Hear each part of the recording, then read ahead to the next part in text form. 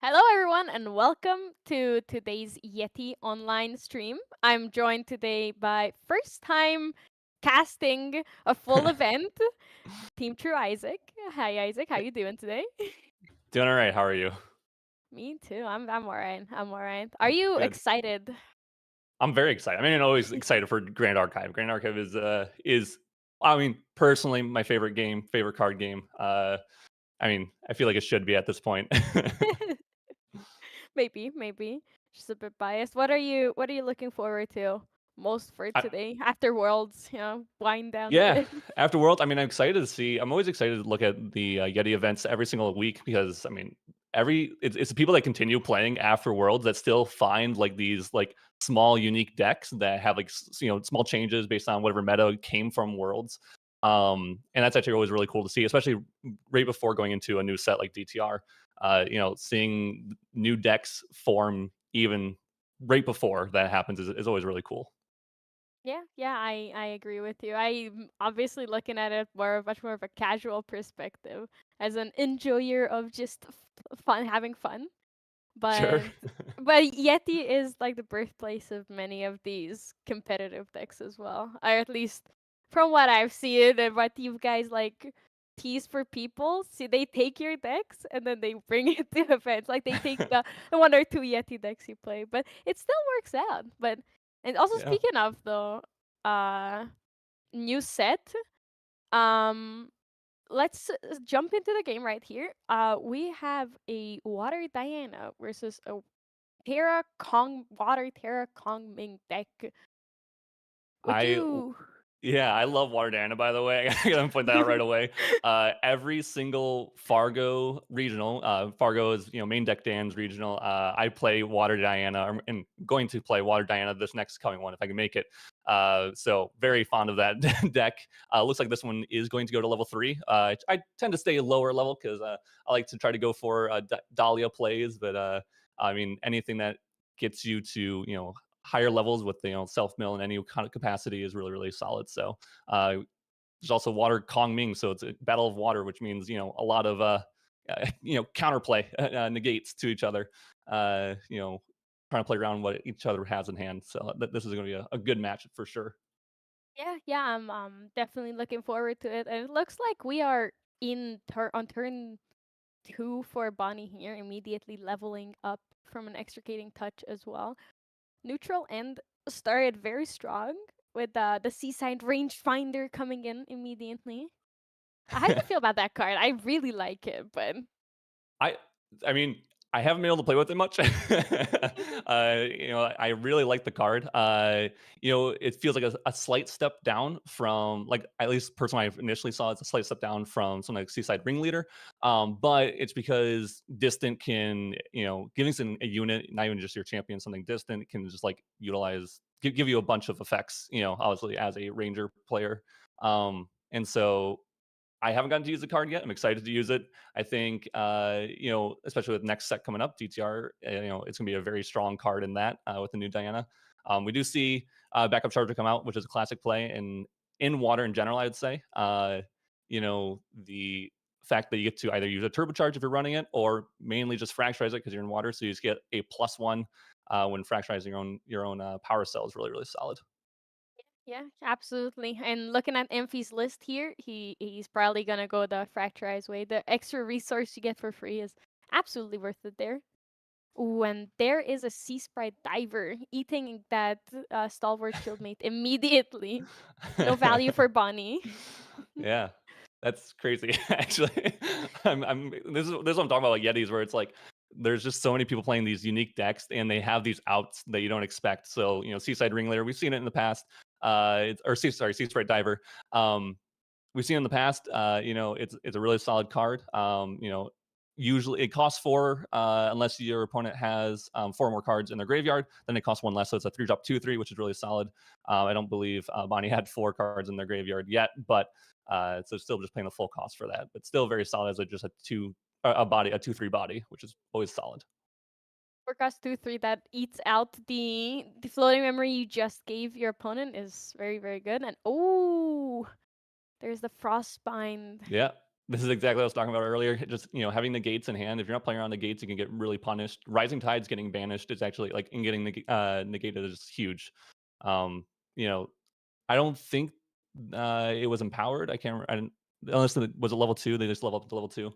So so maybe Bonnie missed the draw effect and the floating memory from that. So that's a really good Frostbind by neutral.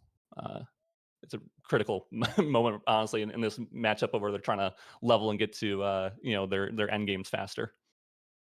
It's also very, very cool to see a Terra Kongming deck that is so focused. Like Bunny's whole deck is floating memory and focused on that Terra endgame, and that's all he's been doing so far is just pushing, pushing, pushing to get to that level 3 as soon as possible.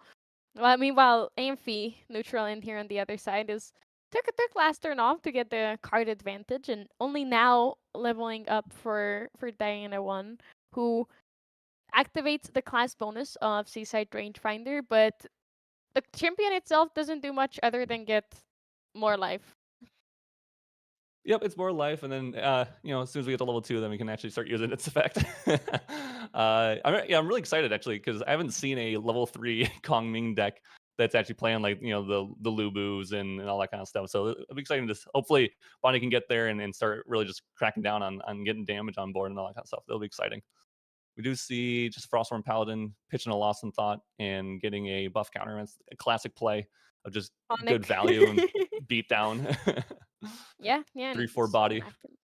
yeah, and look at that body's life total here. He's halfway to death. He needs to level up, but he didn't have anything down from last turn, so he just needs to go backup charger for the influence growth. Yeah. Let's see. Hopefully he finds any kind of protection or even like I can't remember if like a Cerulean Decree would be really solid here. Preventing three on your opponent's next turn and then or negating something and then drawing a card in memory so you're not losing influence when doing so. It would be really solid. But looks like we're going for some other play here. Going off of their deck could just again be like another stalwart shield mate would be really solid. Could empower a nascent blast to kill off something and put that back into memory. Um, Oh, the just dungeon DG. guide. DG's Yeah, also very good. yeah. It's I the mean, looking at how the cards of Bonnie's played so far, I don't think his hand is really good sure, in terms of element diversity. So the dungeon guide probably does help a lot here.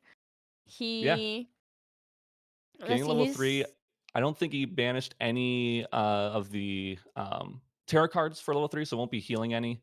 That is the on enter from level three Kong Ming, but just swinging one and maybe holding up interaction here and probably just passing. It looks like.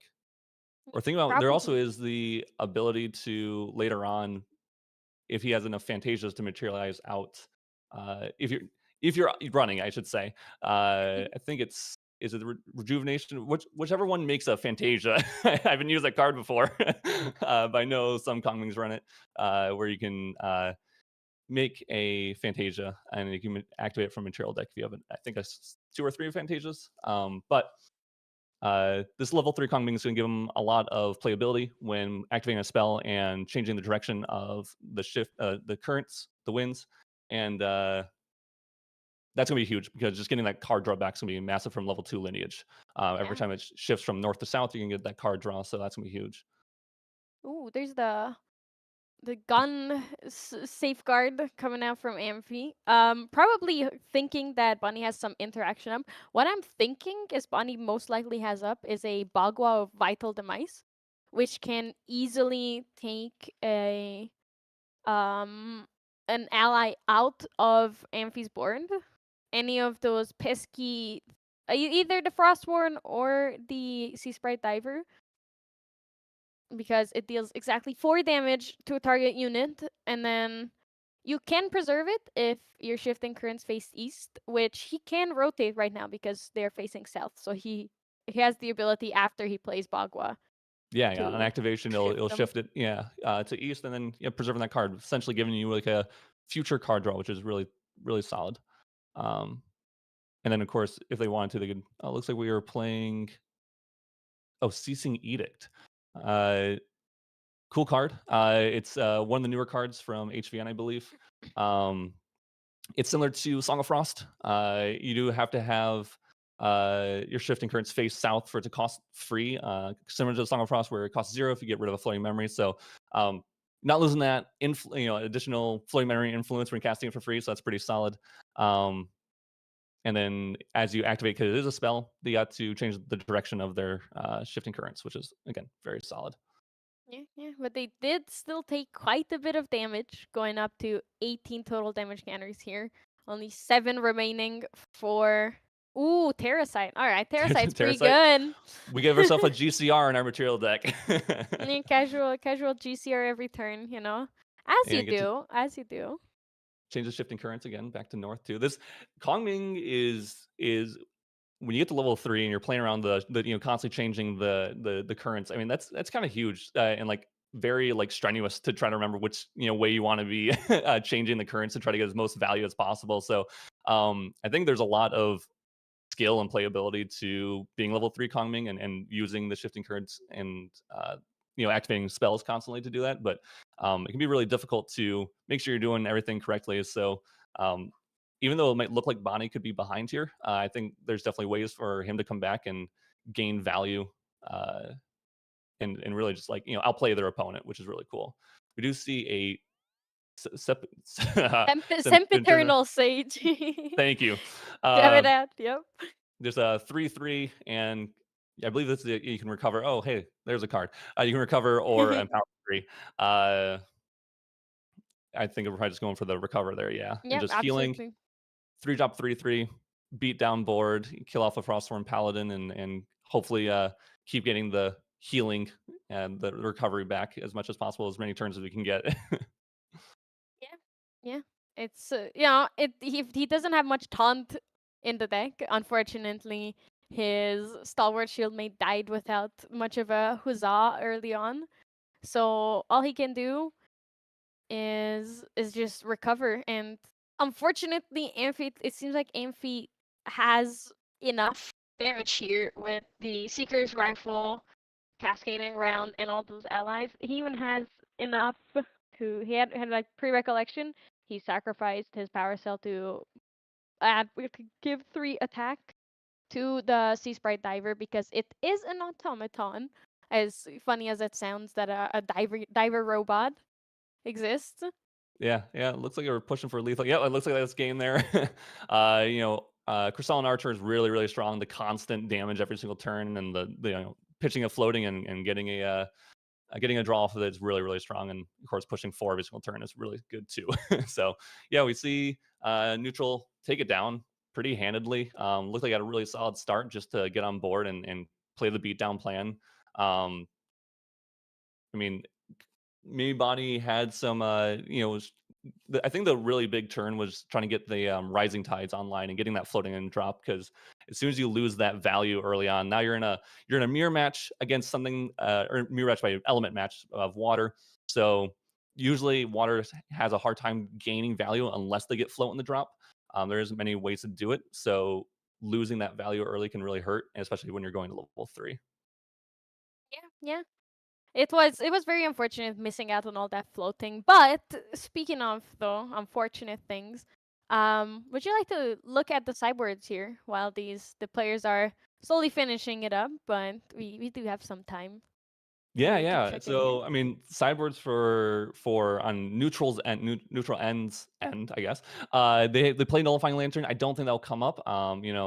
Is nullifying lantern can be really good against water when the the deck is on self mill. But Bonnie isn't on that. There's on kind of a similar. It's funny. Both decks are on a similar thing where they both have some kind of value early game to try to get to their level 3 and play off of that. But they both have like a small beatdown plan. I mean, Frostborn Paladins alone are a beatdown plan. So I think from neutral's end perspective, they may be bring in some Carters, maybe bring in some Snow Fairies to tap down Stalwart Shieldmates so they don't have to kill them off and give their opponent value. Um, and maybe I assume that's pretty much it from Bonnie's side of things. They don't need to bring in Blanche necessarily. They could maybe be fearing their opponent because they don't know what their opponent's on. They could be thinking about stratagem, maybe bringing a couple Blanches to play around the stratagem. But most likely, I could see like Ardent Cloud Strikers coming in. Those are just big bodied Yeah. dudes that swing for a lot. So putting giving Bonnie the ability to pressure their opponent earlier could be huge, and then also something like Water Barrier and could be really good. Stopping damage, putting a float and drop is really solid from that aspect as well. How do you feel about Zhu Cheng coming in this matchup? Because all the allies cost 3, and usually it seems that he's like neutral end was playing 2 or 3 allies and or different cards, and taxing it would be, in my opinion, very very good here. And I'm interested because he does have the one off Zhu Cheng in his sideboard. He also Yeah. has 2 in his main board already though. Yep, two in the main board. Yeah, I think if he's getting rid of something, it's hard to get rid of because a lot of the cards are really solid. It almost looks like he's main boarded for as much of this matchup as he could be. So could just put in Zhu Cheng, and because obviously that makes Frostborn Paladin a little bit more annoying to play, Crystalline Archer a little more annoying to play.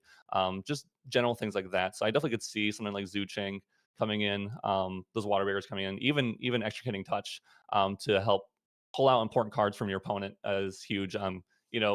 Over here at True Champion Gaming loves extricating touch. It's one of our favorite cards. Kevin will say the same thing. It's a very strong card and can be very good uh, to out to not have to waste a counter. Because it acts similar to a counter. You play it and then you get to see what your opponent has if it's in their hand, and they're like, oh, they don't have anything to stop me from making my lethal play, so I'll just take something random and then go for their lethal play. Or if they do have something to stop your lethal play, you can take that instead. So it's a really solid card. We're going into it. Looks like Bonnie went first and just passed, and so we're on neutral's turn and passes right on back. So it's a water v water. Iconic They're both, plays. yeah, trying to Both get both some plays here. value. Yep. This used to be the usual fire play, right? If draw pass, play creative shock, get a float, level up at the beginning of turn. But now it's just keep your cards up, play water, water, play backup charger, get the power cell, get the extra influence, and just work from there. Especially when you're behind on influence, like Bonnie is here starting first. You get the first materialization though. Oh, We now do see he a has the Frostborn Paladin. Frostborn. Yeah, does he Withholding have it? prio. Does Looks he like have it? maybe a Fracturize here would be really good. Oh, okay. Okay. We're going for the Rising Tides again, which is just pitching a floating memory. Similar to when you just play a Lost in Thought. Looks like Bonnie still has 2 left in hand, so shouldn't get negated unless neutral want to spend 2 their cards to negate it. But yep, we're on the board early, kind of the way the opposite of what game 1 went. With Bonnie being able to get the Frostborn down earlier and hopefully getting some early beat down in.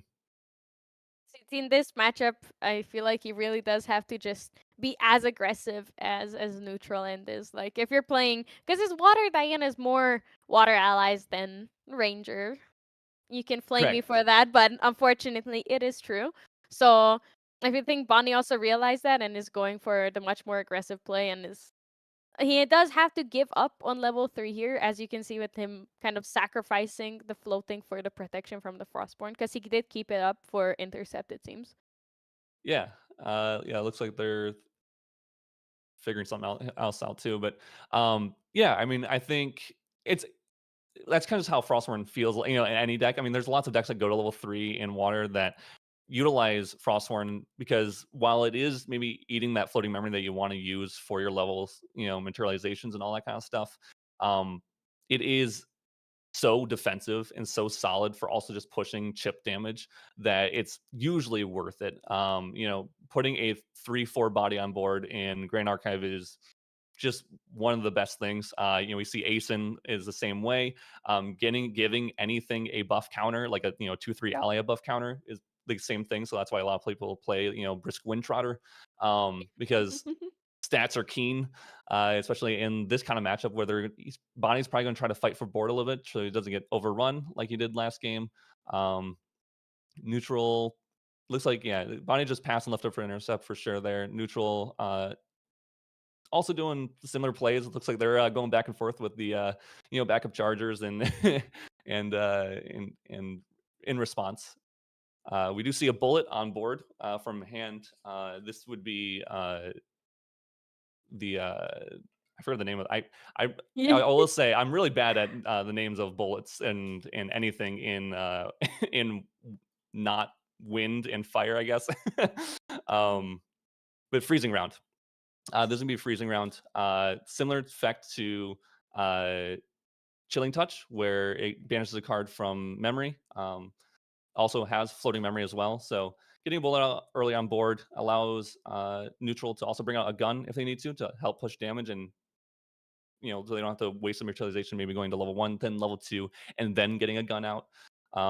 Do see Art of War from Bonnie, which is really cool. Art of War is a awesome card for any kind of to play against any kind of aggro deck. Since neutral went really aggressive last game, we're going to see it come out this game and hopefully prevent some damage. um you know Allowing Bonnie, giving Bonnie time to level up and get to that level 3 Kong Ming strength. Yeah, yeah, and he can now comfortably attack with the Frostworm Paladin as well and deal as much damage as possible.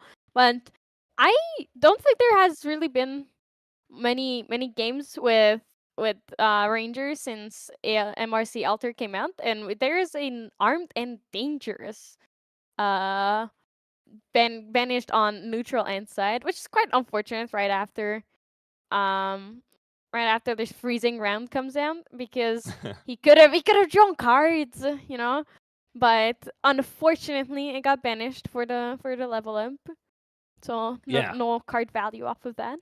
I will Oh. say I'm bummed. It is a one of in the deck, so it's kind of funny that it hit the one of.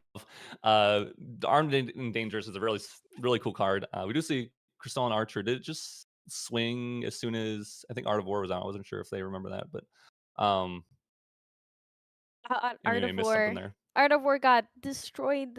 Oh, did it? Oh, it got fracturized. Got Is that what it is? fracturized. Yeah, but Okay. it in effect, it is gone. Okay. I couldn't Um, tell if it flipped or if the lighting of the camera was was bad there. Okay. So yeah, artwork gone immediately, and Nascent Blast giving is a really cool card when you're able to empower it. When it's not, it is just a 3 cost, deal 3 damage at fast speed, which is really solid. Also taking care of like a major threat like Crystalline Archer, because there's Crystalline can gain, like I said last game, can gain so much value. We do see the Zuchang though. there's the Zooching. I love this card so much because it basically acts as a taunter. Because even though in water, there's a lot of floating memory, and even right now, Neutraland does have a Fracturize there. It is such a powerful card because giving up a floating memory feels so bad. You would Yeah. I mean, never want to do it. with 4 Crystalline, 4 Paladin, and also wanting to go to and level up, Zuchen can just really slows down your opponent. Now they don't have to use that card that banish that floating memory from their graveyard, but if they don't, their cards will cost their first activation card they activate this turn will cost 2 more. So that can be obviously really strong from to be able to slow your opponent down, especially in a deck that wants to go for a little bit of a beatdown plan. We'll see if neutral plays to that effect, or if they will just plan on just leveling up instead, because they have that flexibility. So maybe they'll just go to level 3, worry about it later, or at least maybe get to level 2. That way they can bring out a gun and then use that bullet to kill off Zuchang. and then go for a different play. So we'll see how neutral plays this. But yeah, Zuchang, it's a house of a card. Also, 4 durability, or similar to 4 life, is a lot to get through for for most decks.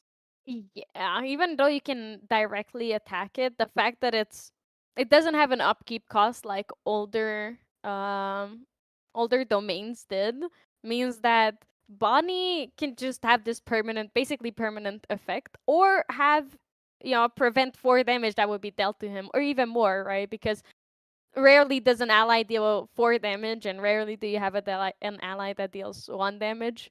Especially in neutral ends deck, it's usually Frostborns and Crystalline Archers, and you don't want to lose your value from them.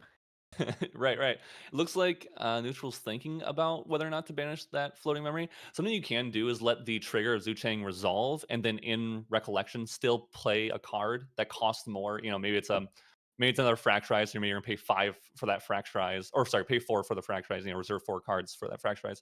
But then once you go into your main phase, you no longer have to worry about that next card costing 2 more. So looks like they choose not to banish the floating memory. The next card will cost 2 more here. Um, and they could just be passing and playing something on their opponent's turn and then leveling up from there. We'll see how they play. Does look like it might be a pass. Yep.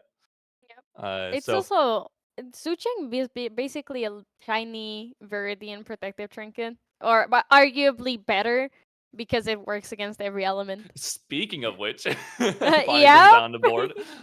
Yeah, I mean, having taxing your opponent on both your turn and your opponent's turn is pretty darn good. So, yeah, very protective trinket. Honestly, I feel like a lot of times has become like a staple. At least in it's either in your main or your side. It's in one of the two. You have to respect water. And with neutral holding up their whole hand, this is just going to severely limit the things they can play. It looks like they have like maybe 8 cards in hand. So maybe 1 or 2 uh, negate cards they can play from hand. Cards they can play to counteract their opponent's play. The demonic charm from the 2 reservable fractals is so good in Bonnie's deck because he doesn't play a lot of fractals on it. It's like so used to seeing fractals just pay for everything with having only like 1 or 2 cards in hand, but being able to pay 9. It's it's like expected there, but in this deck, it's so cool to see Bonnie just like, oh, here's a demonic charm from these 2 fractals that I just happen to have because I still get value off of you fracturizing my Art of War. You also Yeah. had a response to every single one. Well, this one Crystalline Archer that Neutral End brought out so far, so it hasn't even impacted him that negatively that the Art of War was fracturized here. Sure, he lost 1 floating in a way, but and he's still chilling. And He there's still a has his 0 damage. Yeah, and we do see the level up from neutral's end. There's been a lot of fracturizes we've seen this game actually from both opponents in their graveyard. So fracturize obviously a very cool card, a new card or a new SP3 version came out of it. So maybe a little bit more on the expensive side. We do see cascading round come out. This card kind of helps you self mill a little bit. Can help give you a float if you need it too. Mostly it's just a 2 power bullet, which can be really good. So now we are level 2 though. From Dyna's side, they could lineage release. Looks like we might see a dungeon guide here. They did. Looks like we're paying 4. Yeah, paying for the Paying 5 4 for the into dungeon yeah, guide. five Yeah, five yeah. total. One fractal and 4 in mem. Uh, Paying for the dungeon guide. Hopefully we have a play after this. We did have to play the extra for Zucheng because we didn't have a floating memory to banish. Getting rid of those. After going to level 3, we definitely could see a level 3, or I should say an Umbra gun come out. Like Shadow's Twin could be an option now from Neutral's end. Gaining value off of that. Bonnie hasn't leveled up yet, so anytime you're able to gain value on your opponent, and especially in a a matchup where both champions kind of want to go level 3 is going to be a huge advantage for neutral, especially in Diana, where you get to generate those creeping torment tokens onto, or not tokens, sorry, those are not tokens, Those are just cards onto generated cards, yeah. onto your opponent is really good. Yeah, speaking of generated creeping torments, the Shadow Swing comes out from neutral end here, immediately loading the freezing ground into it. And now, when Bonnie hopefully for neutral end does get hit by this Shadow's Twin for a total of 3 plus distant Yeah, yeah, you can see they're going to be 5. distant, so it's a 2, 4, 6, 7, I think. Looks like we're also playing. Quite. There's the card Ooh, again. there it is. Ceasing edict. The bane of, same with Song of Frost, the bane of pretty much every ranger's existence. When your whole deck relies on attacking your opponent's face for a lot of damage and gaining value that way, stuff that stops the combat phase is really solid. Really, yeah, it's really really powerful, and it basically just puts an end to whatever neutral end could be doing here. There is the Carter. You were actually very correct about it. He did bring it in, Yep. sacrificing the dungeon guide on the altar of Carter. We should get a heal off of that sacrifice from the card as well, because it's whenever an ally dies. So we do see Yep, the heal there. recovering one, And and then then this is going to come in for 4 damage, which 4 will kill off damage. the Zuchang and the Paladin, unless Bonnie here has a response. And it looks like he does. Uh, I think, is it just a nascent blast to try to kill That's off the Carter? yeah, that's He popped a another mnemonic charm. nascent blast. Yeah, pop the mnemonic charm to empower it so it goes back into memory, but that's very good. Like, that's huge for Bonnie.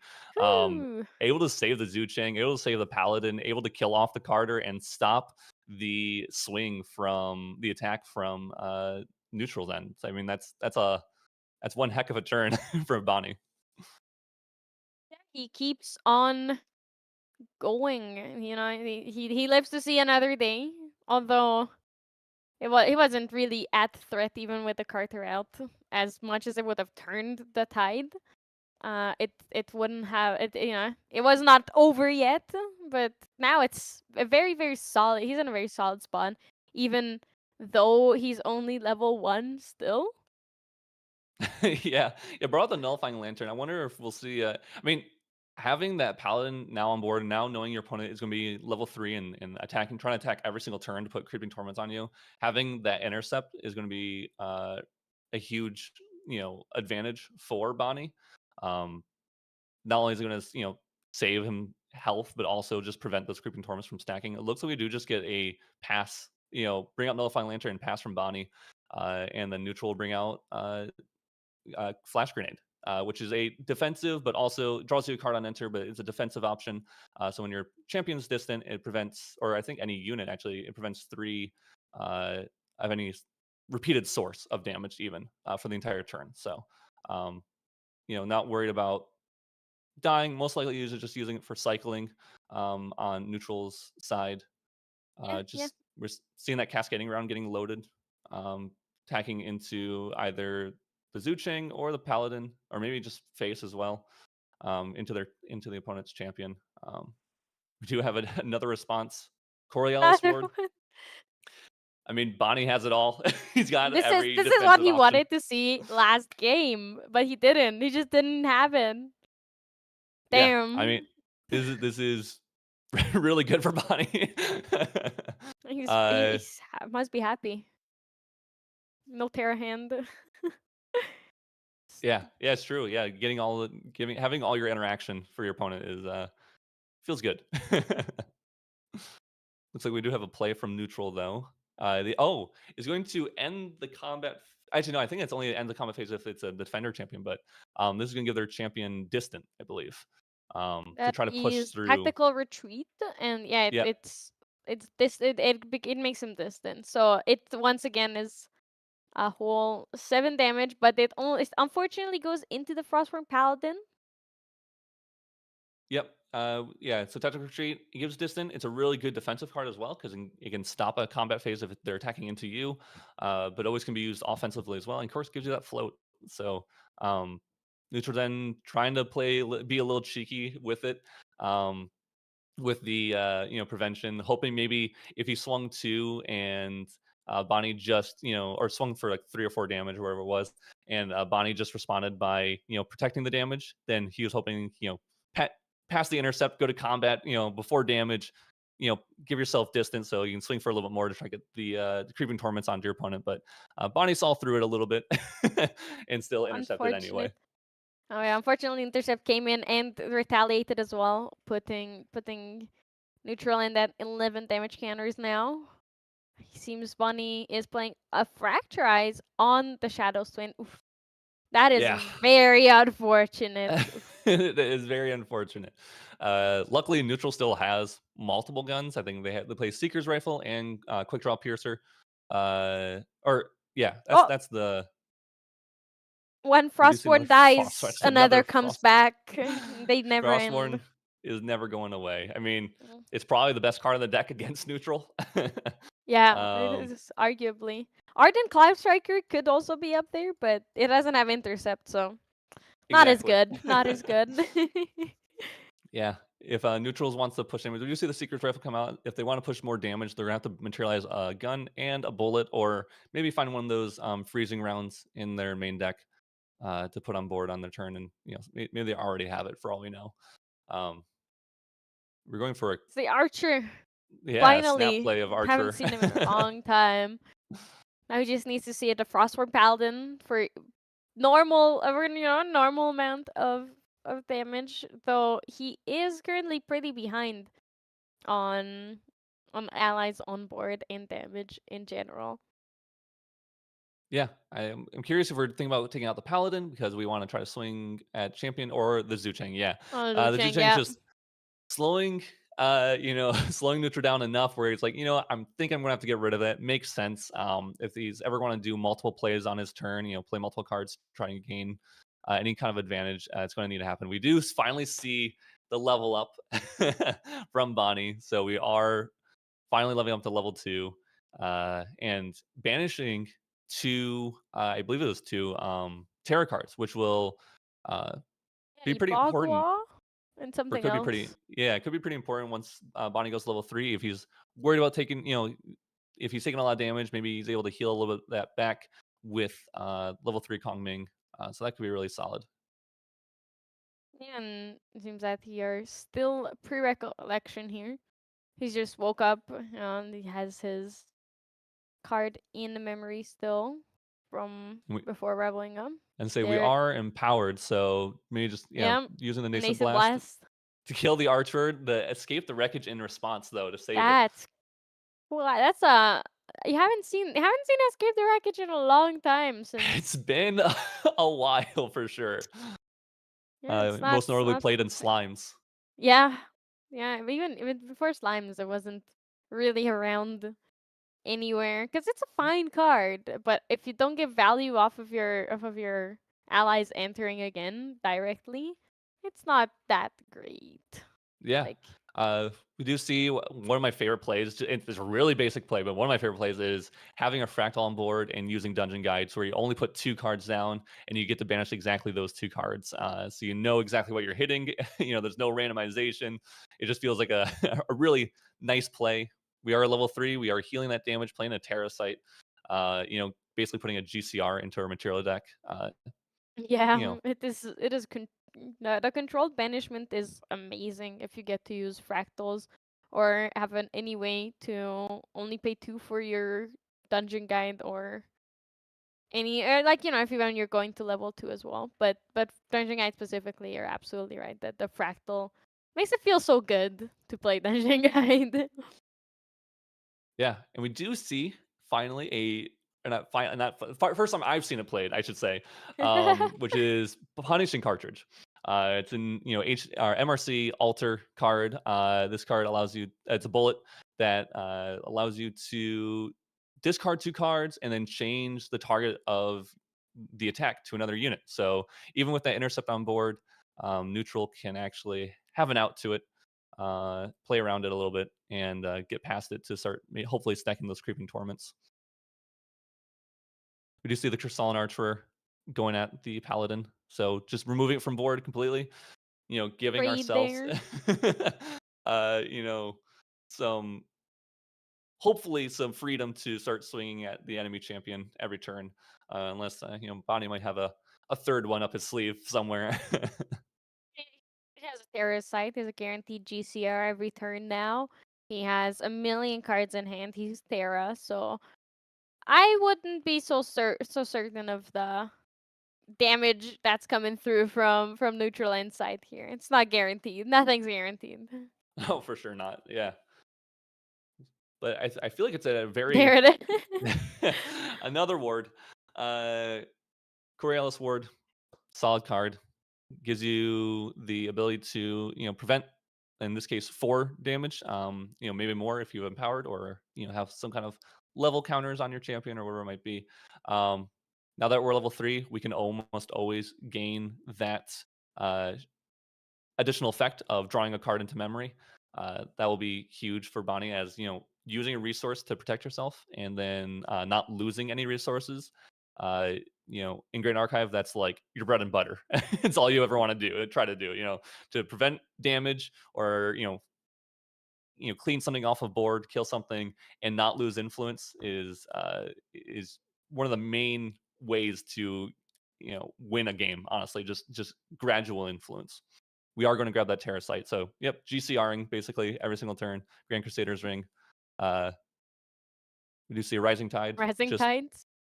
cycling. I mean, I think we're still in Recollection here. So, just cycling, digging deeper, putting a floating memory into the graveyard. Um, you know, Drawing a card. yeah, just Going to recollect here. we Attacking are. for 1. It's slowly chipping away. That is the Yeah, I was gonna say point we're of the we're deck as slowly well. getting there. uh, Yeah. I think that's probably Bonnie's plan, is just hold up a defensive card and deal anywhere between 1 and 5 damage to your opponent every single turn while stopping them from doing anything. Is probably the way to go. Yeah, yeah. And the creeping torment is very. There is the next frost from Paladin. Like I said, Barney has enough cards in hand, enough ways to dig that he just hasn't.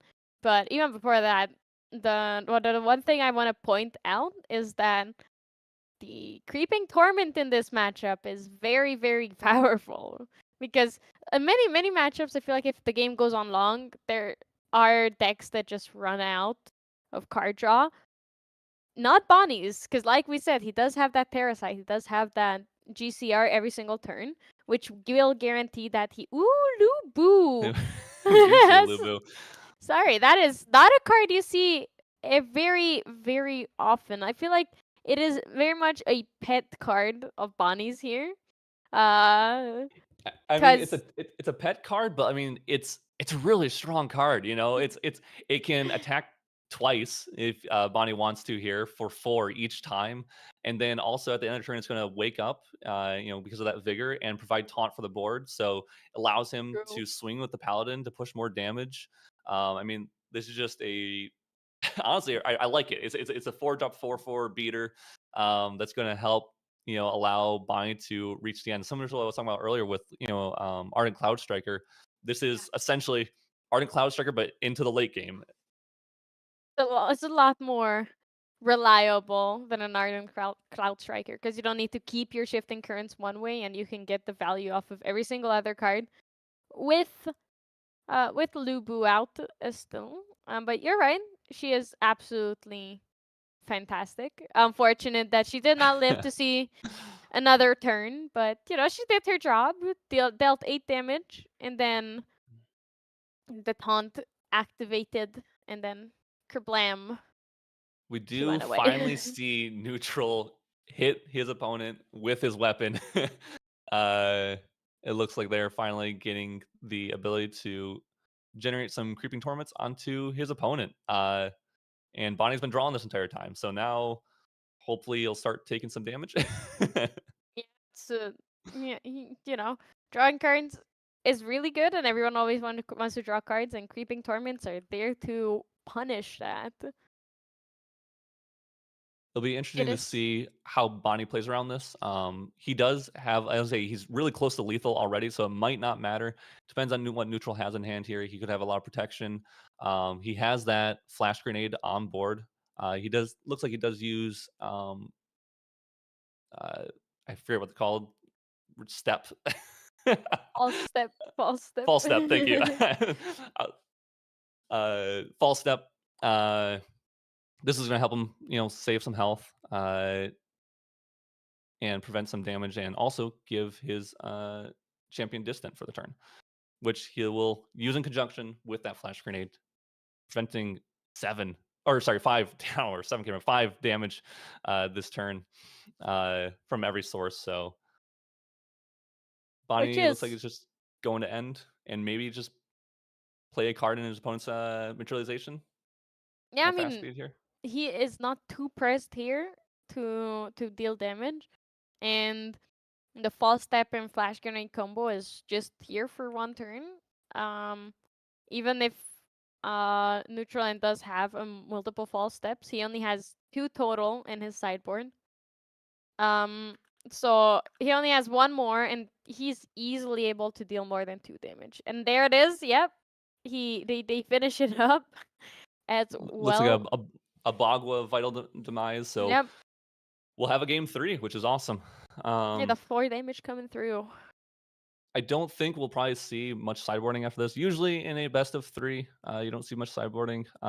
It could be like, depending on if you're going first or second, you could like try to make a slight change. But most likely we'll just jump into game 3 real quick after this. Hopefully, probably both thinking let's try not to go to time, and hopefully not end in a tie here. But cool to see like the other end of the Bonnie's deck. It looked like game 1, just couldn't quite protect himself, but looks like he drew a lot of the late game stuff, but in game 2 here, just had a lot of the defensive cards to save damage to his champion, but also to push damage with those Frostborn Paladins. Yeah, yeah. And he also didn't have any of the allies to take care of the Frostborn Paladins or to start pushing damage. So it was a very, very unfortunate situation because even though he immediately had the answer for the Earth of War, he couldn't capitalize off of fracturizing it. So it was just like, okay, it's gone. Now I can play allies, but where are my allies? They just weren't coming up, and it was very unfortunate because every time the Frostborn was gone, it immediately came back as well. So Yeah. Amphi had no time here to even build up a board because it was gone the moment it arrived. Yeah, a little unfortunate, but I think Bonnie drew, like you were saying earlier, Bonnie drew enough cards to just to constantly be able to have some kind of protection, some kind of prevention or whatever it might be, or intercept. So, um, I think it's the nature of the beast when you're able to get to that point in the game where Kongmin can just keep drawing you cards every single turn. Yeah. Ooh, there is the freezing round coming out immediately. Finally, Amphi doing something on his first turn once again, which is a great start for our game 3 of round 1 of today's Yeti Online locals. Oh, the Su Cheng immediate and that. All right, we're gonna be here for quite a while now. I think this game might be going to overtime with this Su Cheng on board is gonna slow the game down quite a bit. Yeah, I mean, neutral's just gonna go backup charger. I mean, I think we'll probably see Bonnie do the same. Zucheng might just save Bonnie 4 health if neutral's able to put in like a floating into the graveyard, and then using like another Crystalline Archer to go and swing and kill off Zucheng. So if not, this is just gonna give Bonnie time and protection that he needs to level up and get to the point where he can start killing his opponent. So yep, we're seeing the level up, not going the backup charger route.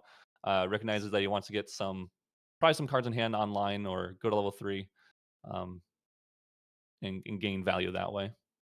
Very, very tough when you backup charger. You cannot pay for Su Cheng if there's a Hydro Guard retainer. Or Hydro Guard Retainer is super cool. Uh, when you get multiple of these on board, it's a good time for yourself, not for your For opponent. yourself, Uh, yeah.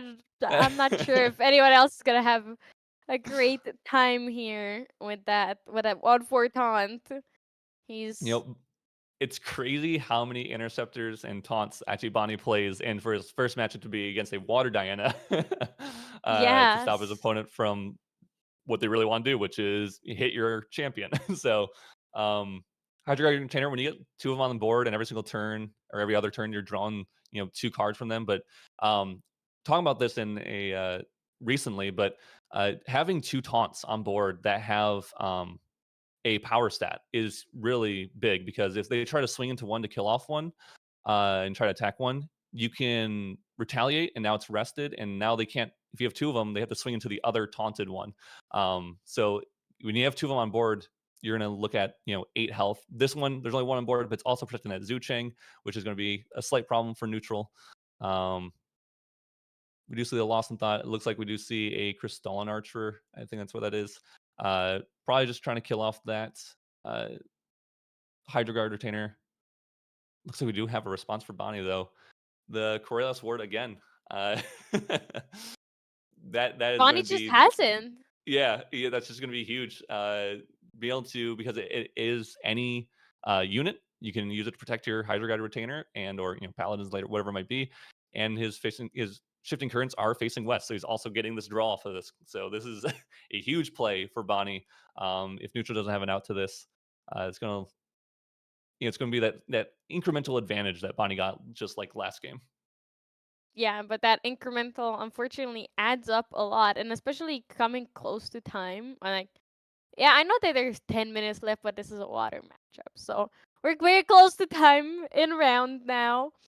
Um, and definitely keeping that taunt ally up is really really good for Bonnie here. With the Su Cheng, the two together just generate such a massive advantage and such a great protection for him that Neutralian has to get incredibly lucky with his draws to have a chance here. Yeah, and we also see an Art of War come out. So Yep.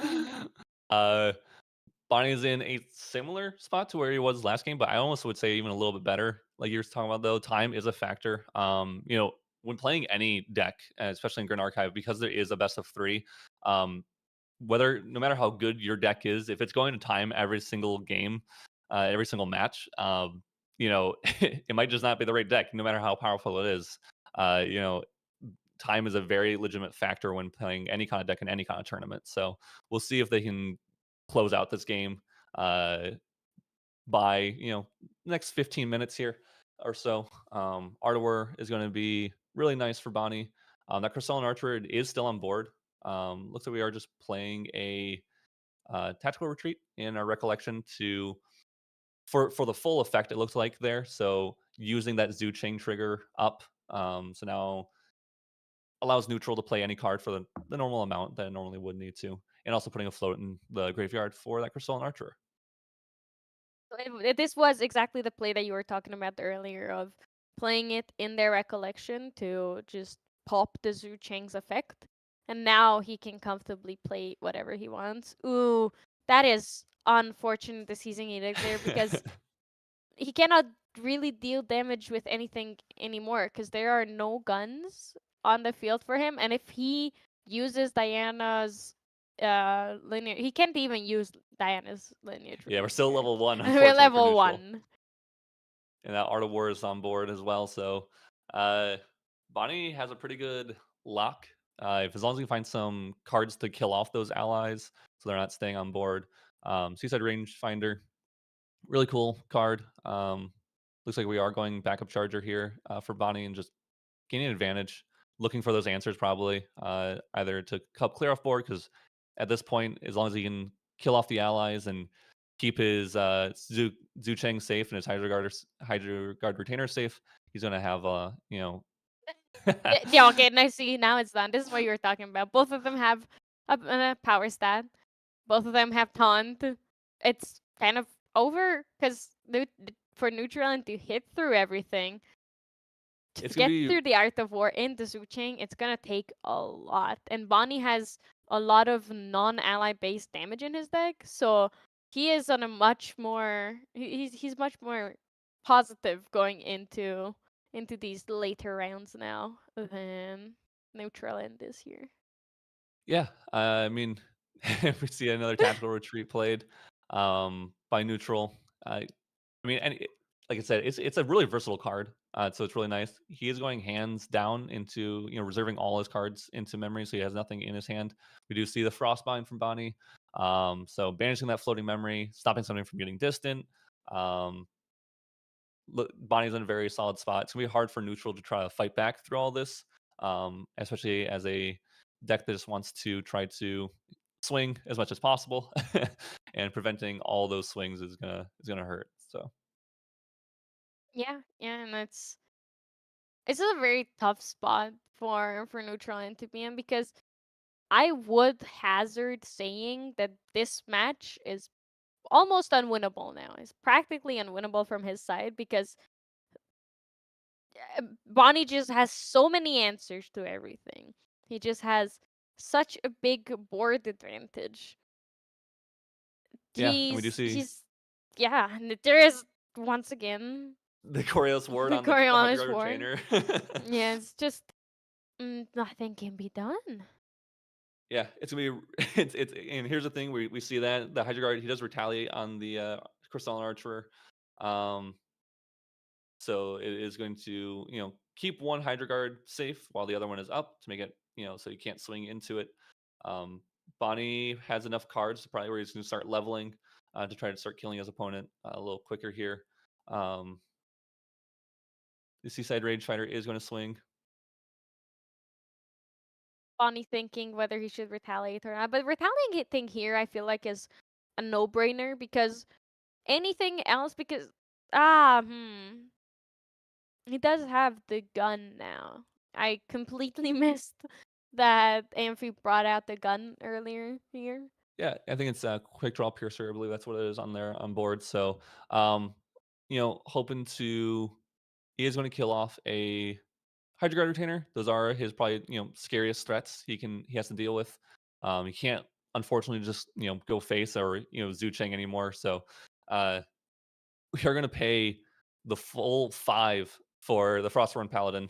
Uh, can't swing again because of that Art of War, but having something else up, so to help protect your face, but then hopefully next turn you can start swinging with it, because 3/4 body is a lot to get through in any case.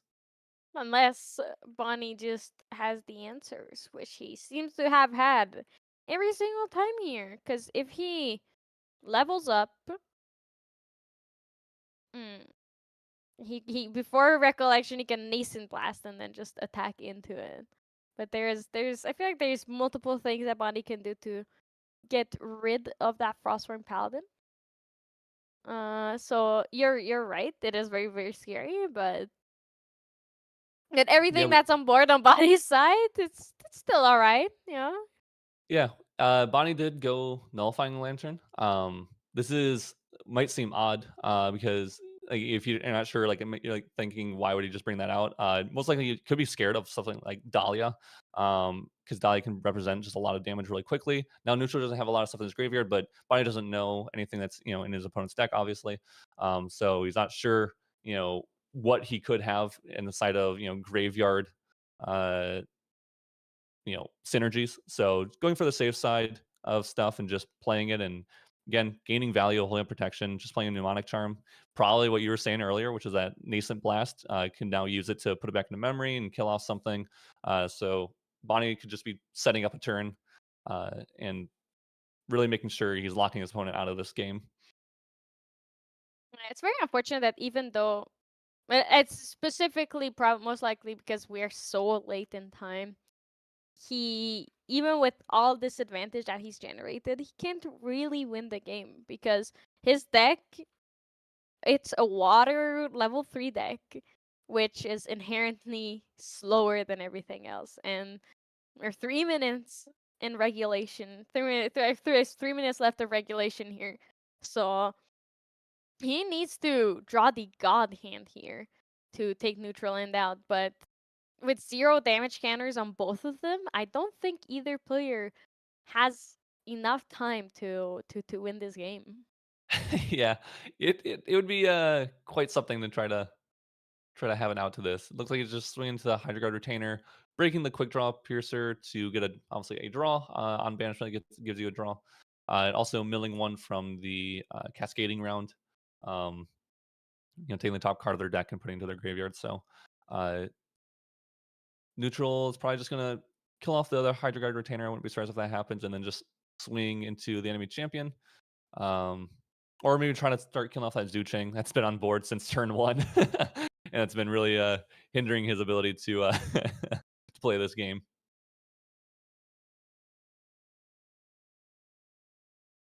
But finally, he might be able to get rid of the Zucheng. But who knows? Bunny might just have another Coriolis ward or something to protect the Zucheng with. Yeah, and we do see the Fracturize onto the Power Cell, so we're giving that a float in the drop for into the graveyard for Crystalline Archer, um, allowing him to most likely kill off the Zucheng. Yep. Yep, Uh, Zucheng taken out. Finally, it put in a lot of good work. It did its job. And now neutral does have a decent board. Every single turn, he can swing for 7-9 damage. So maybe if Bonnie doesn't have enough protection, enough prevention or negates or anything to kill off neutral's allies, then there's a chance actually neutral can get there. Um, and neutral does have a really large influence as well. Not once has he gone down to like a zero influence to try to clear board or anything like that. So he's kept up in the influence battle. The question Do you see is it because it's all Carters and false steps and and Umbral Umber Tides cards? and all? Yeah, Yeah. yes, maybe. But We do see Rising Tides again. Cycling. It's a card that replaces. It's a card that replaces itself and also gives you a floating memory. So it's a +1. It's what usually is referred to. So allowing Bonnie to level up for really cheap. We might see a dungeon guide here. Wouldn't be surprised.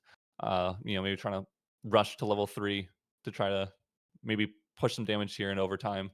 Um, like you said, it's gonna be difficult, but Bonnie or not Bonnie, neutral hasn't leveled up that much. So he's still at a very low health total. We do see the DG. So oh, again, yeah, that is an unfortunate hand that Bunny had over there. You also having no tarot cards in or banishment. maybe fortunate, that he got Maybe rid of those and fortunate, you're right. looks like we are Got just rid of going the to non-tarot end. stuff. Yeah, I do think, and as this is as a professional player yourself, do you think he leveled up here to guarantee that he survives I mean, without seeing the hand? But yeah. Without seeing the hand, I mean, you're going to give yourself the best chance of winning. I think Bonnie's done as much as he can to gain influence early on. Turns whatever like 1 through 5 or whatever it was or 4. He just got influence. He uses Hydro Guided Retainers to draw more cards, protected them, drew more cards, Zucheng to protect himself, and so he's going to level 3 with a very good health total, life total, and also a really good influence. So I don't know. I think that was his plan from the beginning, and so I don't think it was just like I just need to do this to survive. But because I'm sure he has a lot of damage in hand, and hopefully he's hoping his opponent may just overextends, and then maybe he gets a couple turns where he can just really burst his opponent down. So it could just be I think it just be a solid play, and of course survivability is always just really nice. yeah, and as you were talking here, we did enter overtime with only 4 minutes left, and I believe it was still on Bonnie's turn when we came here. So this is going to be turn 1 from Amphi. Well, this is turn 1 from Amphi that we are seeing here, utilizing the Shadow's Twin by the Lineage release, paying with the Lost in Thought after leveling up to Diana the Stalker. And this should be coming in. This damage that he's attacking for should be. I mean, right now we're just on the load. the load trigger from Shadow's Twin, and looks like that is okay. No fracturizes. One was banished from Bonnie. We're gonna see that ceasing edict again. He has it. You know, He just has it. Always has the So, answers. yeah, it's really good. It is again one of the best cards for Bonnie to see against neutral. I always say if neutral was able to get that attack off, there's a chance he actually could burst Bonnie down, but unfortunately, I think Nope. Just neutral's just going to can't. be holding up cards in interaction for his opponent. Yeah, I mean, it's what both of the decks do. It's what water is famous for, holding up interaction. It's just unfortunate that it's happening so late into the round. Yeah. Uh, Bonnie's swinging for one for that with that dungeon guide, and this should be Bonnie's last turn, I believe. I think you said it was his turn on turn 0 there. So, um, Oh, we actually do see the fracturize. Maybe just drew oh, it off the wait. top. He's he's Rethinking. taking it back, thinking about it very hard. Doesn't have too much time to think about it though. It is Yeah, the fracture is going to be important really to good on the remember. Shadow's Twin to prevent damage.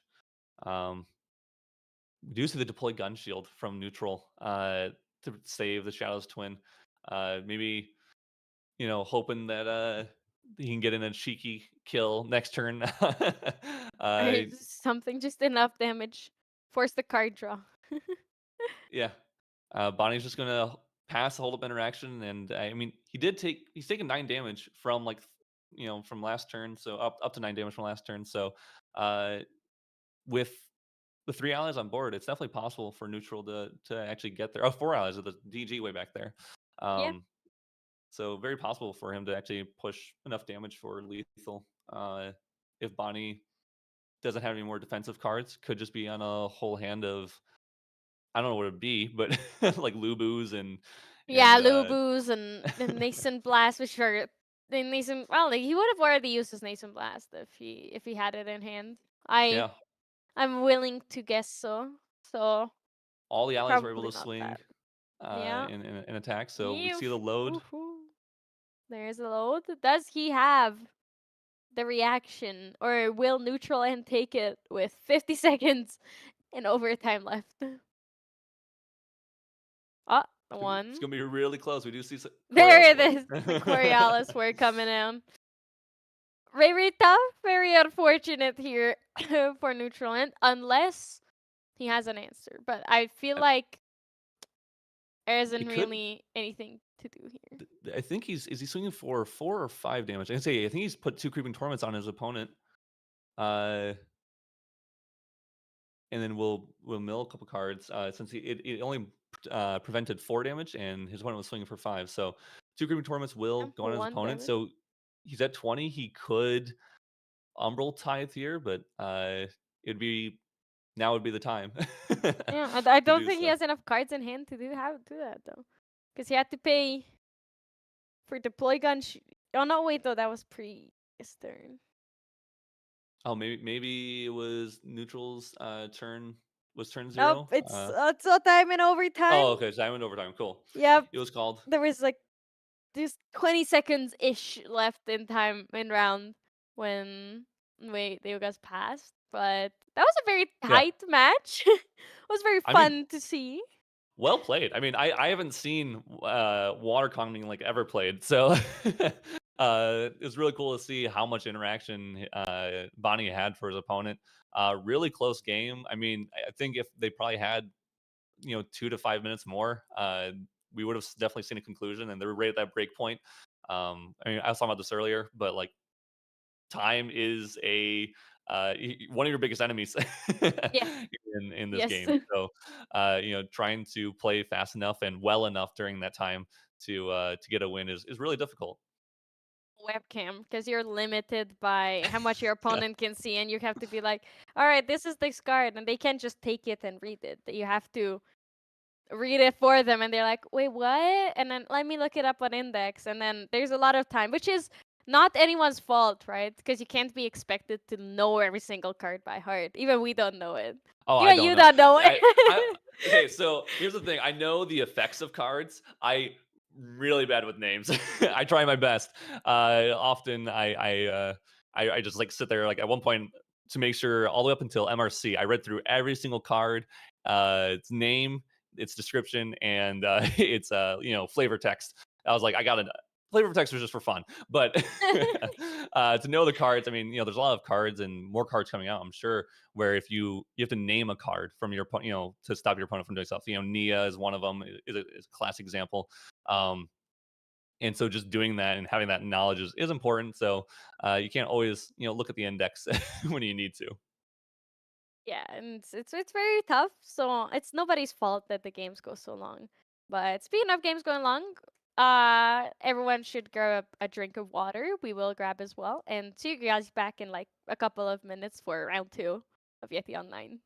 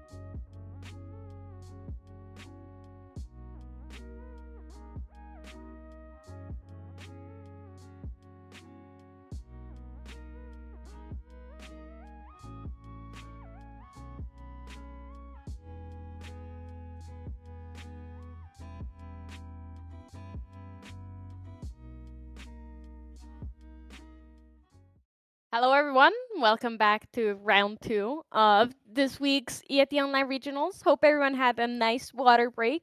Is everyone keep staying hydrated in these hot summer days? Yeah, it's been way too hot for me. It's been so cold here. I'm not used to this. Where I'm from, it, summers are like 110 degrees Fahrenheit, like 40 degrees Oh, Celsius. But here right now, it's like very nice and cozy and chill. It's like 10 degrees Celsius, which I cannot tell you how many degrees Fahrenheit that is. I'm sorry, I only know the top end of it. I guess I don't know It's either. cold. It's cold. It's like Like 50. October weather. That's what I'm with. Like the end of October weather here. Yeah. That Yeah, was a 50-degree weather is the weather I like. I mean, a Michigan person, so like a little bit of a cold spell. yeah, yeah. I do enjoy the cold and the warm. Speaking of warm, though, do you like fire as an element? I do like fire as an element. It's a good value, but also maybe more importantly, it's a good aggro. I Yeah, we think saw Harry prove it perfectly at Worlds, didn't we? yeah. I believe he played an aggro deck, fire aggro Xander, but yeah, he's fire aggro. It's really strong. He goes really fast. The opposite of what we just saw, which was the water mirror. Here we have the fire mirror. Oh, I love these camera angles. This is perfect. You can see the whole playmat. You can see the cards the players are playing. We have a Fire Kong Ming on Espeon side versus Fire Goja on Chatterbox's side. Yeah. Both of these decks are very powerful, very aggro, as like you said. Yeah, And I'm excited to see this Espeon deck because they are Ardent Cloud Strikers. So it's like there are aggro, but it's kind of like Ardent is a lot of influence. We do see them start with a mnemonic charm. So this is going to pump up stuff like fireballs, and allow Nascent Blast to be returned to memory. So it'll be exciting to see how they utilize how this deck is played. We don't usually see Fire Aggro Kong Ming.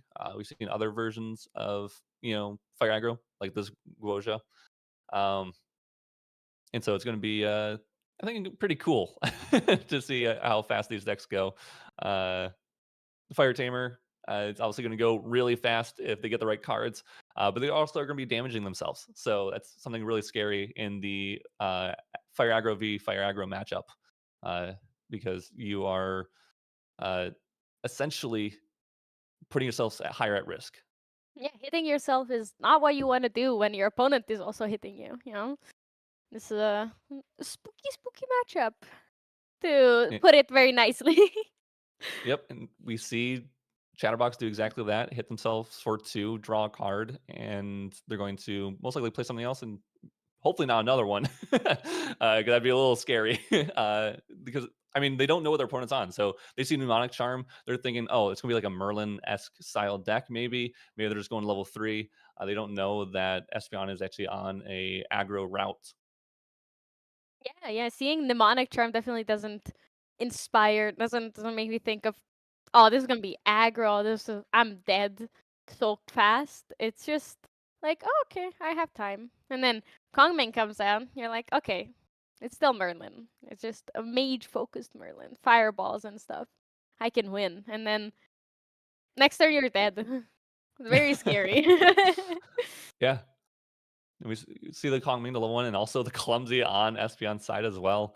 Uh, they will be taking 2 damage and Back and forth. but yeah, just I'm wondering if they're just going to trade here. I'm not sure if they're trying to push damage. The one damage could matter actually quite a bit from Espeon's side, because they are, I would say, not as aggro. It's going to be hard to gain the same type of aggro that Chatterbox is going to have, just because one's a really refined deck with hurting yourself, but obviously gaining some kind of value by doing so. We do see the trade and then the cremation ritual. So Chatterbox still might think this is just a level 3 Kong Ming or Merlin style deck with clumsies in it, honestly. There hasn't been much in it's like it's more of an old school Merlin deck, right? Back when Merlin just came out and Fire was just cremation rituals, clumsy, hasty, creative shock, and that's it. So it could be, like an older style. He could very safely assume so, because it's end of season, everyone's playing fun, goofy decks, and Fire Merlin nowadays does count as one. Looks like a bit of a mix up here in some form, but uh, That was probably an accidental extra card drawn, which happens often in these situations, unfortunately. You you draw. I believe it will. It usually also is a very very easy fix. You pick a card, you decide how and which goes back to the deck, and it gets shuffled in. But it seems that all cards are getting shuffled back in. It's been I think it's resolved. Everything's everything's chill. Yeah, I think it's just from that cremation ritual. Obviously, cremation ritual is huge. When you do compare, combining it with a clumsy apprentice, cremation ritual is just a +1. You're drawing 3 total cards, and you only played 2, so gaining value that way. Kongming is putting a bunch of fire in the drop. Not that it actually matters.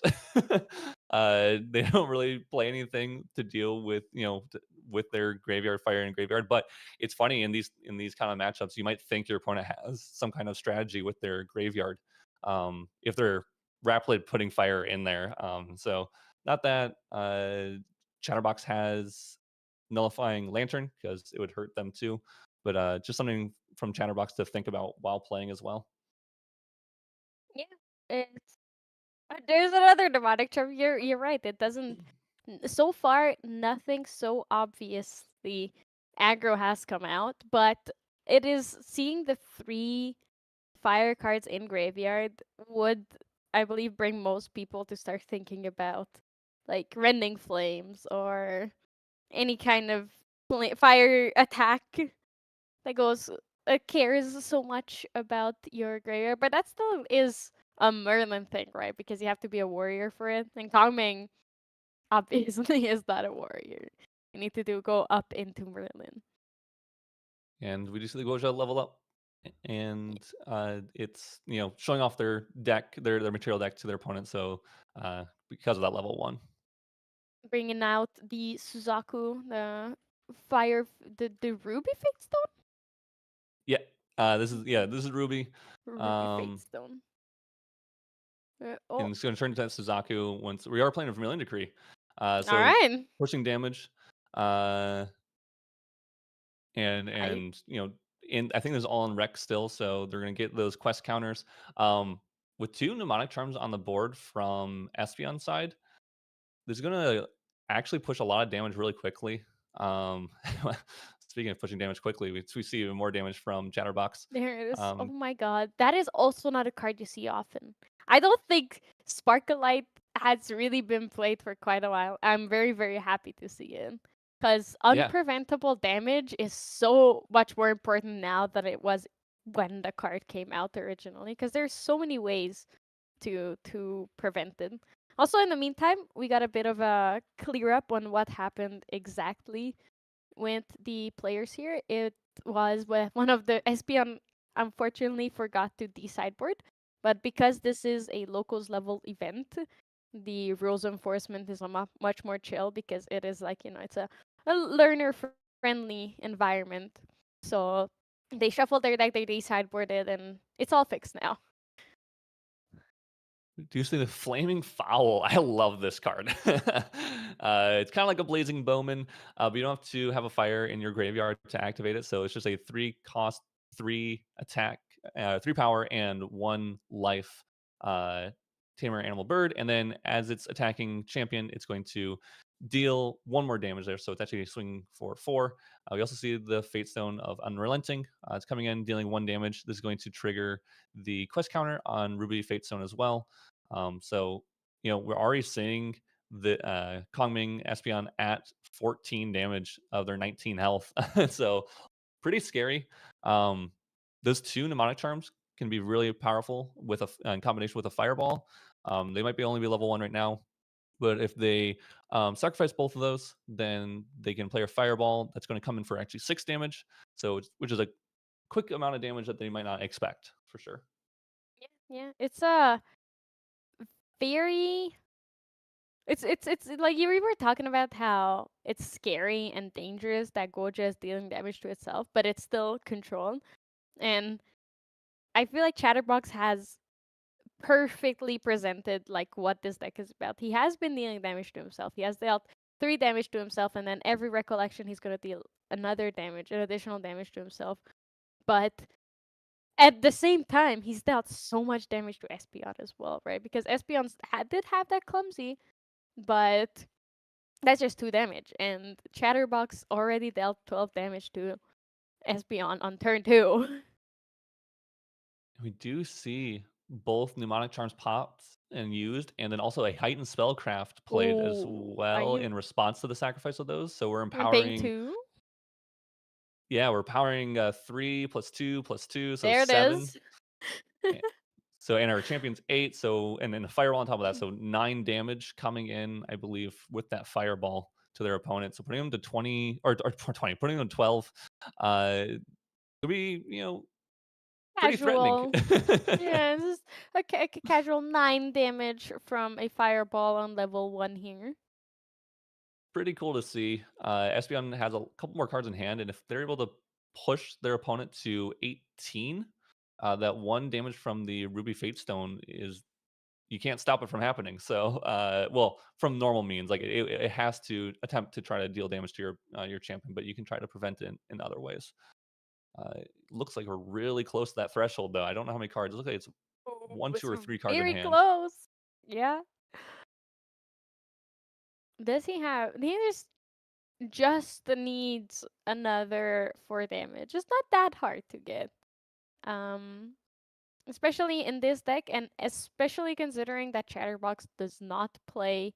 Well, actually 3 damage because the Ruby Fate Stone will deal an additional damage to Yeah, Chatterbox. we So do see the just three Safeguard damage Amulet off. though, so it's gonna stop. You know what that doesn't stop? A Sparklight. And that is true. It does not stop a Sparklight. So maybe Espeon has 3 cards in hand. Maybe one of those is a Sparklight. And looks like though Espeon's going to prevent the 1 damage from the Ruby Fate Stone. They only have to deal now 4 damage to their opponent, which is just that flaming foul on board. So currently threatening lethal. We'll see if they just swing and attempt to kill. The Uh, flares are threatening lethal so fast here. Let's see if Espeon has any answers. Just any damage, at any single damage would take care of the flaming foul here. It's a very fragile Phoenix. should be. I don't think they're leveled up to level 2, did they? I believe that that is it. Yeah. Okay, yeah, All yeah. right. Yeah, they were a bit confused. I feel like All the good.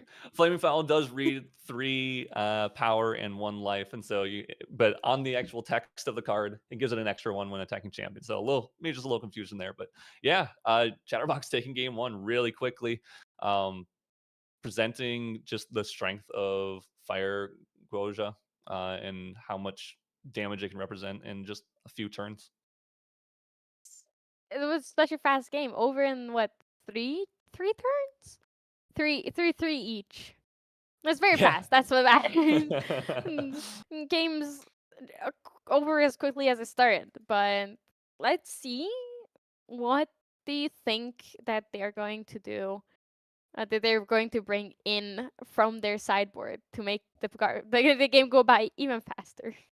Yeah, I think from Chatterbox side, the only thing they can cite in because they're running pretty much almost exclusive Regalia cards, except for 3 Varuks, is probably that Fire Resonance Bauble. I mean, that's just another draw, another GCR. You don't need the nullifying mirror that Chatterbox is playing in the material deck, so might as well swap that out for Fire Resonance Bauble.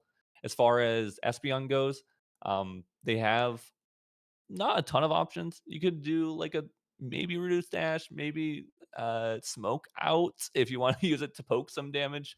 But mainly, both these players are probably just going to just reshuffle up and go into their next match here with very little changes. So it's aggro v aggro. Boards are made for non-aggro mirrors and matchups.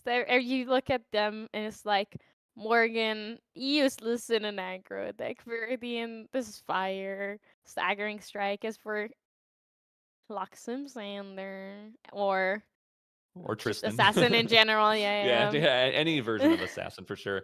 Yep, Espeon has the Sensor and Viridian for those water matchups. Maybe Sensor comes in over just something that's super dead, but I don't think Water that'll be the Resonance case. Bubble. But it feels like it's either is just as useless because if you're not gonna level up and get that extra health or get something that deals damage and advances your game plan, you're kind of giving up in this matchup. Like you have to push as hard as they are pushing or to win. Yeah, I don't think anything matters too much from what they're citing. The biggest card will be that Fire Resonance Bottle from Chatterbox. If the game is going slightly longer and they're just not seeing the cards they need to see to try to kill their opponent fast enough, we could see the GCR and Fire Resonance Bottle come out at some point here and there. I mean, it's always better than having to go on a defensive route like a Tariff Ring or no Safeguard Amulet. So should be a again quick game as this match goes. I'm assuming Oh, Espeon's going to want to shuffle! go That was first. so smooth. That was. It reminds me of one of our other regulars, one of our regular players, Edward, who riffle shuffles his Luxem deck. Just goes flip up the corner, riffle it up. It hurts to see, but at the same time, it's so cool. I can't hate it because it looks nice. I think Caven started doing that too, but he stresses me out because he does it with more expensive cards, and I don't like that. Yeah, So gamer shuffling, riffle shuffling, Caven level decks sounds crazy. It sounds stressful. looks like they're allowing the Guoja to go first, Ooh, actually, which is kind of that's an interesting choice. yeah. I agree with you at 100% because that means more quest counters, more damage to be dealt, more cards to be less technically It's less cards to be drawn if you think about it. Yeah, I think I think the biggest reason why they would do it is because they want to try to attack first, like put something on board and swing at the enemy champion first, or because they want the additional influence, or because they want Chatterbox to actually get that Fate Stone online sooner, so they can start hitting themselves for once, and for one damage every single turn to help try to push damage. So I mean, there's a couple reasons why Espeon might not actually have to level up in many cases until later, so that influence might just come up more often. As it could be what something they're thinking here. But that is very tough. There's a very very tough first play from Chatterbox for Espion, right? Because you're absolutely right about what you said. It makes very much it makes a lot of sense logically, but then Chatterbox comes out with something like an Arthur turn one. Yeah, it's pretty brutal. uh, Chatterbox is playing a lot of decent allies, stuff like Red Hair, Rococo's. If they get Dire Requiems, that puts uh, 2/1 be wolves on board. So those are gonna become 3/1s with that Arthur on board. We do see the Library Witch from Espeon gonna hopefully prevent some damage and allow them to replace itself, go to level 1 maybe after this and gain value that way. So um There's the level one now. He can play the Dire Requiems, though he does need a fire element card in graveyard for that second Dire Wolf. Um, showing the fact that he did bring in the Fire Resonance Bubble sensor. Well, the sensor was already there. the The Zhao Quicksilver Chao Girl, no?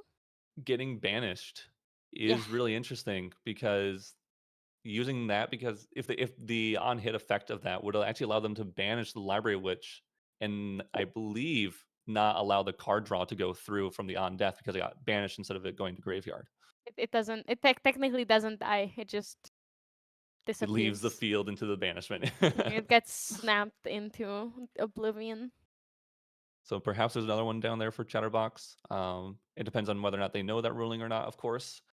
It also could have Sometimes, been that they don't value it as much, sure. right? Maybe they don't care. Maybe they feel like Maybe they're they're already like, ahead. Their I'll hand's just good win. enough. Yep, it's We do see the the Arthur swinging though. schemes. Looks Yep. like they are thinking about maybe Espeon has a response. Oh, they're not intercepting. Okay, interesting. So the swing just directly at face. Espeon didn't want to intercept the damage. Hopefully, respecting the fact that maybe Chatterbox is going to play another one of those flaming fowls or a pleasing bowman from hand, and hopefully that Library Witch could, you know, stop a little bit more damage than just the two from Arthur. It could also be that they're relying on that library witch for their cremation ritual. If they don't have any other ally in hand, that library witch is a clutch there. Oh, creative shock. Duke And C Creative Shock. Hopefully pitching the floating memory. They do the fast here to there's pitch. yep. Iconic. uh, it is a very classic play. Creative Shock being able to draw two cards, then discard a card. If you do that with a floating memory card, you're essentially plussing one. Getting a +1. You're having the same influence that you would have had, but you get a floating memory in the drop into your graveyard, and that's really strong, especially when you want to level up, like Espeon does here. There he immediately does use it to level up as well. And Oh, there there's you the go. cremation. There's a creation ritual. So again, another one of these +1s. Espeon has a really large influence. Large influence is really good. The only issue is when that influence doesn't do much if you don't have a lot of defensive plays. So hopefully, Espeon, I mean, since they have an aggro deck, probably not going to be a ton of aggro or defensive plays, but a lot of aggressive plays. So setting up that mnemonic charm, maybe doing something similar where they can go for a large or a big fireball would be good here too. Yeah, they're definitely setting up for another 9 damage fireball here. Which I'm not. I'm fairly certain that we will be able to see. There's a Tongu coming out from Chatterbox, using it to gain a quest counter and draw a card for maximum value, which is, a Tengu has been called the poor man's backup charger, with it it coming in a recollection deck by default. Yeah, definitely uh, not worse in a Tamer deck or a Guoja deck. Getting that quest counter for that Fabled Fate Stones or the Fast Ruby Fate Stone for in this case. yeah, Uh, you know, allowing that Phoenix to get on board quicker is really nice. Pushing 4 damage every turn, really good. With the Arthur, it's gonna be pushing 5. So I'm sure they're gonna be trying to figure out many ways to get those quest counters on their champion.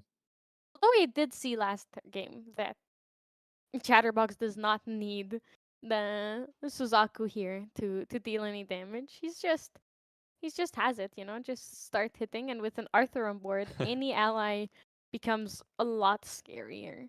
So it's not too bad. It doesn't necessarily need to flip the Phoenix. Oh, is Looks he keeping like all cards in hand?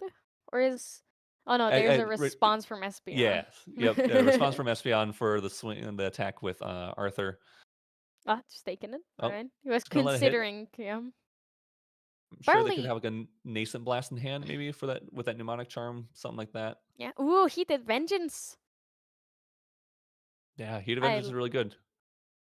uh, I love this card so much because it's an attack that in this deck guaranteed hits for 5. Ooh. So this is gonna put 2 quest counters on their champion. I don't know how many they're at right now, but they're getting 6 probably. That's gonna be really darn close to getting the Phoenix on board. Fire in the drop to flip the Fate Stone to allow it to swing the Unrelenting Fate Stone and attack into the enemy champion. This, of course, is going to try to hit the enemy champion for 3. It is going to get killed off by a demolition. Because of that, it's not going to return to its other side to do that on hit effect, or the on hit effect where it flips back, and then it's going to do 1 damage, which would have allowed the Ruby Fate Stone to come out onto board and flip for that Suzaku to come on board and swing for lethal. So very nice by Beautiful Espeon sequencing to hold up from the Chatterbox. demolition to stop the out essentially. Yeah, it was beautiful sequencing from Chatterbox, and these fire decks don't often have a good response, and it could have also just been a creative shock in Espeon's hand. So I feel like it was definitely worth going for it and trying to get that kill.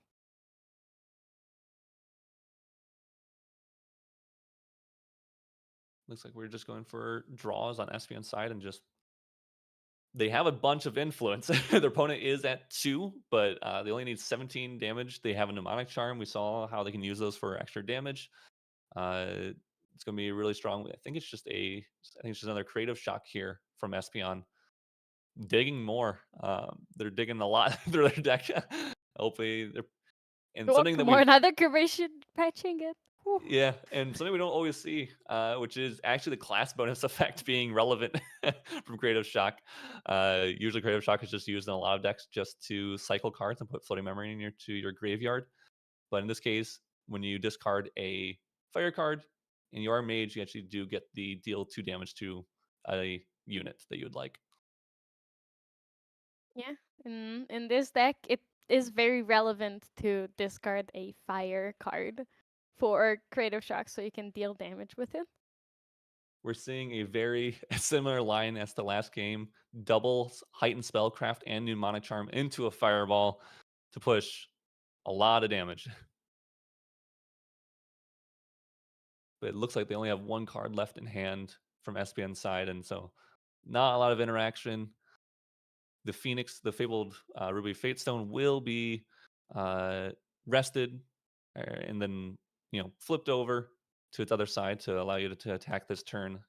Putting that once they get to the recollection, they'll deal 1 damage to themselves and give them that last quest counter that they need. Yep. It's gonna get them to once again to lethal range, right? Because Arthur is gonna attack for 2, and then 1 damage from the Ruby Fate Stone, and then another 5 from Suzaku. That would be over lethal. But what's better than over lethal, even more over lethal? So Impact Hammer coming out into the field. Just go Uh, for it. Yeah. yeah, any more damage you can get, just in case your opponent has something. You never know if you're missing something. So if you can go for a surefire way to go for lethal, you definitely do so. Taken. Because Arthur's can be taken out, even though, well, there's only 1 card in hand for Espeon, so there's not much he can do here. And that looks There like it it is is. game. There's nothing he could do there. And it is better to go for the safest route possible, especially in these aggro decks, because you never know. There can be something that there can be something that you just pull out of your pocket and then turn the game around. Like how Espeon was really, really, really close to winning the game last turn. Last game. First game. It was yeah. First game he was very close to winning. He did an incredible amount of damage in just 1 turn, and he still just missed it. He was like two damage shy, if I remember correctly. It was It was yeah, or crazy. 3 damage, I think. Yeah, it was very, very close from Espeon's side. Really cool deck. Like I said, we haven't seen like a fire aggro Kong Ming. This one seems to be relying a lot on spell damage. That's not something that can be hard to do with, especially because of stuff like Safeguard Amulet, non-attack damage and cards that are spells. So stuff that gives you Spell Shroud uh, can be hard to build a whole deck around that. And because of that, we see Chatterbox playing kind of a mixture, which always seems to be a little bit better, right? You have non-attack damage, you have attack damage. So those allies, you have other like blazing throws and such to do the non-attack side damage stuff. So it's hard to stop both damage types from coming through.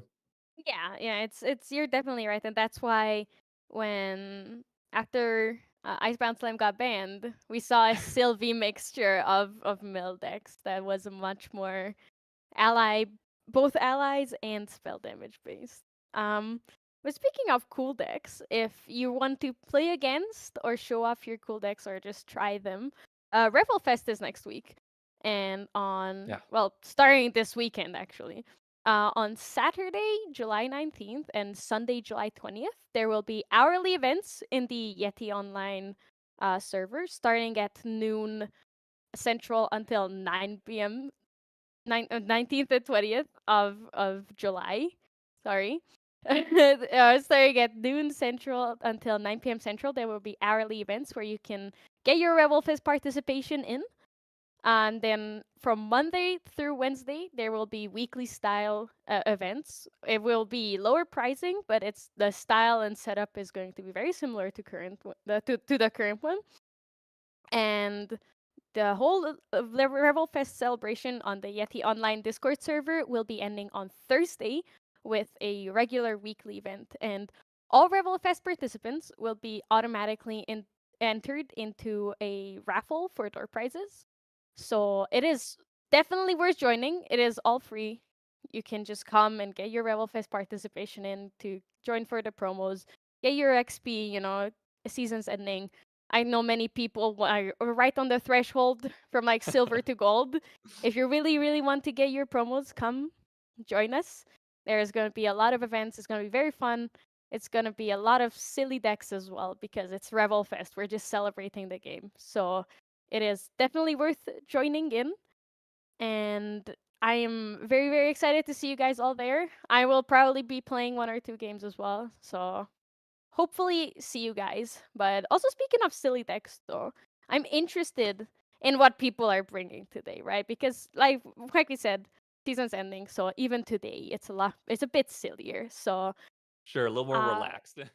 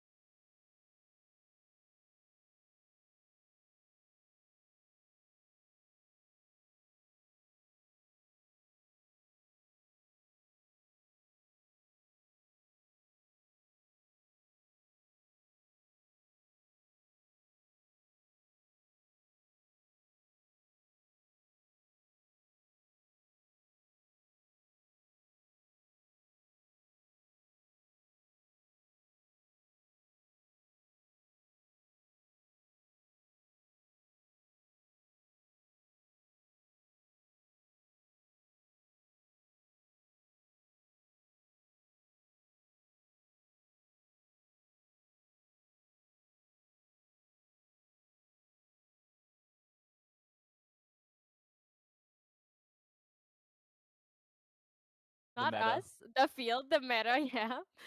Um that it's as annoying as it is to see her on top still, the diversity is fantastic.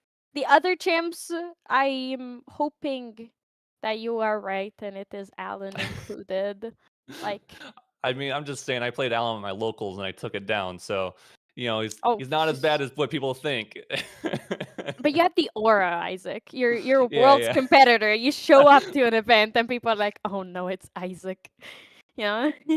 Well, unfortunately, my locals is also Caven and Terry, so True. Also, fair enough. Yeah, no, I mean, it's cool to see all these different decks. I'm actually surprised there's no Luxem, Xander, or any Xander, I guess I should just say, in this. Oh, it could be Xander's other a really champ.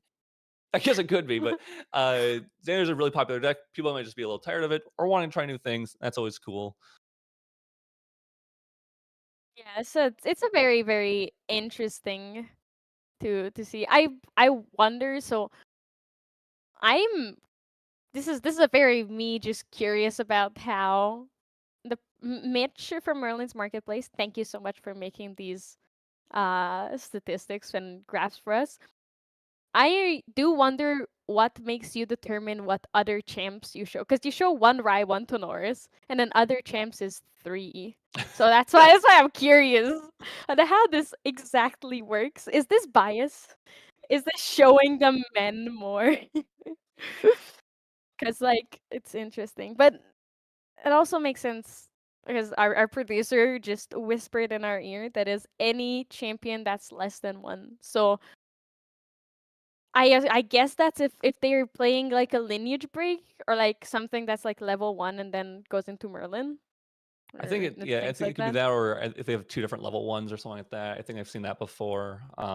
Or maybe if they have a sideboard one. I'm not sure what it all incorporates, but yeah, we do see there's 4 Guojas. We just saw one on stream. Hoping the other 3, maybe we got a nice variety in there. Hopefully there's, a water and a wind one in there as well, and maybe a norm one. Everyone likes norm spirit.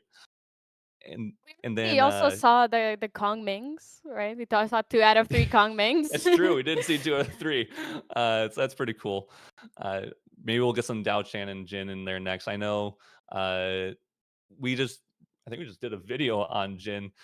So Jin's really cool. It's one of those decks that can really change how you think about playing the game. And so hopefully we get to see that in the later matches, No, that's and how to play against that is can be really unique.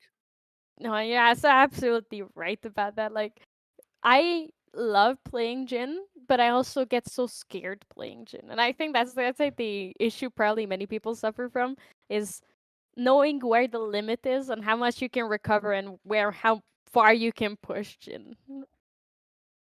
Yeah. I mean, it's really strong. It's really scary to be both on it and playing against it. Knowing how to dance with your life total is a crucial thing to do with Jin.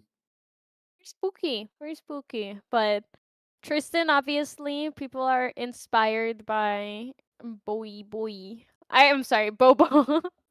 I Bobo, yeah. I was joking around their worlds with Main Deck Dan and Bobo, saying that it's Boy. Because when I look at his Omnidex name, that's what comes to mind. And he's such like a bubbly, sweet person as well that I feel like it fits him.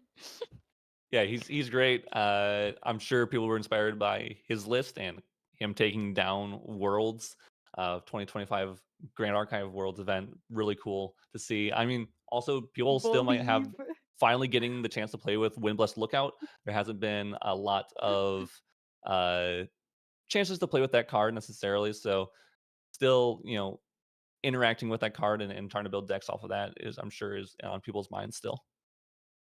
Yeah, and you just gotta believe in Tristan as the That's poster there was that's showed as amazing to well. see.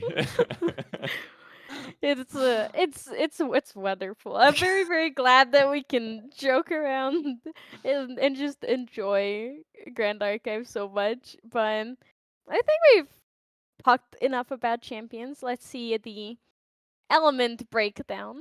The element spread. So unfortunately, no norm slime, which also could have meant slime spirit, since we did get new baby silver slime. I'm surprised that you didn't see at least one person trying to make it work here. So we're on, you know, mainly fire uh for this entire event. Very few water and wind, or sorry, about the same amount of water and wind as there is to fire. Pretty cool to see, honestly. That there's still, fire was dying off. I felt like, a water and wind were really dominating the meta for the longest time. So seeing fire being prominent here, really cool to, allow them to explore and grow. Oh, there we go. There's there is 999 lost rats. 999 last word here. There was someone. Please do not do this. Don't mess with the lists because you will end up, getting penalized as well. But someone may or may not have added 999 lost spirits to their deck somehow. That's Which is impressive. an interesting number. It's an interesting number. The data would have been a tiny bit screwed there. You and your norm element enjoyment.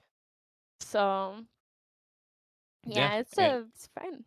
It's back to normal. Is it's people are inspired by Terry and inspired by the next Grand Archive set coming up, Distorted Reflections to play Fire again. yeah, Seal being on the starter deck, being fire. A lot of cool fire cards coming out.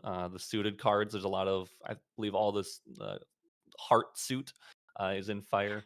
So there's a lot of fire cards. Maybe people prepping, experimenting with some early builds that maybe only have a couple different cards swapped in and out. Maybe we'll see. I believe there was a Tenoris playing in this event, so maybe someone's trying to get their Oh, fire me. guardian in in check before seal comes out, where they can just swap out the seal cards and doing some last minute calculations or whatever it might be for that. So pretty Also be cool. embracing the good old Jimmy Lee's version of domains, domains Tenoris, fire domains Tony, before it gets like obsolete because there's just a better fire guardian archetype. Oh, okay. Well, I don't want to say better. I mean, maybe, but let's not say that. uh, Okay. You're right. It might not be better, but yeah, it's definitely gonna. I feel like I'm excited for so many things in DTR, but I also know that my wallet cannot handle so many things in DTR. sure. I have to stick to a deck, but everything looks so fun. Like the revamped Ranger, because Diana, we saw round one that Diana is very powerful still Hmm. and very, very good. But it was more of an allies deck, like we mentioned mid round as well. So I'm very excited for it to be more of a gun. Like they fixed the issue with guns and like Yeah, the the Aether inherent Wing. problem. Yeah, the inherent problem that's like playing a bullet, loading the bullet, and then things happening between and the bullet doing not much. And so They I'm decided to give him 7 bullets instead. yes, yes, yeah. Play the bullet, get an effect, and get the bullet loaded. Now that sounds like a good deal, Yeah. and it sounds more valuable than just playing a bullet and then waiting to fire it, and then on it, you Yeah. you get an effect. I will say, after playing the starter decks here and there, me and Caven played. Caven, of course, excited for Seal. I'm excited for Diana. I really liked playing it. I mentioned I played Water Diana at Fargo Regionals. I'm going to take the new Water Diana. I think I said Fire Diana. New Water Diana uh, to that event because it's definitely has some new tricks up its sleeve to survive a little bit better and deal a little more damage even and have an actual game plan. Yeah, me and Tyler also played some starter deck and games after Worlds because obviously he didn't really have time at Worlds to try out the decks. I was a bit busy, and it was very fun. But the only issue was I could really only win with Diana if he either went easy on me or he didn't draw any good cards. I mean, Because you're right. Obviously, just draw better is a good exactly. strat. It didn't feel so good because Guardians smack down a taunt ally, and then you're like, oh, I'm once again back at the classic Diana problem of I have a gun, but I only can shoot once. Yeah, you can only fire once, but luckily you can put some damage into that gun, if you will, the Aether Wing. The bow, I guess, is what they are pretty much. But I think that with the new cards in the main set of DTR, there's a lot more. I obviously Steel gets some stuff too, but Diana gets quite a bit, and Astra in general. Playing with those cards that are in that have already been printed for Astra will be kind of cool to mess around with in Diana as well.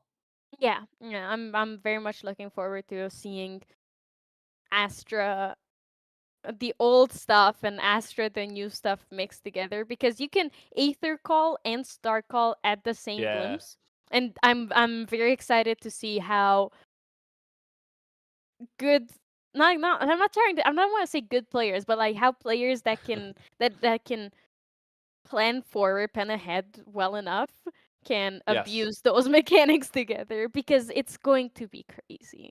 Like if Planning ahead when glimpsing is going to be so important in Diana. Like when you go to glimpse, like I mean, in during the starter decks when I was playing with it, I was able to glimpse like 8 or like 12 sometimes. I was like, I have to sit here and try to figure out what I need a top deck, when I need a bottom deck, what I need to keep, if I should star call, if I should aether call. I mean, always aether call pretty much, but all that kind of stuff. And there's a lot of playability to how Diana will be played and how much you need to stop and think about what you're doing and sequencing correctly. it's It's gonna be one like the same was with Arisana, but with Star Calling being as it was a lot less important in a way. But I don't Sure. want if you Star Called into something, the decision was, do I Star Call this or do I just go and plan out my next few turns? And usually, in fact, most of the time people are just like, I'm just gonna Star Call it, and then you don't have to think about your glimpse. But here with Aether Yeah. Calling, because it doesn't bottom all the cards, you do have to think very hard on what you're going to do. Yeah, I think So, the craziest thing you could do in originally in Astra was Glimpse 3, see like a two double Astra sites on top of your deck, which you're still gonna do in Diana as well, and set them up correctly. You know, one card after or whatever, so you could go into draw one Astra site, play Astra site, draw another Astra site, and activate the Star Call. Resolve the first one, and then do the second one, and all that kind of stuff to get a lot of value, but. Yeah, I think Diana will definitely have a little more youth sitting there and thinking about what is correct. yeah, yeah. And then if you add water to it, it's gonna be like best of one. We're just gonna be playing best of one, man. Yeah. But a simpler archetype that I'm really looking forward to in DTR is specters. Like the Yes. idea of just a purely tribal type. Is it typal?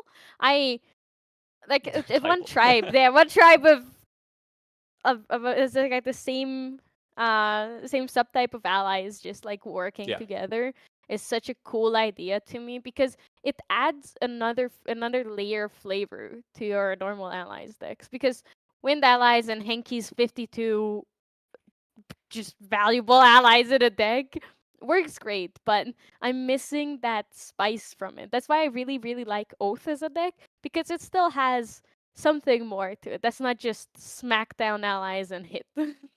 Sure, yeah. So now it's gonna be 52 Spectre allies in It's one day. Spectre allies. I can play them twice. I have Yeah. 104 allies technically if you think about it. It'll be really interesting to see because yeah, the amount of the basically influence you'll have because you'll have this graveyard full of spectralities that you can reactivate uh once, but and put them onto board and start still have a board of allies will be really unique. I mean, we haven't seen that before, obviously, and it'll play very differently, I think, than we're used to. And you'll be like, oh, I killed that ally, but it's going to come back next turn. Did that really matter? I don't know. Like, so it's like you'll do this balancing act when playing against those decks of how much you need to actually try to control board or kill off those allies because it might not matter in the end. Yeah, yeah, it's gonna be very very interesting. And what other funny thing is that I've been talking to some people about this, and it's like just been brought up casually as well. That when people looked at Liminal Guide when it originally came out, it was like this is so much worse than every other ally, and like every other guide we've seen. It's like what is this card? But now that we've seen more of Spectres, it's become such an insane card. Like I feel like I think it's a obviously it's really not strong as card. yeah, it's not as generally good as like Dungeon Guide because Dungeon Guide you can play in every level 3 deck, but I feel like in the archetype that it's made for, it's a lot stronger than Dungeon Guide in level 3 decks. Yeah, I mean it's a really strong card. Personally, I think it's. I mean, it's one of I think it's going to be one of the best of the set for sure. I think every guide that we've seen is inherently strong. I mean, we've seen a counter guide. Everyone knows it's strong. That's why it's not good. It's kind of a weird thing. It's like if it's left on board, it's really really good. But because of that, people play so many outs to it, and there are lots of outs to it. And then Heavenly Guide might currently be the worst one that we have, obviously, into maybe DTR. Maybe it's worse than I think, but Limited Guide is. But Heavenly Guide is also really good, but it has a unique case scenario when it is good. So I'm sure this will be the same case where it's really good, but only in certain scenarios where it just gains value and allows you to gain more of an effect than you were supposed to, I guess. Yeah. Yeah, no, you're right. Like I'm obviously biased because I'm looking forward to Spectres. That's why I'm saying that it's gonna be awesome. But you're right that I agree with you that Heavenly Guide is probably the worst one right now. Worst one Yeah. because of the inherent prerequisite to playing it, like for the effect to go off. But it's just there's a sideboard card. The other guides are main board cards because you're gonna play Academy Guide in your Tamer decks probably too for like Sylvie decks to get the counter specifically, or like decks where you non-water level 3 decks probably, or like wind level 3 decks is what I'm thinking for the most part. Yeah. But yeah, it's gonna be interesting. There's also, what do you think about like the cards aesthetic, like the playing cards? Because that's also going to be an archetype. Oh, the I just suited. completely forgot about it. Yeah, suited. Yeah. Suited's. I mean, it's. I don't know if the whole archetype will be good. It seems like it'll be weird because people would want to fight for board and not keep those things on board. So I think if there's gonna be level 3 decks, I'll just put it this way: if there's gonna be level 3 decks, they're gonna be running a lot of board clear or like spot removal, to kill off those allies. I think they'll have to if suited is really strong. If suited doesn't seem strong, then people won't be running those things as much. So then suited becomes better. It's like the constant counteraction because they suited always need other suited cards on board. So the more people hate on it, the worse it becomes, and the worse it becomes, the less people hate on it, and then it becomes a little, Like it'll bounce yeah, back and I forth. see what you mean. Yeah, I feel So like we'll see. from what I've seen, there are some very, very cool suited cards, but the investment you need to put into them just Yeah. feels way too much. I'm hoping I'm hoping that we'll still see a decent chunk more of them once index is live and all that, which will help us really flesh out whether or not it's a really solid archetype or just kind of like a tier 2 archetype. Basically, whether or not it's a tier 1 or tier 2. I think since they put so much into it and invested so many cards into it, it's going to be somewhat playable in some way, shape, or form. It's just whether or not how fast people can get a really solid deck list together. Yeah. And I feel like in general in Grand Archive, that's like the big thing, because I'm I'm sure you remember that during the Dawn of Ashes and Fractured Crown, Luxem was non-existent, and but Yeah. it wasn't even just because Xander, the Proxia Xander 2 wasn't out, Deft Executor wasn't out yet, but it was because people just haven't like put enough effort and energy into it because other decks were winning, and they were like, oh, I don't care too much about Yeah. Luxem. And there was no starter deck for it either, so it was a much more tough situation. But then Chess Club came out. I believe Chess Club was the Yeah. first one that came out with their Luxem list, and especially Pickle Sword, if I remember. Crown or Pickle It Sword was was like the there was champions of them. our first or one of our regionals, the Michigan regionals. Noel played it at our event. Uh, they were going to play it during the season, but didn't, and so they are like, well, after it was at the very end of the season, and so like, well, I'll just play it at our regionals and see how it goes. And it did really well. I ended like third or fourth, and did like a deck profile on it. I believe at the event. And then come next season, it got a little stronger, and they played it on all of them. Played it, all of Chess Club played it at Ascent, Ontario, I want to say. And really, that's when everyone found out about it, and like it was really strong then, and really, really good, obviously. Yeah, so that's the thing with that deck as well, is that you just need time to build it and like figure it out, because it was like Clyweaver's Assault, Excaliburs, Luxem Sights, Gleaming Cuts, which are all Dot of Ashes cards. They were all in the game since the beginning, Yeah, yeah, and yeah, it was nothing new. And up yep. until then, I think only like Fog Xander, the Korhazi's chosen Hmm. version, was the one that was really played. But even that wasn't really Luxem Xander because it didn't have the reveal mechanic. It was just Spell Shroud or the what was the other one? Stealth. Stealth, It was yes, it's Spell stealth, and Shroud or yeah, Stealth. yep. You get both Yeah, on the you unenter can pick and a either prep counter, I Spell believe. Shroud or Stealth type, if I remember No, I think it's just correctly. inherently both of them come in. Yeah, Oh, it's okay. So it was a good one. It was very good, like for It's a what it great, did. yeah, it's a Yeah. great fog card for sure. But it was not really like a Luxem deck in a way that they brewed up for like Cheska brewed up, and Yeah. I'm looking forward to seeing how and if it works for Suited. And yeah, but speaking of needing time, I think I need some time to brew my Spectres deck right now before the next round starts. So once again, let's take a little hydration and deck brewing break, and see you guys back around in 15 minutes.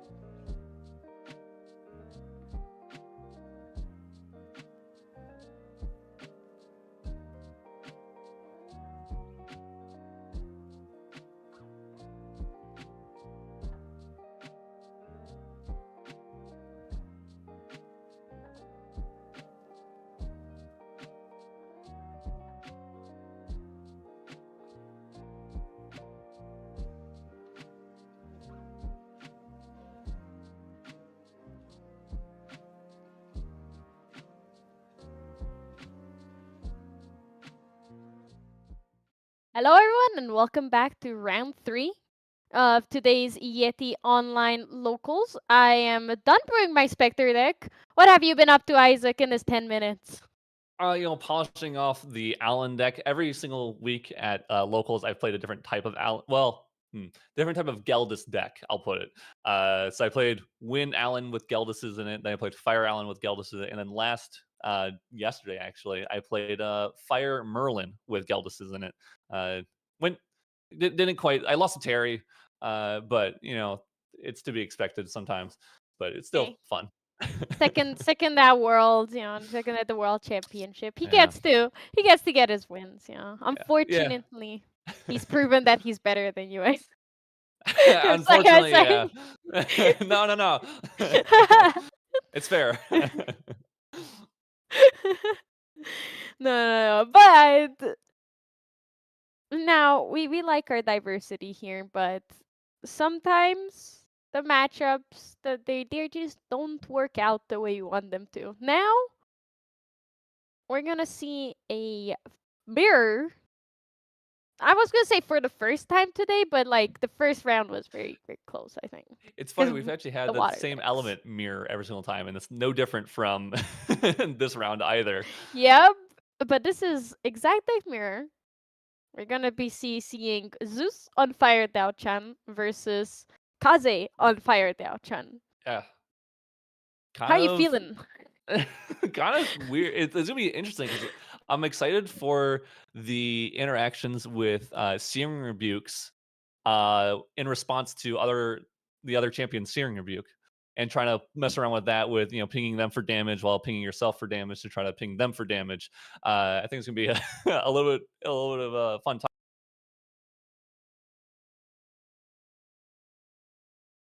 It could be a very very interesting Yeah, uh an interesting time. it's thinking. Yeah, it's just gonna be it's gonna be a bit more interesting than the previous time, right? Like our last round, it was great.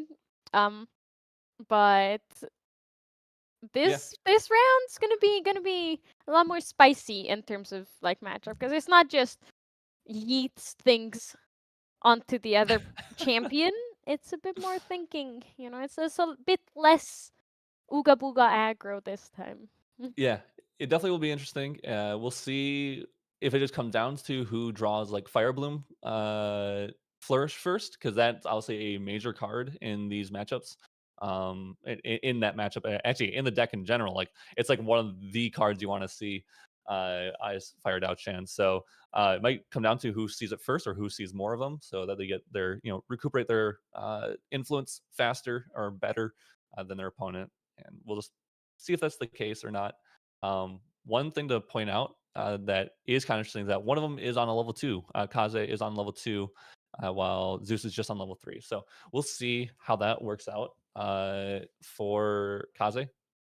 If that will actually ever come up, just the extra life total, honestly, being probably one of the major things. The counters, the glimmer counters, might come up here and there, but it'll, I guess we'll just have to find Let's out. Yeah, I just wait and see kind of a thing because on paper it's a good idea to have the higher life total and more glimmer counters and it sounds good, but you also have to waste a materialization, like use a Yes. materialization on getting there. So we'll have to see if he even gets to get that extra materialization because it might not be as ooga booga as I so profoundly said earlier, Yes. but it is still an aggro deck, and it's still a fire deck that just goes, and kills you as soon as possible. So Yeah.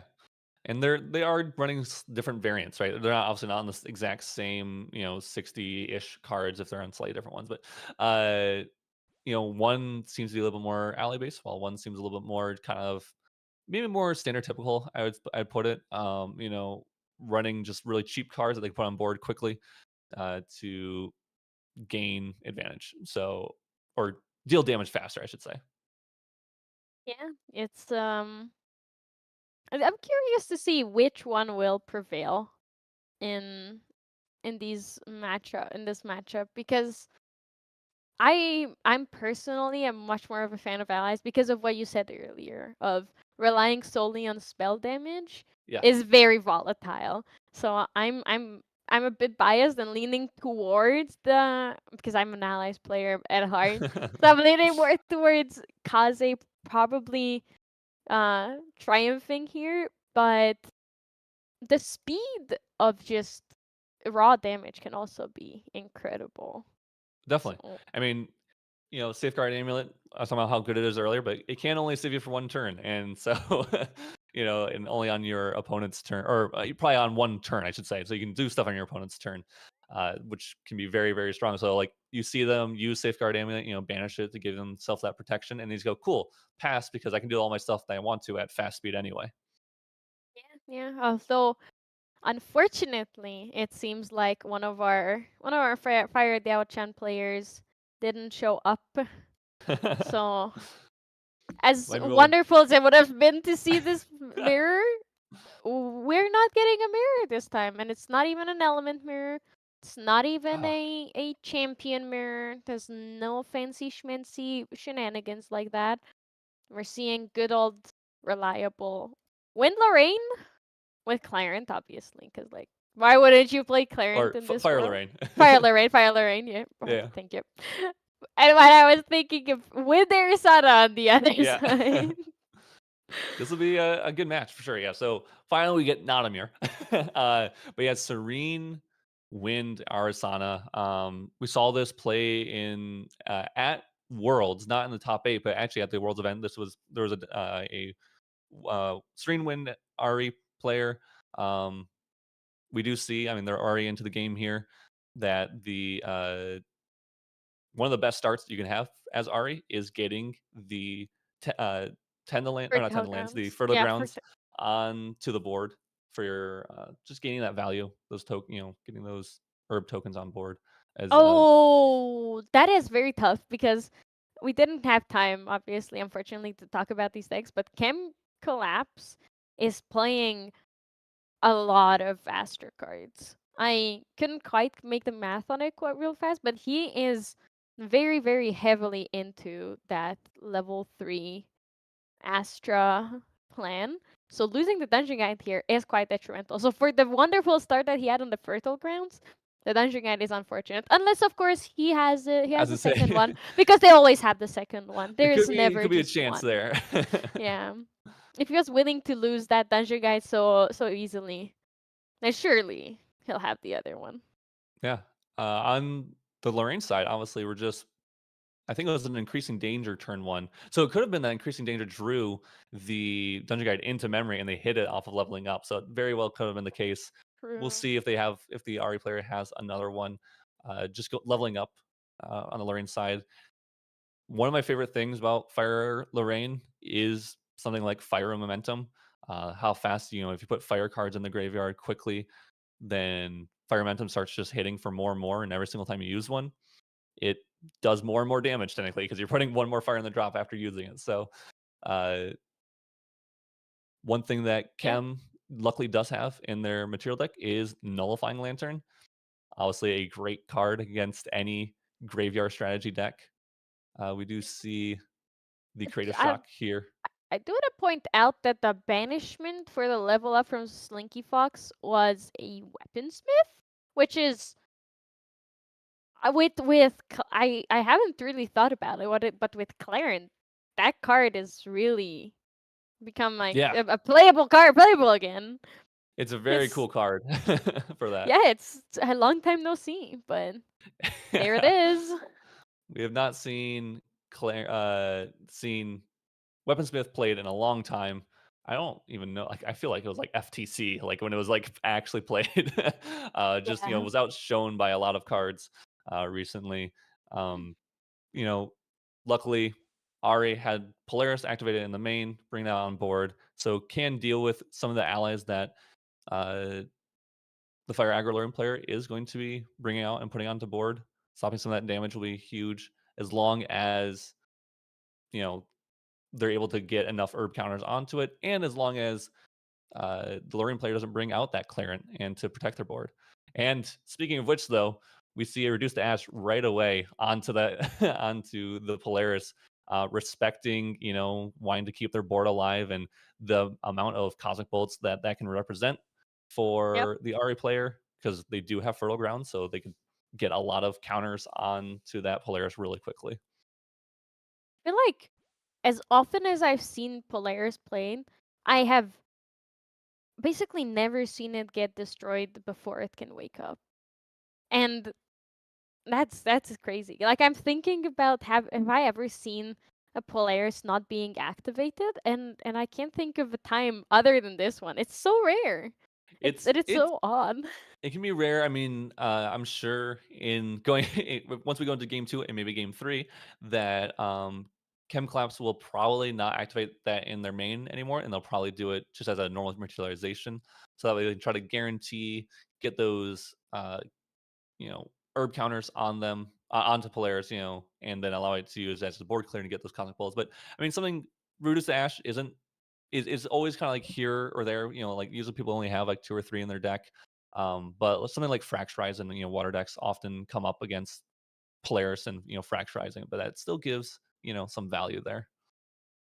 Yeah, yeah. It's there's always some value. This is and if it gets reduced to ash before it can wake up, just gone. That's unfortunate. There's a hasty messenger coming in from Slinky Fox. Yeah, and it's probably one of the biggest reasons why we saw that reduce Ash so quickly. Yeah. Slinky probably wants to really use this hasty messenger, and they know if they can get it to land on board and players is not there, it's probably sticking for a very long time into this game. So, putting as much fire in the graveyard as Slinky can is going to be huge. So they can start swinging for a lot of damage. As maybe going for a one shot to try to get over that Serene spirit if they can. Arsana is not known for board wipes other than or like allies on board are for other than Polaris and Dungeon Guide. So Slinky's probably feeling fairly confident now that the Hasty's down, the Polaris is gone, and he can just cycle cards forever. Yeah. Although Chem is also cycling cards and just going through them using the Tenderland at fast speed to gather then draw a card, then using Scout the Land to glimpse and draw. So he's also not, he's also going through his deck fairly quickly, looking to get to level 3 as efficiently and as soon as possible. Yeah, and something to point out for Cum Collapse is that they did go and bring out that nullifying lantern right away, pretty much as soon as they realized that, oh, this is going to be a fire graveyard deck that I'm playing against. So obviously showing the respect there, turning all those cards in the graveyard to norm is going to slow down Slinky Fox a little bit, depending on what's in their hand. Sword Saint's Vow, very cool card. This card is really interesting for people who don't know it. It gets +1 power for every durability counter on it. It starts with 1, but then whenever you activate a craft action card, you put 2 durability counters on it, and then on hit, you remove a durability counter from your sword Saint's Vow. So every time you hit something with this sword, it's going to remove 2 total durability, which means it's going to lose 2 total power. Um, because of that, Sword Saint's Vow can get up to high amounts of power really quickly, but quickly lose them as well. So I'm sure with this hasty messenger on board, Slinky's just gonna be looking for any way to get rid of that nullifying lantern. That way, they can use this as Sword Saint's Vow with something like a Rending Flames to really push a lot of damage really quickly. Yeah, yeah, and he's also has the weaponsmith to put even more durability counters on the Sword Saint's Vow Yes, here. very true. So he's going to be in a very very good spot. Speaking of very very good spot. Yes, Temper and Flames. Really cool card. This is one of those action skill crafts I was just talking about. It's a 1 cost and it puts a durability counter onto a target weapon. So this is actually going to give it, if you do it with the Sword Saint's Vow out, it's going to give it 2. And then it's going to give it +1 attack as well, which means it's going to give it more attack. So this sword is already swinging for a lot of damage. Yeah, it's pretty good. And you know what's also a craft action card? Refurbish. This is a Oh, refurbished deck, jeez. ladies and uh, gentlemen. It I plays hope zero they're. refurbishes. I hope they're not playing refurbished of the deck. I don't believe they are. That is an expensive sword craft to play for sure. There might be a couple better ones, I believe, in the deck than refurbished. Although Yeah, maybe there's getting 3 durability counters is all you need total to put onto that sword and allow you to swing for enough damage. yeah, well, if with cards like Temper and Flames and Home by Fire and even Tempered Steel in a Sword Saints deck, it's pretty good. It's you unfortunately don't need refurbish. As amazing as the card that is. Yeah, I think some better options. We do see a 3 visits, which can Okay. be a really really nice card to have for Ari. Every single turn, basically you can recover 2 and also glimpse 2. Figure out what you need from the top of your deck and set up some safety for you in the future as well. Yeah, it is absolutely. It's still a very very good card even after the errata to it and the it being fundamentally changed. It's an incredibly powerful card, especially in a cleric deck such as this Windere Sana that we're seeing. It can help you glimpse and find the cards you need, and later it can help you glimpse into those Astra Star Calling cards that we're talking. We're seeing that Kim Collapse's deck is mostly consistent of. Definitely There's wants to the see those once they hits 3 for sure. yeah yeah. So he also wants Mainly, to order his deck as well as possible for when he does hit level 3. we also do see them Chem hit another 3 visits. So actually, a lot of glimpsing and healing for the next 3-ish turns to come. Yeah, it's Gonna be three resist is exactly what you want to see banished. for sure. It being able to be returned to your deck, even after all the errata did is made it harder to play, but it still can be played from your graveyard and your banishment. So We you're did not see you're another not dungeon guide. unfortunate. Yeah, you're not sad to see you lose it, and you're right. There's the other dungeon guide that we were talking about of he must have it, and he does. They always do. There's another Yep. fertile ground, which is unfortunate, and I can't quite tell what's the other card that was banished. It's a fast cure. It's a special version of fast cure, I believe. I'm assuming that's what it is because they Oh, it's played one. arrow It's trap. arrow trap. Yeah, it's such a pink arrow trap. It is very interesting. But we are going to the level 3 Ari, allowing you to when you glimpse, you get to cast or use that star calling for free one time. Yeah, Air Trap is an interesting card to play in Ari. Definitely not one you see a ton of, but I'm assuming the biggest reason why you'd play it is for those pesky Shenjus, to basically remove them from board so you don't have to deal with it again. Which makes sense. Like obviously, it's a really really good card in that matchup. In when the more Overlord decks for a bit were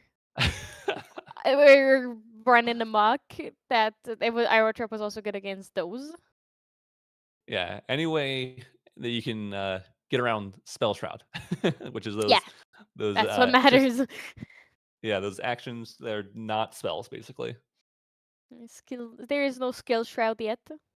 There's Omni Not yet. Shroud No, so and we do Spell have Shroud, Omni Shroud. but that doesn't.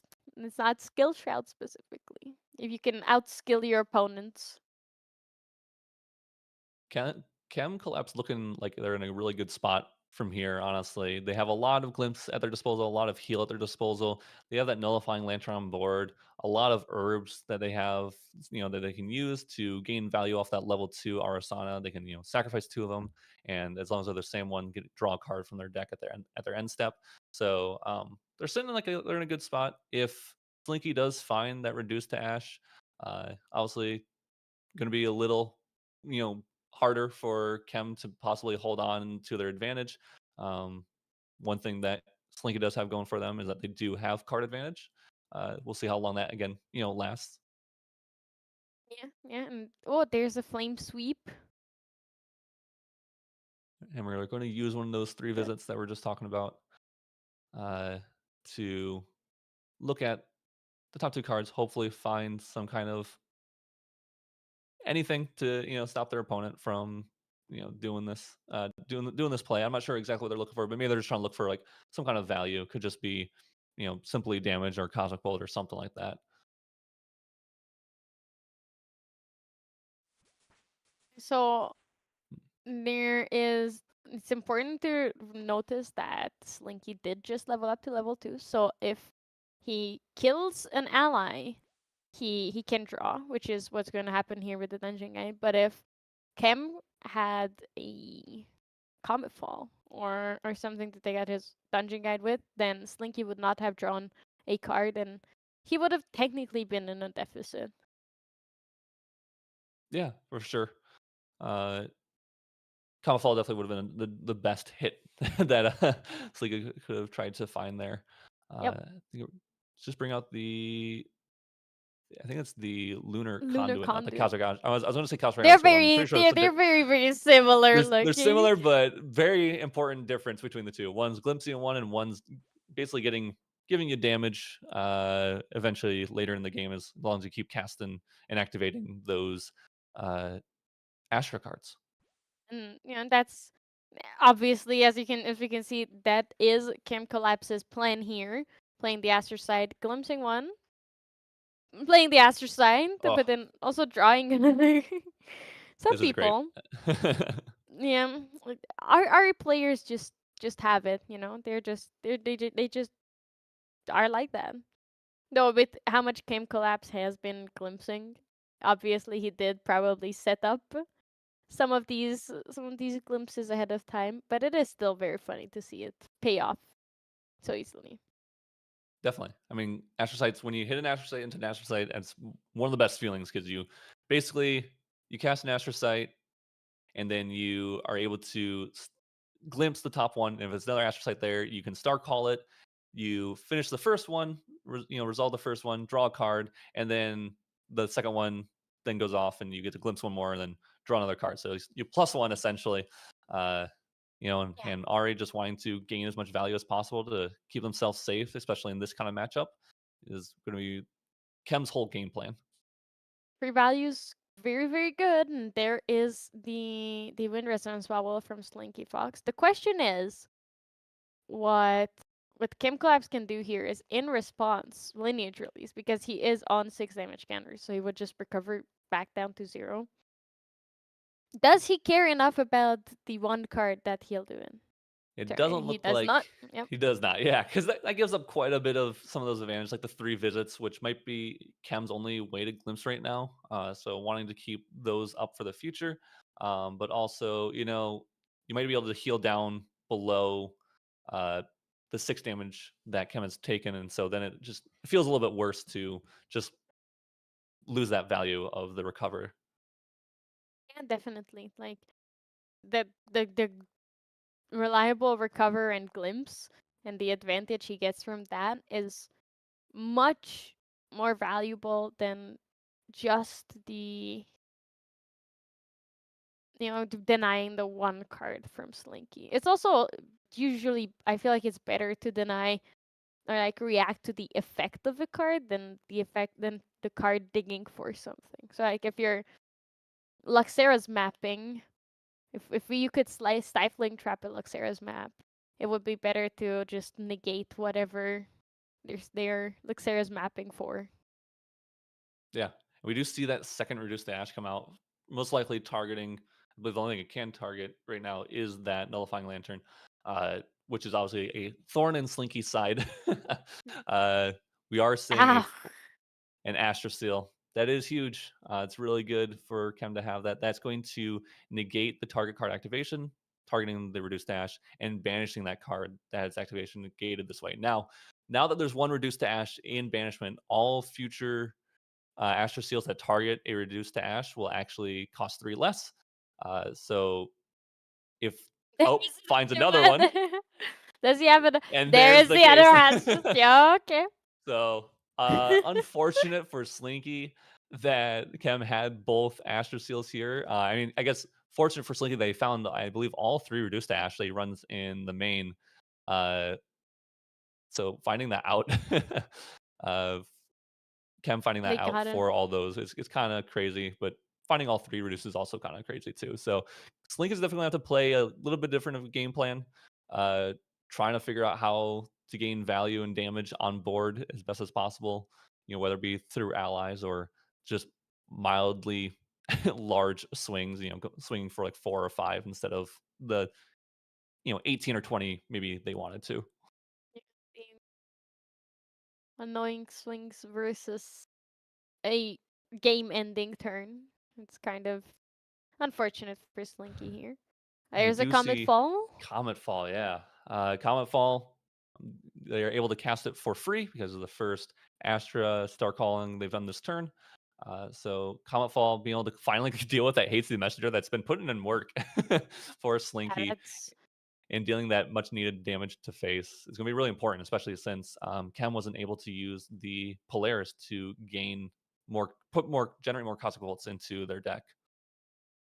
yeah, it's and look it to be a very interesting game because even though Slinky couldn't destroy that nullifying lantern, Kem couldn't get to his main game plan of getting those. My Cosmic Bolts. brain, yeah, my brain playing there on the cosmic ball for a second, getting those cosmic bolts in. So he has to rely on the lunar conduit, not Yeah, the lunar, yeah, the the conduit. Lunarcon is going to be like crucial for Chem here. Even if, I mean, obviously if they glimpse enough and they hit all their Comet Falls and all their Cosmic Bolts, um, those could obviously help them out along the way. But just activating any Ash cards they see uh, will help this Lunar Conduit get bigger and bigger and allow them to do more and more damage quicker. We do finally see that Clarent come out. That's going to help Slinky a little bit. Usually more for repeatable damage because it prevents 2 damage from non-combat damage that would occur to target unit this turn. But because Chem could just do it where they use a spell, a Cosmic Bolt, whatever, glimpse it, and Star Call it, then Slinky can only prevent so much of that, and then Chem could just go to their next turn and do it again. And even the lunar conduit is up way above that threshold now, so like 3 damage, and he can consistently activate an Astra card every single turn now. So Yeah, there's another Temper in another Temper and Flames. Flames. I think it's probably still going on to the Sword Saint's Vow. I would be a little surprised if it was going on to the Clarent, but I could also understand if you just want the more durability. But yep, we're just going to see it pump more damage. Slinky recognizing this might be the only way they can gain some damage in this game to try to go for a lethal play. It's a very, very unfortunate situation for Slinky to be in right now with his graveyard basically useless and his board non-existent. So he didn't draw anything that he wanted. He did draw the um hasty messenger, but he didn't draw those flame rune swordsmans later or the creative shocks to dig through more, or the weaponsmith to get his sword saint's vow a consistent amount of durability. Not we haven't even seen a veteran blaze bearer. Yeah, that would have been decent. Just any kind of allies. Oh, there you go. You want All you said it right, and all it right. appeared. I just manifested it. I just have to complain, and then it comes. It arrived. Yep, this is just to be a body that's just on board and hopefully allowing Slinky to push more and more damage every every turn. Any amount of damage Slinky can get at this point, I think they'll take. Yeah, it's more than nothing, right? It might be a 2-3 with steadfast and taunt, which is pretty useless in this matchup, but you still want the damage, right? As long Oh, as you can chip away, you can. But Unfortunately, chipping away is not an option here against Yeah. Astra Arizona because there's a special Astra preventing 3 durability counters on Sword Saints. Is that how many it's on Sword Saints? Yeah, I think there's at least a couple. So they're going to glimpse 6 cards here. Obviously in Astra, Three, glimpsing is really four. good, so glimpsing 6 cards this way is even better. Yeah, that is tough. Very, very, very tough for Slinky because even though he does still deal the damage, he loses the 2 durability. Wait, no, he because even though he doesn't deal the damage, he is still losing the 2 durability counters. So he's losing 2 power for 0 damage, Yeah. basically. Yep. That is a really good spell shield Astra from Chem's side. It looks like they left, I think, 1 or 2 on top of their deck. So cards they want to see, maybe more glimpse cards, maybe more protection cards. I mean, it could be a bunch of things. Maybe it's more negate cards. Worried that maybe Slinky has another reduced dash. So maybe if they're thinking about having another Astra Steel leaving it on top or something like that, would be very good for Chem. Yeah.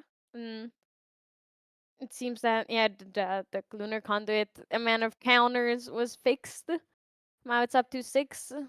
Slinky, Slinky, I believe he passed the turn last turn. That is a crazy draw from the Grand Crusaders Yeah. ring, drawing into I the Astrocyte. I think he saw the Astral Sight on top. I'm wondering if he saw another Astral card right below that he's going to cast for free. Yep, there's the Comet Yep. Ball.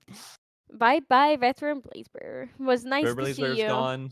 Another counter on Lunar Conduit. More damage to Slinky. This is going to allow him to, I believe he has 4 cards in hand, so he can use that Lunar Conduit on his end step here. Slinky might be considering using some of these Clarent durabilities to try to save either their veteran Blazebearer or damage to himself. I think it's just all he's thinking on here. Yeah, is it even worth it here to use the durability from Clarent, which I believe it is, or because he does not have any other consistent source of damage, consistent source of damage other than that veteran Blazebearer. Yeah, I think because Comet Fall's coming in for 4, and that Veteran Blazebearer does have 3 health, you can use only 1 durability to save that Veteran Blazebearer, and then you probably just leave the other 2 on the clearance. You don't need to protect yourself. You're not really feeling threatened by lethal, although you do feel like you're on a clock because of that Lunar Conduit. So Slinky's definitely thinking about it. Looks like they're just taking the damage, letting that Veteran Okay. Blazebearer die, and just wanting to hold those counters on Clarent for protection to themselves. Yeah, it's very tough for Slinky here, because he might be lose. He might, he might still be alive, but he's losing, but just very slowly. But he is still in We a do, terrible spot. There's the yeah. Lunars here. Lunar Seer, so we get to only have to pay 1 for it, and we get another thing that glimpses. Uh, you can rest Lunar Seer to glimpse 2. So essentially, Chem just used 3 visits to put an ally on board that allows him to glimpse even more. So Yeah, it's like a half of 3 visits. Or if it did, use the 3 visits to get her 3 visits. also getting them to activate it as another Astro card for this Lunar Conduit. Uh, Yeah, this is a big Lunar Conduit hitting for 9. 9, and Uh, then in your opponent's end step is what I'm assuming. So go to your turn, you get to do it again for 8, and then you just need a couple more, like a Cosmic Bolt or a couple more cards to follow up after that to for a lethal play. So yeah, Arisana just doesn't play and it's on her own turn. She just plays on your turn. It's our turn now.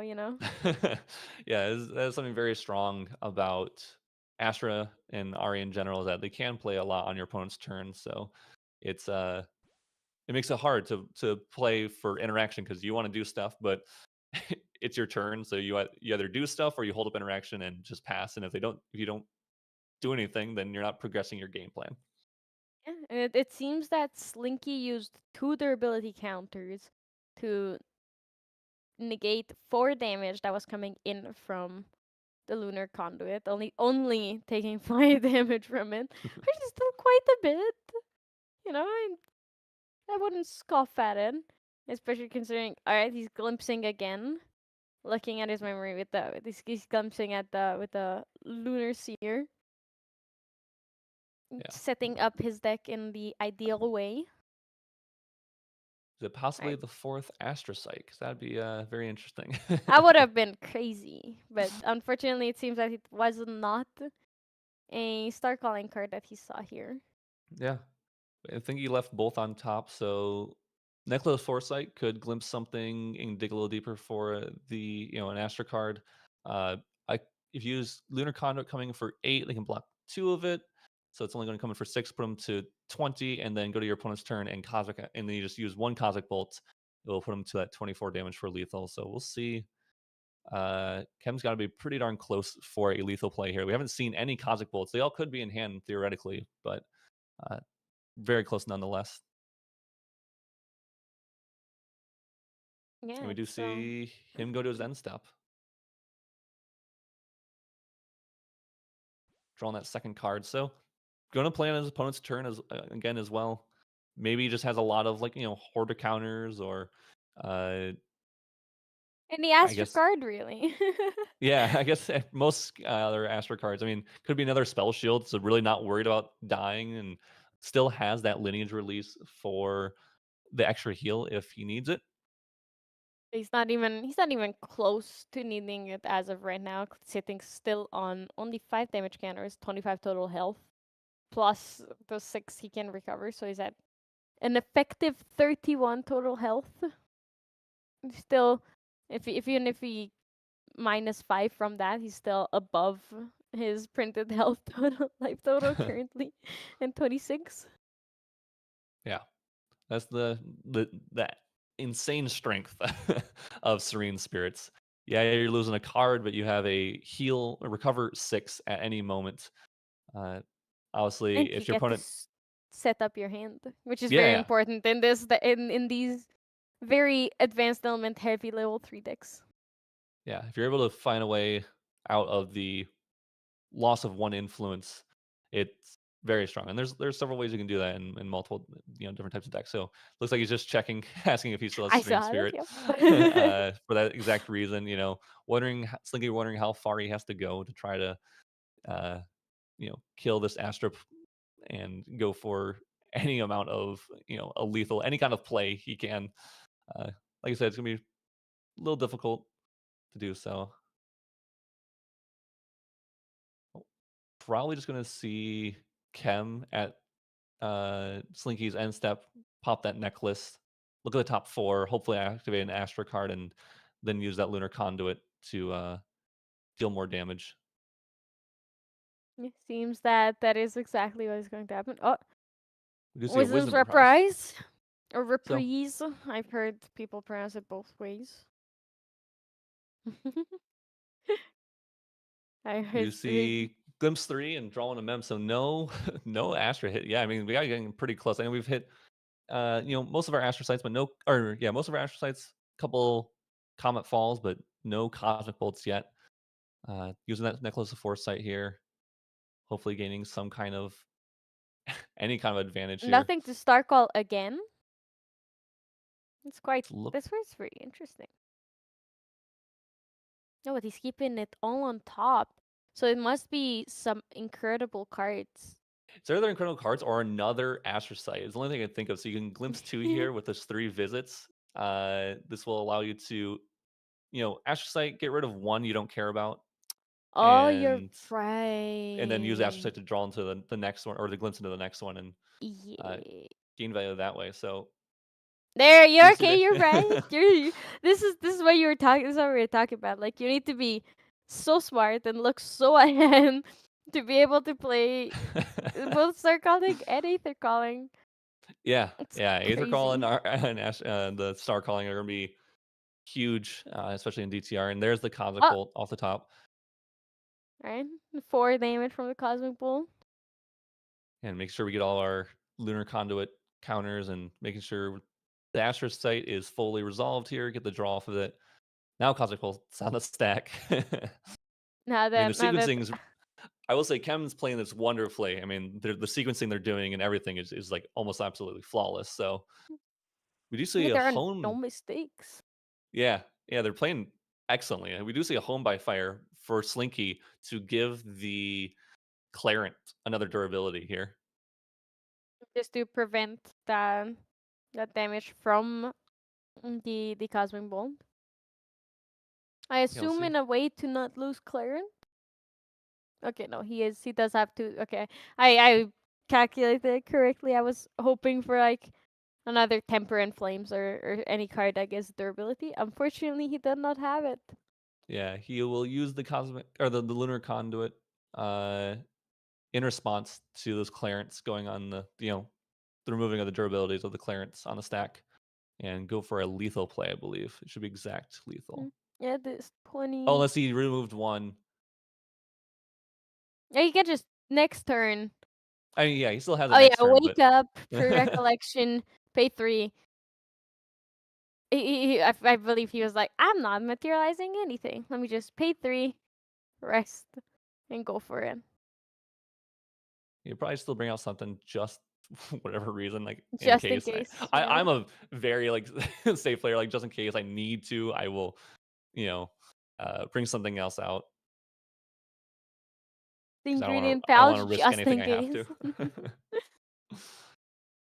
We do see him, yeah, just use the lunar Yeah, conduit, just go so, for a lethal play here. and there it is. Yep. Game 1 ended in 40 minutes. Let's see if Chem Collapse can take it home 2-0, or if Slinky can even it out 1-1. Because I don't believe that we will get to finish a game 3 unless Slinky can very quickly win 2 games. Speaking There's of always that, the though, chance. yeah, you're right. You're right. So let's see what's in their sideboard that could speed up this game, Isaac. Can you help me walk me through it? Yeah, I mean, from ChemClap's side, I don't know about speed up, but certainly to prevent their opponent, they're definitely going to bring in that Quicksilver Grail that they have on the side over that Grand Crusader's Ring.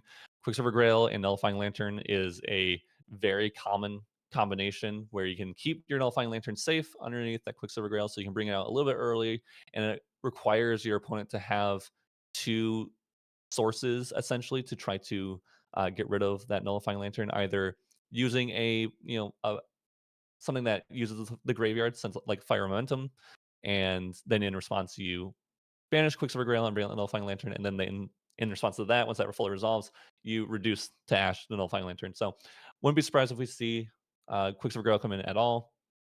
Something also that might come up will be Nascent Barrier. I could see them bringing that in because uh, Nascent Barrier is just a good protection card, allows you to glimpse, allows you to you know keep up your life total and see different cards. And the last card I think we could see is more, or could be not more, but could be Meteor Strike, which is Oh yeah. a different card than Comet Fall. I used to get them confused, but I got it nailed down now. But Meteor Strike is similar to Comet Fall, except for it only does the 3 damage when you Star Call it. Otherwise, it has a effect similar to Excalibur Cleansing Light, where it can destroy a target non-champion object. So could see that come in for to deal with a really large sword swing. Might not come in because it's also just a late game card, or a card that doesn't come up until late game. And once you're there, you're definitely safer. From Slinky's side, we'll probably see that a null spell come in. Slinky actually does run 3 a null spell in the main, so we could see the 4th one come in. Could even see the Lorraine Spirit Ruler. They actually run level 3 Lorraine in this if they want to try to go for some other level 3, health or game plan or whatever it might be. Um, Definitely That's could see good. that coming in. It's also good the Spirit Ruler, because back in the day when we played level 3 Lorraine, we played Spirit Ruler and Drawn Blade turn 2, used it then to attack, and then went kerblam. But now with Clement Clarent being being a card that requires you to banish 2 swords, you can use Spirit Ruler to bring the Drawn Blade back to get the card draw off. And You gotta have a higher life total. Though that wouldn't Yeah. have mattered too much this game, but yeah. Something they can also do is bring out Clarent Reimagined and then use all the durabilities on it and then bring out after it breaks and goes to banishment, you can go to level 3 and get Clarent Reimagined back, actually. I believe. And so that's something really strong as well, because it just gives you a lot of power. I believe actually Clarent, I actually might be misspeaking because I believe Spirit Ruler um, only allows you to bring out a 1 cost or less from your banishment. I believe Clarent Reimagine is actually 2 costs. So you could bring out the other Clarent, though, I believe. Old Clarent. Yeah, it's one or less. So unfortunately, you cannot reuse it and recycle your Clarent. But that would be very strong. I feel like everyone would be playing a Spirit Ruler, if that were the case. Something else that Slinky could definitely most likely brought in is that Spurn to Ash. While not as good as Reduced to Ash, can actually hit the Lunar Conduit, which would have been huge for Slinky. Yeah. It's unfortunate, but now he is prepared. He is starting the game, starting strong with a Stalwart Shieldmate. Probably gonna have the Cremation cremation Ritual ritual follow for up. him. I can see it in his hand. So I holding up a saw it. He's turn. teasing it. He's teasing us with the cremation ritual. I find it interesting that they wouldn't just be used right now if they have it in hand. I feel like that'd be something you just instantly use, so that way you can just go into level 1 right away. But um, maybe they're thinking about worry that maybe Ari has some like early damage that they can stop or some weird other things they can prevent. So maybe just wanting to hold it up, or they could go uh, wanting to hold up influence for some kind of interaction like a Vermilion Decree or something like that. Which or reduce dash if they're worried that you know maybe they'll beseech out a nullifying lantern that they could reduce dash that.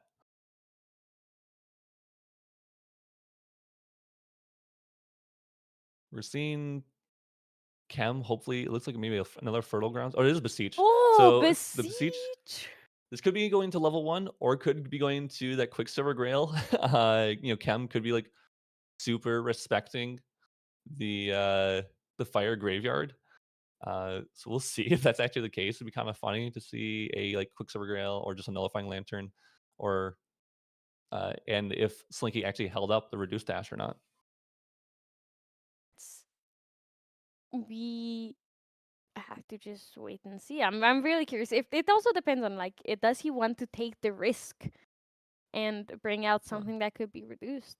It we seems do he see is an ingredient ingredient pouch. pouch. Yeah, ingredient Gather pouch is interesting. So I'm herbs. assuming I mean, obviously, there's going to go to level 1 probably right after this, Yeah. and just try to use that ingredient pouch in recollection.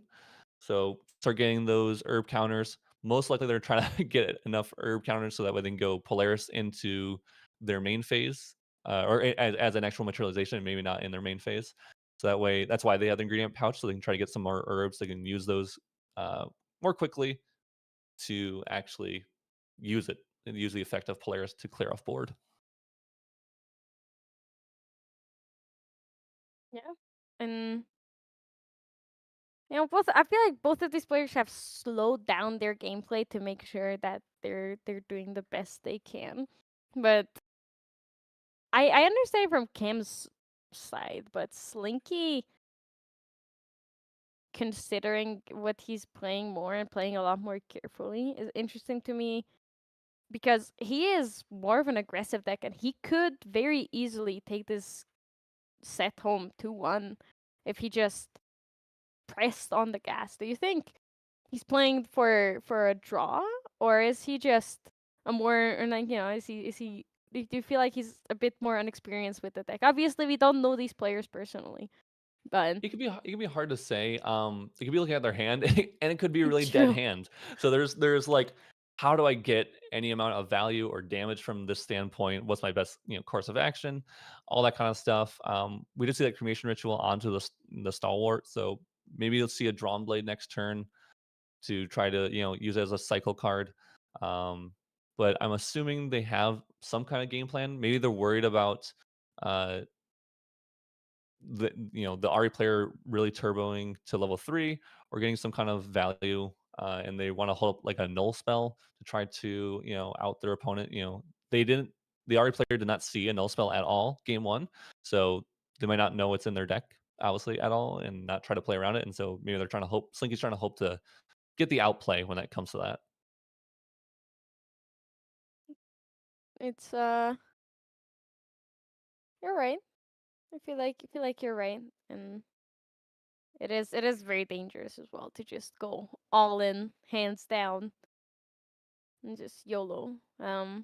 It it is a one cost sword. You weren't wrong about that, but it is Sword Saint's Wow that's coming in. It seems like he does want to push damage here. And if we saw, I mean, Sword Saint's Vow is one of those cards that's also really good to get back with Spirit Ruler. So that could be interesting. I wonder if Slinky is just trying to figure out how to put fire in their graveyard really quickly at some point here. That way they can try to go for a surprise, hone or rending. That's why they didn't just use the cremation ritual right away because like okay, if I cremation ritual here and then they quickly bring out nullifying lantern, then I'm in a really bad spot. I have to try to get this rending, you know, to go off or this fire momentum to go off to use it to actually go for a quick lethal play. So Blinky's thinking about something. Depending on how many cards they have in hand, they can go for like a hone into a temper and flames into a rending here, and I mean that's threatening a lot of damage really quickly. Yeah, it is. It sounds terrifying to be Kev if it pays off. So I can also definitely see why you would want to get the nullifying lantern out as soon as possible, especially facing down such like now it's such a massive Sword Saint's Vow because Yeah, it was honed by fire. It gets an extra 2 attack. It also gets a durability counter because you are already a warrior. So it's 4 damage right now. it's gonna be Casual one, 4. 2, 3, 4, 5, I think, because it had the one durability. It got one durability because of swordcraft, got another durability because it's Oh honed by yeah, fire, and then plus 2 attacks. So I think it's 5 right now. Is that yeah. we're threatening with this? We're And looking we're looking seeing at we're seeing quite a 3 bit. cards down. Did he have 2 or 3 cards of fire? Yeah, we just do see a fire Oh, momentum. Okay. fiery momentum. It's a very good. It's like a even with so relatively few fire cards in your graveyard, it is such a good card, right? Because it has 2 base attack, and then it gets Yep. another 2. Or under So how many cards? But now right now it's 2 fire cards in graveyard, I believe. I think 9 damage coming in, I believe, Yes, plus. or 10 damage to me. Maybe I missed 1 damage of a counter on the on the Sword Saint's Vow, but um, looks like they're both in agreement that it was 9 damage. We do see a fast cure, or 10 damage, and then we see a fast cure. Healing that 4 and probably just leveling up off of the 2 float here. And then, It's very I mean, straightforward gameplay. this ingredient pouch is going to get decent value here because they've had it in the recollection twice. So they're actually able to and have a card up in hand every single time to do it. Yeah, it's actually amazing. Like the payoff from the besiege is really really great here, and they just keep on getting away with it, right? And They 3 cards can down. I feel yeah like we're about to see a dungeon guide real quick here. They're yeah Cam's moving. it's scary. Oh, unless you seem to be considering it a lot. Let's put the Do Polaris. bring out the Polaris. Okay. I mean, I also don't mind. I think, and Cam might be thinking the same thing. I don't mind bringing out Polaris and them using a reduced to ash on it because that's going to give you or like remove that reduced ash for like a nullifying lantern later. Yeah. So any resource you can take away from your opponent is probably really solid. Also, Slinky has 3 fire in the drop now, and the Sword Stains Vow, out on board, so we could see a rending here. Chem did not have the DG, at least it doesn't seem like, so definitely Chem could be feeling a little more scared. I'm not sure. I'm sure Slinky knows better than I do about the lines that he needs to hit to try to go for a lethal play through the Serene Spirit. Um, Essentially, Chem sitting at 21 health or 21 life left after healing the 6. Um, Yeah. so if Slinky has the right cards, I definitely could be a lethal route here that I just don't know about. It doesn't seem like it. There's a hasty messenger, but even Yeah. then, So cycling a card or just attacking with Lorraine will not be enough. There's yep. a hasty So messenger, just pitching discarding. a floating memory, cycling, maybe trying to find any amount of your good cards. I mean, that's the great thing about Hasty Messenger. It's putting a fire card in your graveyard and allowing you to get rid of those bad cards from hand. Yeah, yeah, just discard whatever you don't need or whatever you'd rather have in your graveyard, and then draw a card to as a replacement. It's very, very nice to dig deep in your deck with it. I'm assuming from ChemClap's side is that they have probably like a fast cure or another card like a scout the lands or into something where they're going to be able to use those cards just to go into a level up right after this. So Chem probably just think I just have to survive one more turn and then I'm sitting really good with the amount of herbs I have. We do see another home by fire, assuming targeting the Sword Saints Vow. And Um, getting Frost to attack and a durability counter, and I believe that is what we missed. Uh, Last round is that the home by fire gives plus two power to the sword. yeah, hone with Swords of Vow represents 4 damage. Is that what it is? Basically. Yeah, yeah. I believe it's two durability counters. If my math is mathing correctly, it is the. Oh, never mind. Oh, 7? What Well, did we? yeah, I just don't know. What did we miss? I'm so lost at what we missed, Isaac. Well, both players know better than we do right now at this point, obviously, because they can Yeah, if they agreed easily. that it's 7, I believe them. Yeah, we do see the scout.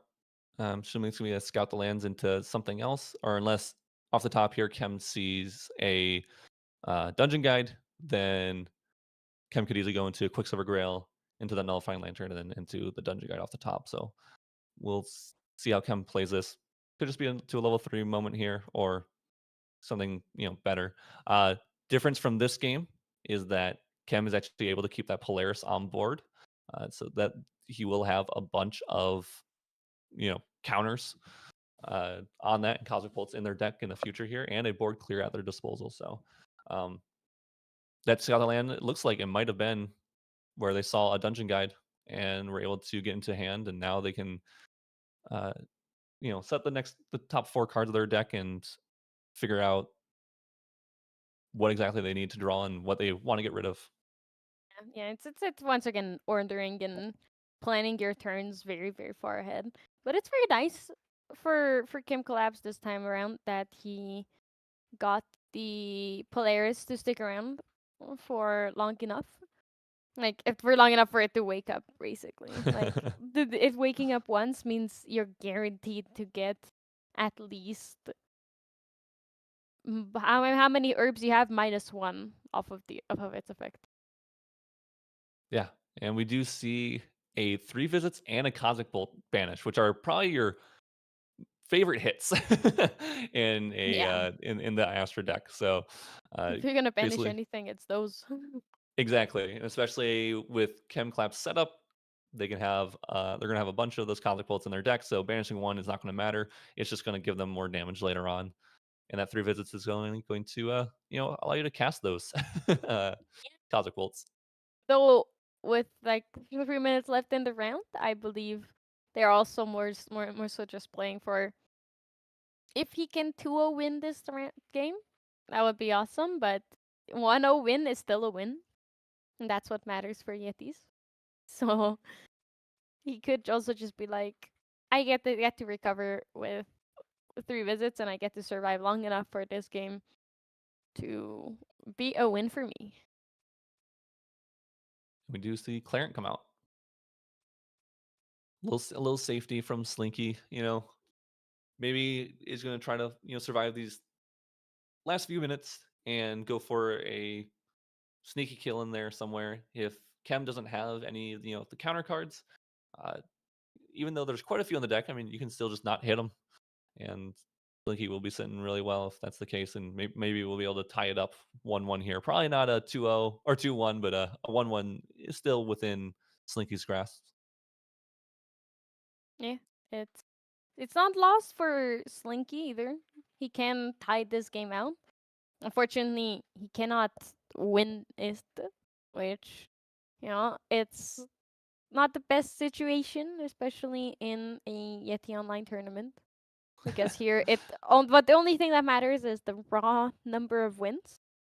But for the end of season points and the elo, which is really, I know some people really, really care about getting those specific ranks. It is important. So there is still things to play for. Just because he's not going to be able to win this game, a tie still saves his ranking and his elo, and he still gets to know that he didn't lose. We did just see a creative shock from Slinky. I mean, one thing about Slinky's deck, which is going to make it really hard to play when going up against like a Wind Serene Astra, is that the his deck is not built for like a turn two quick kill, um, which might have been his only possibility. It has technically the ability to. It's just a really hard line to get without Vermilion Decrees and without stuff like Blazing Throws. It's just a lot less likely to occur. I think there's only one case scenario where he could have the exact card to go for an exact lethal play. So he's running like a more of a slower game plan, trying to build up those fire momentums, trying to have a little bit of board control, and then using the Sword Sin's Vow and a Rending to go for a really big swing or a really large fire momentum once they've put enough cards in the drop. And because of that, it just means they're going slower. And Ari is definitely okay if your deck is going slower, because they can usually if your opponent's going slower and you're on Ari will build up enough influence or enough resources to kind of push you out of the game. Yeah, it's definitely very, very easy as Arisana because she has a weaker early game, but late game, once she gets to those Astra cards and you start being able to Star Call into them, she becomes incredibly powerful. So I agree with you that now that the game has gone on for so long, Cam Collapse is in a very comfortable position because he still has 16 effective life left with the Serene Spirit. And he has Polaris to clear the board and get those Cosmic Bolts, shuffle his deck as well. Because the more very important part with Polaris is that you get to shuffle your deck. And in a deck that glimpses so much, you really want to shuffle your deck at times. And yeah. But now as he popped Polaris, we entered overtime, so this is turn 0. The players have 3 total turns after this to complete the game, or 5 minutes at most. Yeah. So let's see if Slinky can take the game home in these It's 5 yeah, it's minutes. Slinky's turn 0, so they'll have one more turn after this to try to close it out. Uh, Kem has that Serene Sphere like you're just mentioning. Also, just put in 4 more Cosmic Bolts. We're seeing the Wisdom Reprise. Slinky's gonna, or so Kem's gonna try to go for definitely for a win here. They're not too far off it, to be honest. Do see a reduced Ash in response to the Wisdom Reprise to try to kill the Nullifying Lantern, and then we do see a Horda counter in response to that. That's, I was kind of curious as to why they left so many herbs up, but there you go. That's why. If they needed to, they could use those herbs on board in conjunction with the Horda counter to And make your there is a opponent, Cosmic Bolt. All right, wait. it makes your opponent to negate more or to pay more for the negation. But yeah, Horda counter, because it negated, is going to allow Chem to glimpse 3, and now the Wisdom Reprise will resolve. And Glimpse a bunch again. thinking about what they want, drawing a card in memory. They already used their free star call for the turn, so even if there was another card on top that they could star call, probably not going to use it. Just setting it and figuring out what you want to do next is probably going to be better. So Yeah, and there Lunar is Conduit, the Lunar Conduit. yeah. Wait, were we on Slinky's turn or Cam's Recollection? We were on No, not Slinky's on turn. Slinky. So Yeah, Slinky was turn 0. Now correct. we're in Yep. turn 1. So Chem Arizona has one makes more it turn hard to after follow. this. Yeah, playing so much on your opponent's turn can throw some stuff off. But Chem might just pass. Yeah, does. I Holds up pass. interaction, making sure he's not going to die. He already knows he won game 1, so game 2 is just going to, if he can just survive or win, he has the match in his in his favor. So Yeah, it's up to Slinky to win, and not for Chem to defend, not for Chem to have to win. yeah. Chem is guaranteed to get some goodies if he wins this game, even if it's just 1-0. Let's see if he manages to. Although he is looking very, very comfortable, so I'm fairly confident that he will take it home with the 1-0, but I also know that I can jinx it so easily. Yeah, I'm sure Slinky's just using his last minutes to try to figure out, is there any way that he has a lethal play or a lethal line of any sort, or any way to put his opponent on the back foot, essentially. Um, you know, doesn't quite matter in these last few moments, but if you can find something and you're like, well, maybe my opponent might think I have lethal even. Yeah, uh, maybe they just concede. It's easy. It's better to try than to just give up. yeah, we And do see another one especially of with those. 1 minute left, you're not Yeah, winning anything. we do see another Temper in Flames. Could be a Temper in Flames followed by another Fire Momentum. That is a decent amount of damage. Um, it could be maybe even another. Again, I don't know how many cards Slinky has in hand, but could be another Temper in Flames. Yeah. Really just putting as There much it fire is. in the drop and as many durability counters onto his Sword Saint spout as he can. You just get those double, double, double. So it's what, 6 durability counters this turn plus 2 from the tempers. So it's eight damage this turn from all of these cards. Plus whatever Sword Saints already had on it. I mean, because Slinky has the Clarent out, they're not dying this turn, Yeah, they're definitely or next not turn, going to so lose, but they're alive. I guess there's with only 20 seconds left on 20 the seconds clock. left. Yep. Bit rough. I doubt that Slinky's gonna win this game. I have an inkling that with the 10 seconds left, they can't really do much. They're going for the rending, which Chem is Astral going to Seal. quick negate instantly with no cards down from Slinky, or all cards down with for Slinky. Looks like it will be in Chem's favor, Yeah. winning the match 1-0. 1-0 for Kim Collapse, which guarantees that they walk away with some goodies from today's Yetis. Um, that is the end of our round 3. That was there are some interesting games, I say. As kind of crazy, if I do say so myself. I mean, excellently piloted by Chem, by the way. Like, props to them. Like, that was really well done. I'm not an Astra player because I know I'm not going to make the right decisions on when glimpsing and doing all that stuff. Because the second I see I can star call, That's all I want to do. I don't care if I saw double Astrocyte. I saw Star Call, and that's all I want to do. I'm like, oh, uh, it's all that matters. value. Exactly. Even though I could have gotten more value. So props to Chem. Sequencing was really well done. Played, I mean, game one took what is it, about 40-ish minutes, which is a long time.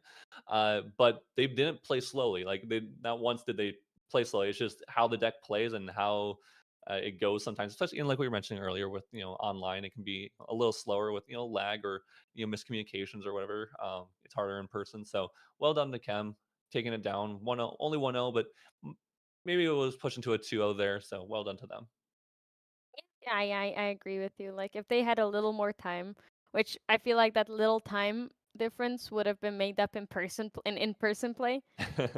They I feel like they would have had a very very good chance of taking the game home. Obviously, both players would have also played a bit more safely and carefully in Mhm. game 2. So that would have made the difference, but overall, I feel like it was wonderful from both players. Yes. Very well played. And well done by Sling. Obviously, Sorry, I yeah. complimented Cam. You were glazing. One was I would say a little more skill intensive deck. Not Yeah, it's that a very Fire technical Agile deck. Rain. Yeah, yeah. So it's just you can mess the second you start messing up is the second you die in Astra. Well done by Slinky as well. That can be a very hard matchup to play, of course. The amount of heal you have to get through when they have the fast gears, they have the 3 visits, they have the Serene Spirit lineage release. I mean, He that's a did lot very, of very well considering recover. all the Yeah. recover, yeah. I So think this great from both players. Yeah, 100%. I mean, obviously, no knock to either player. It's just sometimes the matchup can be rough just because it's the matchup and there's not a lot you can do about it. Yeah, yeah, it's very, very rough. I think shortly we can go into a very, very quick break right before we go into our next round. Our final Um, round, right? a final round of today's Yeti Onlines and the final round of Isaac's first full event of casting. It's been wonderful casting with you, Isaac. Your Oh, thank insight you. is very, very valuable and very, I've had very fun. fun to listen to. I will Great. hopefully be able to do these more in the future. I enjoy them. I mean, it's just it's a nice time to chill and hang out. Yeah, yeah, it's the Yetis are incredibly fun, both to play, both to cast, both to all to watch. Like all aspects of Yeti are amazing. So Yeah. we'll be right back with you guys for the final round of today's Yeti Online locals.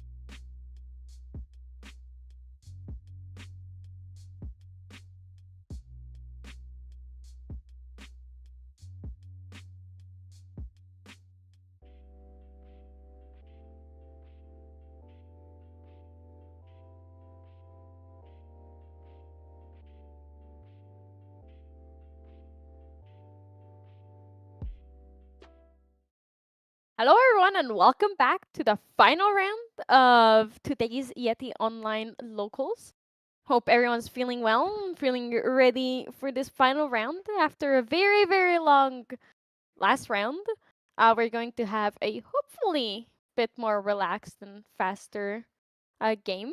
Isaac, do you want to talk about? We've seen one of the decks, but would you like to talk about the other deck, which Yeah, I'm really excited for this. So it's fragmented Spirit of Water Merlin with a Kong Ming start that also has Art of War. So there's a lot of like unique things about this deck that's really cool. So it's like a based I mean based off of their deck. It's a can do Crux stuff.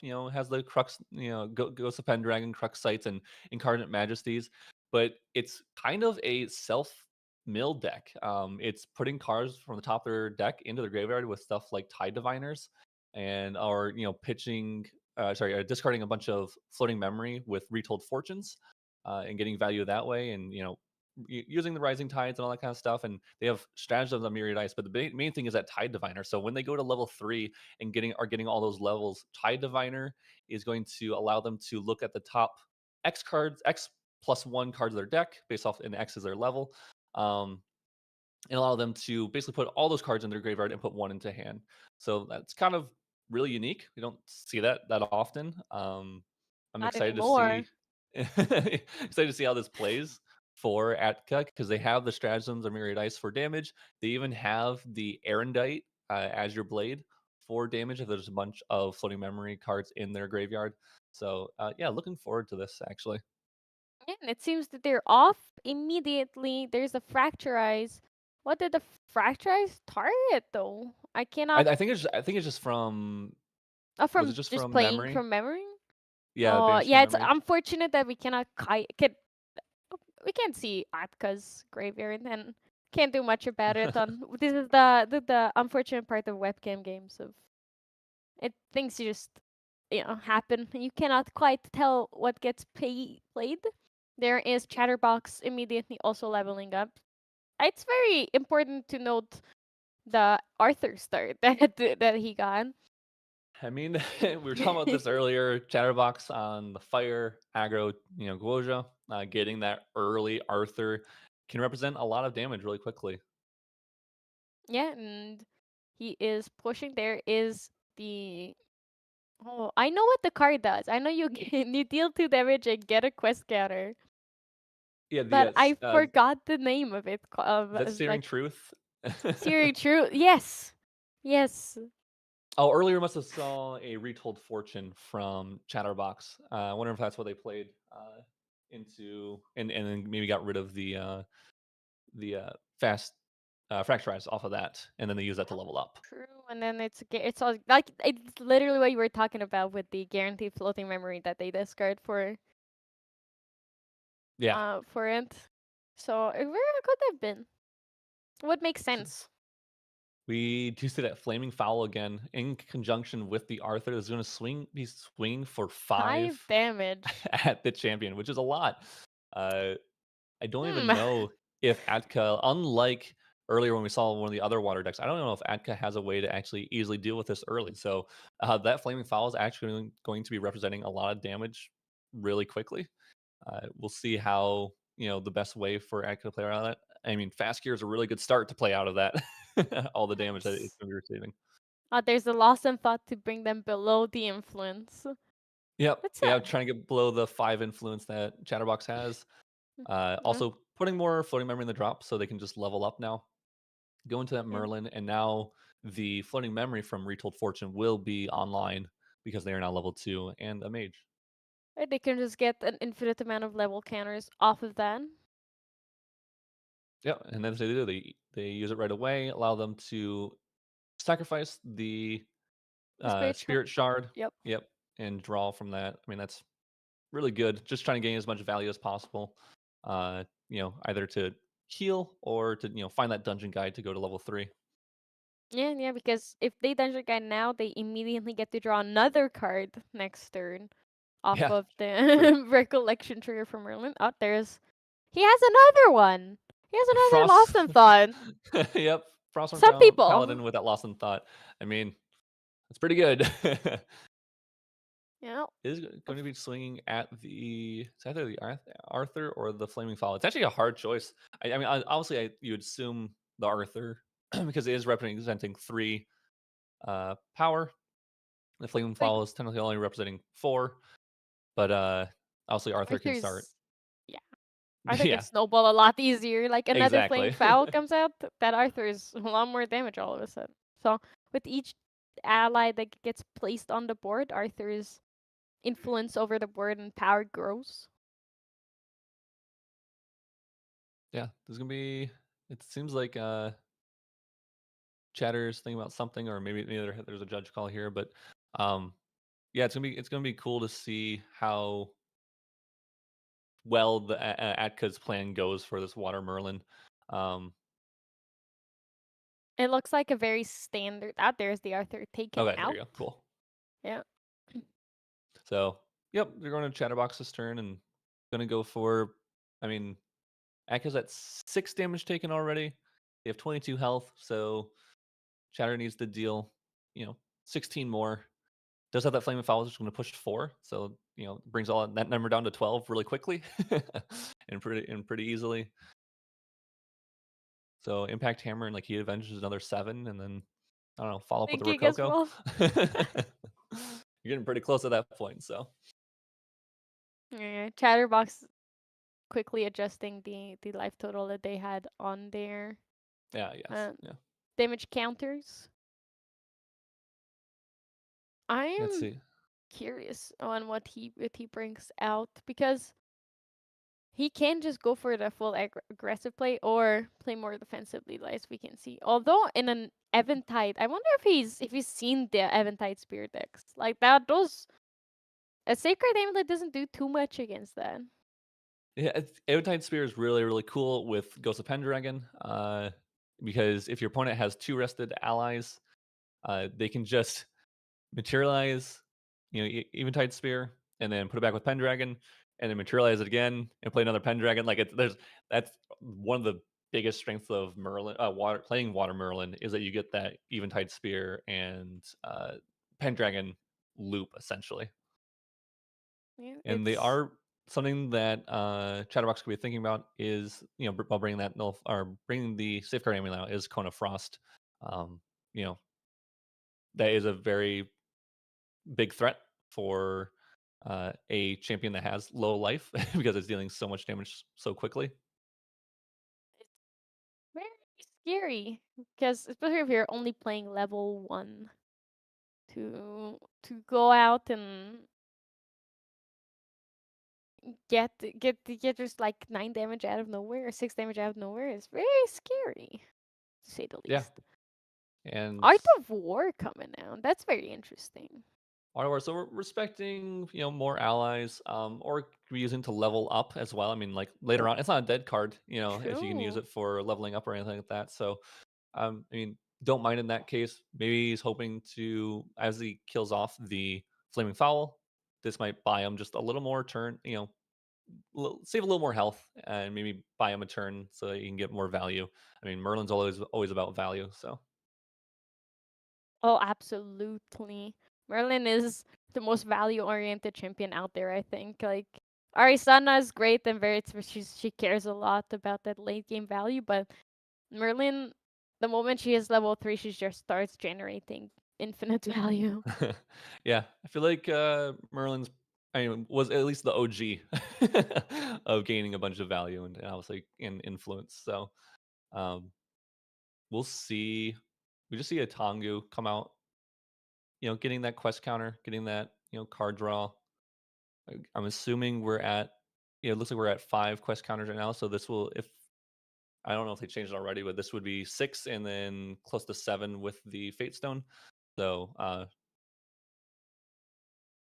gonna be getting them. Yeah, we're going to Yeah, 6 6. quest counters and then 7th from the Fate Stone.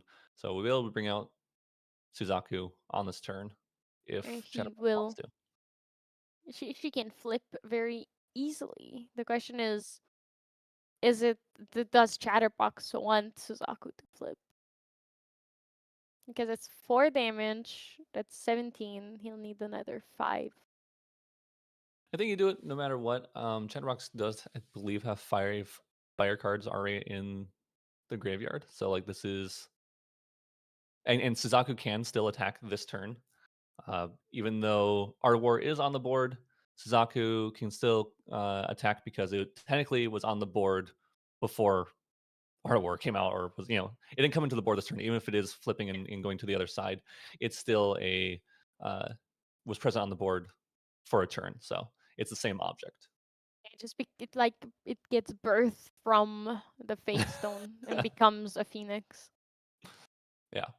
It just transmutes and just becomes a living thing, We do see the other fast cure from Atka, so uh, really saving the health and keeping themselves in at a good standpoint.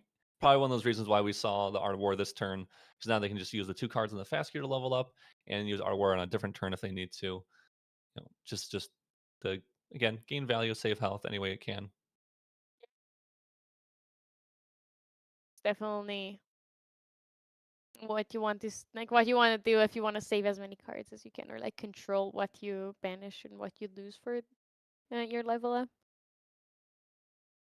Art of We are War is, seeing ooh, there it is. the Unrelenting Fate Stone, being banishing those 2 fire cards and instantly attacking face and flipping to the Cheetah of Bound Fury. Uh, this is a unique of the Fate Stones. It's probably one of the better ones that you can just play from hand from your main in your main in your material deck, because it has the Fate Stone has on enter deal 1 damage, and then you can flip this and swing for 2, and then it'll flip back over if it hit, and then you can deal another 1 damage to your opponent. So it represents a lot of damage and like repeatable damage. So it's pretty cool in that sense. It's essentially like dealing 3 damage every single turn as long as you have the necessary fire cards in your graveyard. As long as also as long as they don't have any Fate Stone destruction or instant That too, speed yeah, or or can fast kill it. speed. Yeah, fast speed removal. Which we It's did all good. see in game round 2 of today. So we do see the Suzaku come out and Suzaku. swinging for Swing 4. So 4. Atka at 16, only Chatterbox only needs 6 more for lethal, as long as Atka doesn't have any kind of interaction, of course. But yeah, it seems that not much happening for now, except Nullifying Lantern coming out, so that Fate Stone of Unrelenting will not be able to flip anymore.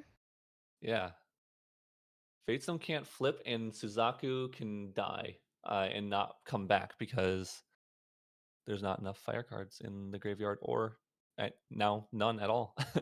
Yeah, there's what is fire? Suzaku doesn't know. So Suzaku's gone, Nullifying Lantern out, Art of War out. We're seeing another Paladin. Oh, another.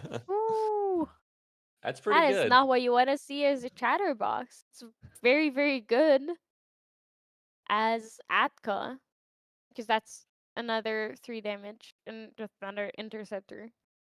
Though he hasn't Looks really like, been using his interceptors much. yeah, and Chatterbox is definitely thinking about something. Looks like I think it's Geyser is what we're seeing there. Um, Yes, Cinder Geyser. it's a 4 cost, deal 4, I believe. Or It's yeah, a deal it's 4. four cost, deal 4, and But if deal then yeah, if they have if well, I think it's class bonus cleric, so it won't come up in this case. yeah, it doesn't come up.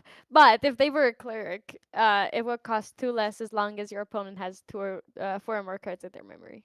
Yeah. So Frostwarren coming on the board. Can't swing with it this turn, but don't need to. Just using it as protection.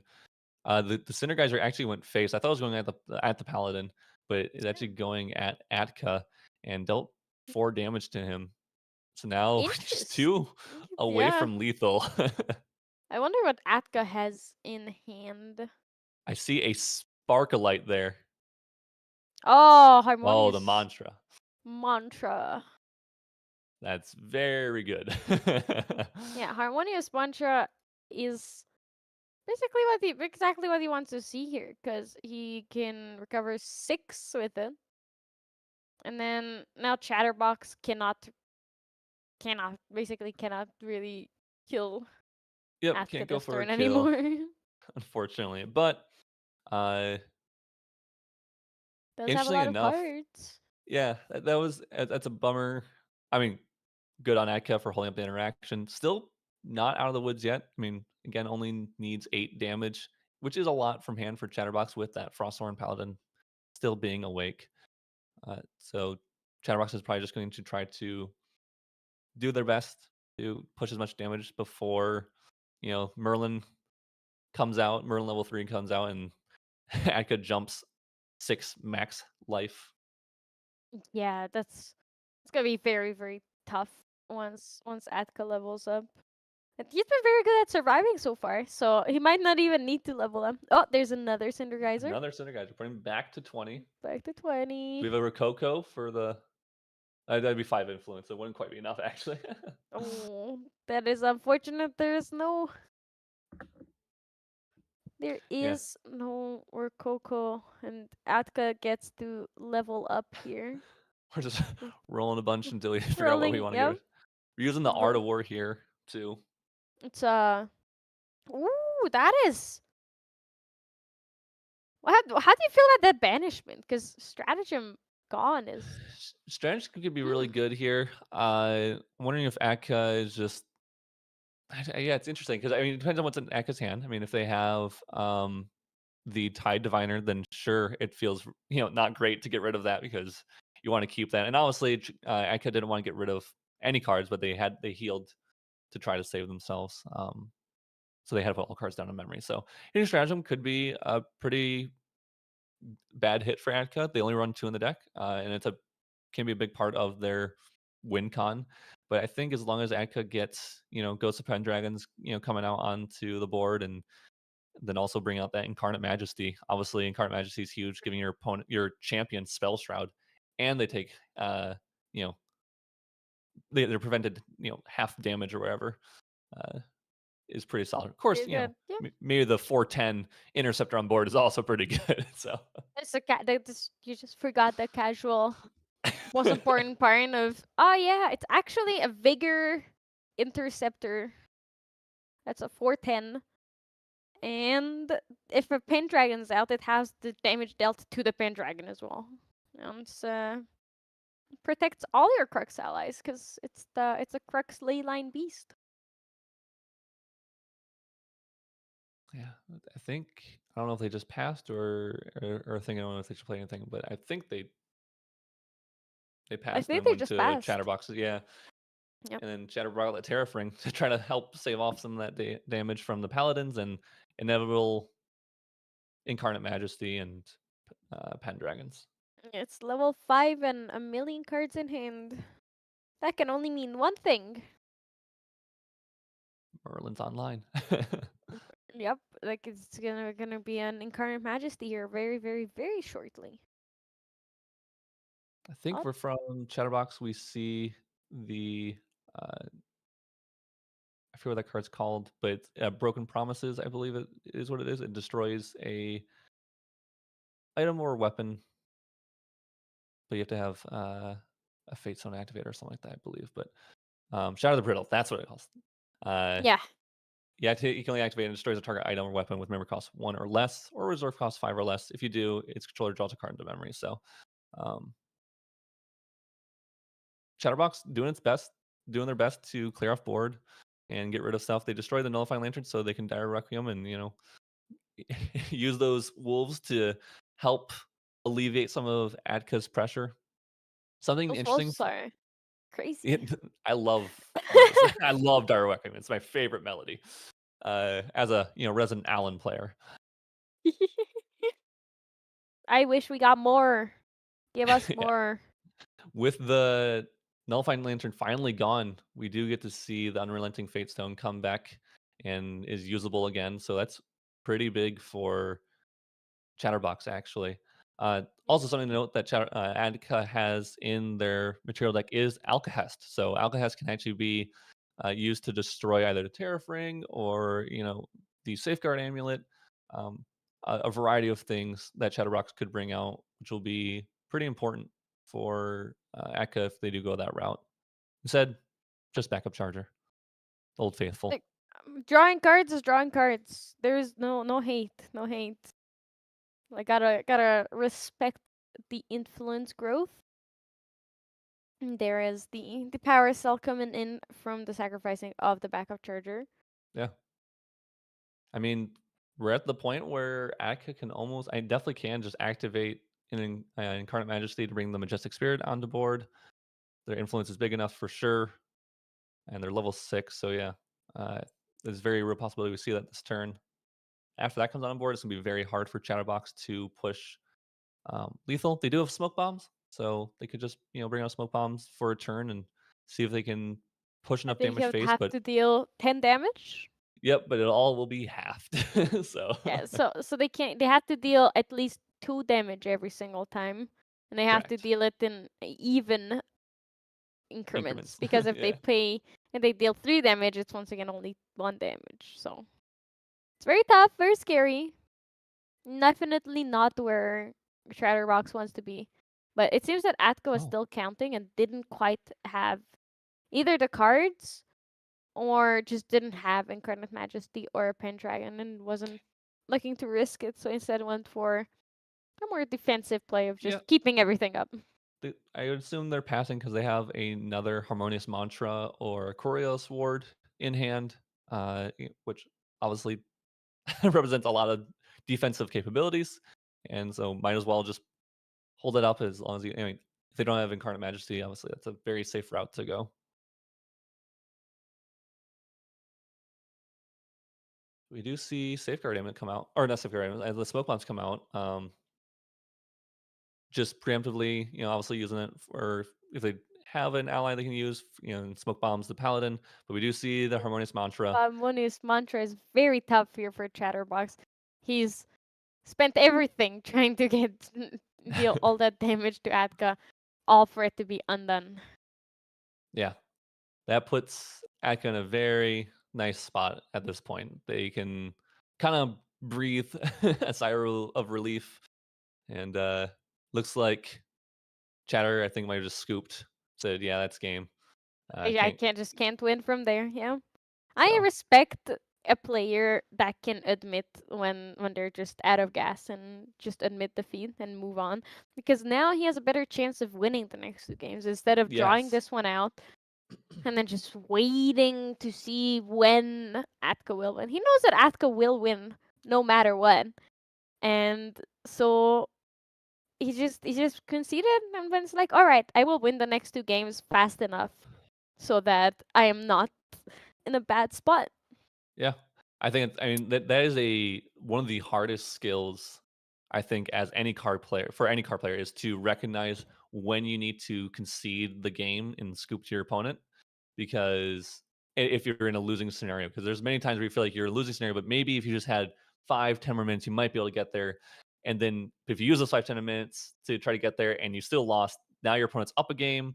And if your opponent's on the slower deck, they don't mind trying to go for the 1-0 win. So very smart to Chatterbox to recognize that and realize that I can't get there. I won't be able to get there. You already have such a big influence in so many cards that I'm going to lose out on that. But we're in the sideboarding portion. You can see that Atka and Chatterbox, Chatterbox only has probably one card to swap out, which is that Water Resonance Bauble to bring in. And Atka is making a couple more finite decisions. They're probably the Safeguard Amulet they're going to bring out of their side to put into the main because Chatterbox is dealing a decent amount of non-combat damage. And also Blanches I could see coming in, and maybe those water barriers as well to help save off, when they go for the 5 attack Flaming Foul, you might be able to water barrier. But those are all wonderful choices, and I agree with all of them. I feel like one thing you missed that I feel like Chatterbox might play is Varuk for I that. think the Varuk is a possibility. One thing Chatterbox didn't see was the Coriolis ward, and that's the only one of the preventions that Adka has. They also didn't see Incarnate Majesty technically, so he doesn't Okay, but 100% if know. you see Merlin, you know that they are playing that card. The Being hardest like, thing about Incarnate Majesty is that while you could smoke bombs it and then if you have allies, enough allies on board, you can, swing at the enemy champion. But no matter what, they will always still have Spell Shroud, even if you have that Varuk on board. So with Chatterbox having a decent amount of non-attack damage, it might not come up. We'll see. Chatterbox could do like True. Suzaku's command on their Suzaku, and smoke bombs with Varuk on board, and smoke bombs the incarnate. Or actually, I don't think they even have to smoke bomb the incarnate because they have Suzaku's command and just swing through. So could be a Varuk into Suzaku's command on the Suzaku to swing for lethal into a level 3 Merlin, but we'll have to see if it even gets to that point because Chatterbox might just win before then. Yeah, true. Varuk is planning for the long game, but Chatterbox needs to win as fast as possible here. Oh, they passed with Zhao Chao. core cards in hand. There's a dash out coming out. Like Zhao Chao. No, shout. Yeah. Chatterbox is on the red hairs. So having unique human allies on board is a really good thing to allow your red hair to swing and get the hasty messenger effect where you're able to remove discard a card from hand and draw a new card. Uh, Cao Chao also has that on hit effect. Maybe Akka, from Chatterbox standpoint, maybe they're on uh, stalwarts or library witches or whatever it might be. So Zhao Chao can banish the ally instead of letting it go to the graveyard to negate the effect essentially that an What's on death might interesting, have. guys, I believe Atka kept all five, all six of the cards that he glimpsed. Ooh, Oh, Rococo going out. Ooh, that's also interesting. Ooh, ho, ho. Rococo is an interesting hit. I wonder if Sharbox has another one because Rococo represents a lot of damage really quickly. I mean, it represents one cost deal 3. So uh, Yeah, perhaps there's another one in Chatterbox's hand. Maybe they just have better cards they're looking to play here, especially in Recollection. that could be because there's a lot of cards to keep up on in a matchup like this for a deck It's that a basically is all playable cards. Oh, we just Vermilion Decree see Vermilion is Decree. And with the there's the other Rococo. Rococo. Okay, it's uh, Suzaku's command, and the one card that I always forget the name of, but I know what it does. you're talking about man. Now I forgot it because I said it earlier, but now I'm blanking. But It's Searing Dire Truth. Requiem. Searing Truth? Yeah, Dire Requiem is a dire wolf, but I was just looking at it. Oh, the direct one was in the memory. Okay, yeah. Yeah. Um, yeah. So no negate from Atka's point of view, which is interesting on that Vermilion Decree. So it doesn't mind. They don't mind taking the damage and drawing the card that they get from their opponent. Oh, there's the red hair. I love that card so much. All the horses I feel like are so good. The only one that's I feel like is underutilized is Joying. But Yes, all the horses are wonderful. Even Joying is good. this red hair is going to represent a lot of damage. I think over the course next couple turns here, because even though it does have Pride 3, it as long as you control a fire element or terra element, technically, unique human ally, red hair loses Pride, and on attack and gains on attack, you may discard a card, and if you do, draw a card. So it is a 2 cost, deal 3 damage, as long as you have another unique fire human ally on board. And because Adka doesn't really have a lot of ways to remove allies from board, I think it's actually going to get a lot of really solid value. Yeah, I agree with you 100% because Chatterbox plays so many unique fire allies that red hair is very likely going to stay online for a long time. So Um, just having it on board is very scary if you're Atka. yes, very, yeah. I'm thinking, oh wow, just another pass from Atka. So must have a very unique hand. Could have a lot of just All like crux. all crux. Maybe it's a lot of harmonious mantras. I mean, they didn't change the direction of uh their currents. We do see Viridian Protective Trinket Obviously, a really, really good card against any water deck. In response, there's a lost in thought. So just pitching a single Lost in Thought, putting the float in their graveyard. Maybe they have a fast cure in hand, so you want to get rid of it now, so you don't have to, pay 2 for it later randomly. There's a Searing Searing. Truth. My favorite, least favorite card. Dealing 2 damage, basically giving you 2 quest counters with the Ruby Fate Stone on board. It gets one itself, but since it is non-combat damage, Ruby Fate Stone is going to trigger and put another quest counter on your champion. So looking at 5 quest counters already for Chatterbox, only needs 2 more to flip the Suzaku. Has 4 damage on board, so can put his opponent to 15, and he's probably looking for just 7 more in one way or another. It's not too bad or not too scary to get that 7 more damage in. Or 8 more damage in. There's 3 from red hair. And then 1 more from the Zhao Chao. 15. More Shacho. Okay, 4 damage. Cinder Geyser or I don't know. Oh, he's at Merlin level 2. Yeah, my bad. For some reason, I thought he leveled up last turn, but no, we're still level Nope. 1 Kong Ming. We're Yeah, level we're 1 Kongming. 4 damage. We know that Chatterbox has a Rococo. We know that I believe we saw the Dire Requiem earlier, right? Yeah, those are the diagram has been played. Oh wait, no, it hasn't, and I'm not sure if we've seen it or if I just mistook something. Oh, Vermilion. Vermilion. Okay.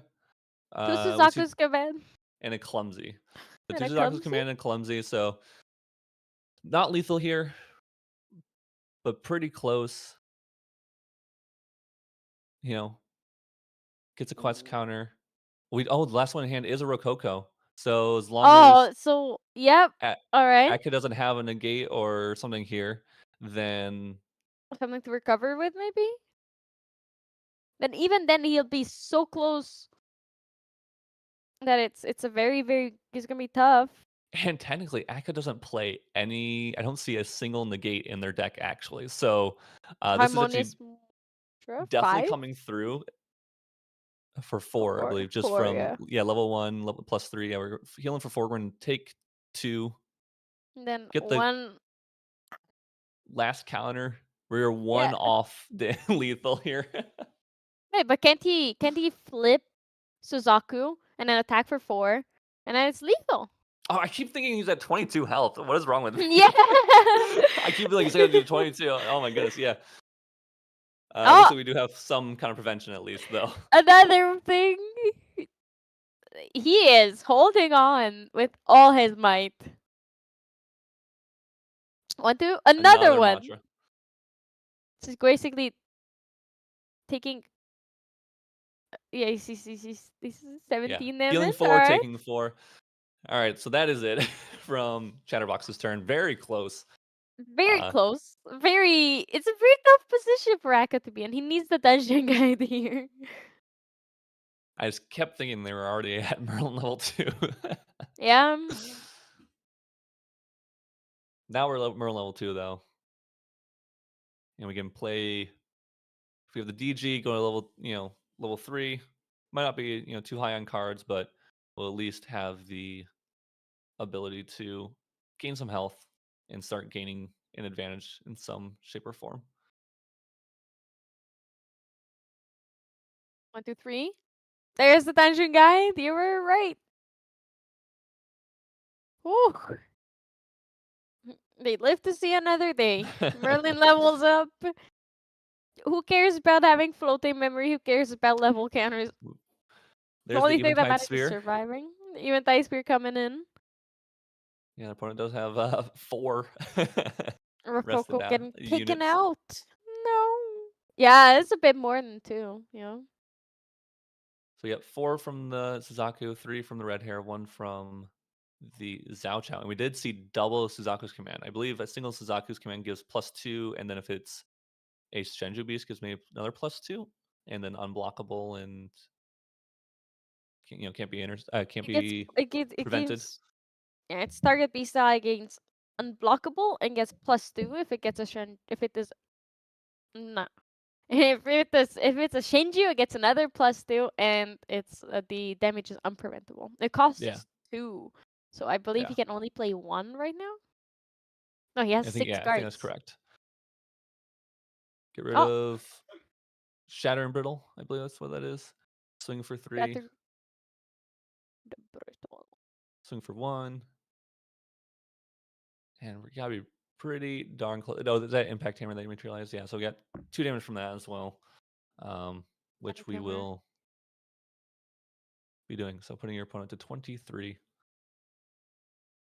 And I believe Atka only has 2 cards in hand. Yes. And then they, Oh, they saw the scooping. Suzaku's command Yep. before, so yeah, so they were like, all right, next game, let's go. We still have 24 minutes. There's still a chance for both of us to finish. They can easily finish a third Yeah. game. Yeah. It looks like Chatterbox wasn't 100% sure on what it wasn't, it's I will say when playing against anyone, especially in a tournament, confirming that your opponent is scooping and conceding that game is really important, and you have to be very clear. There's been many times when opponents are unsure if someone is scooping or conceding the game or the match to them. So always good to double check and make sure that they are in fact doing that. But we will be seeing a Yeah. game 3 out of Atka and Chatterbox. Yeah. There is our round 4 cannot end quickly. We are providing you guys with all the entertainment today. All of these rounds going to maximum amount of time for the maximum amount of entertainment. There you go. It's all for chat's entertainment, which is totally fine. Thank you, chat, for showing up and supporting us. It is always nice to have you guys around and just hang out and chill.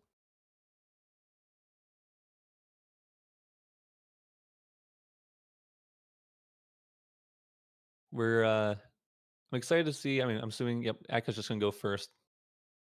Trying to looks like they're trying to play a little quickly to make sure they don't go into time here. Yeah. Aka needed a little more time to get the win in game 1.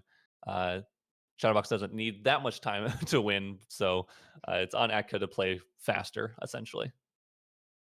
Both of these players are playing for the 4-0 prize, which, if I remember correctly, is an entire booster box. Entire booster So box. I didn't even know that. That's pretty I good. believe if you're 4-0, you get a booster box of HVN. We just see the classic water pass. It's so funny how often it's just like a you know draw my 6 or 7 or whatever it might be, and then just pass my turn. I don't need to do anything, and then often leads Yeah. into a do nothing and still just get backup charger. It's wondering if maybe the fortuitous spirits will ever see play. I wish. Only fortuitous spirits with C play. I really like them. I really like the concept, but I can also see the flaws in them. It's Ooh, it was we're seeing a the same thing we just saw last oh, round. right. Or last game, so maybe we'll have a follow-up instantly into a everyone's favorite horse, red hair. My Yes. God, it is red hair. He's here, and he's here to be a horse. He's here This to is be a big fat 3-3 horse. this is a really good start from Chatterbox. Not that he knows, but Akka doesn't really have outs for this and doesn't really have you know, any way to prevent like negate anything Chatterbox does either. So Yeah, Akka he only can has just prevention or healing. yeah, So after damage, he can be like, oh, I'll recover. But if the damage all comes in at once, Akka can't do much. Like if you Suzaku's command your Suzaku and it's attacking for 8, it's over, you know? Just can't do much. yeah.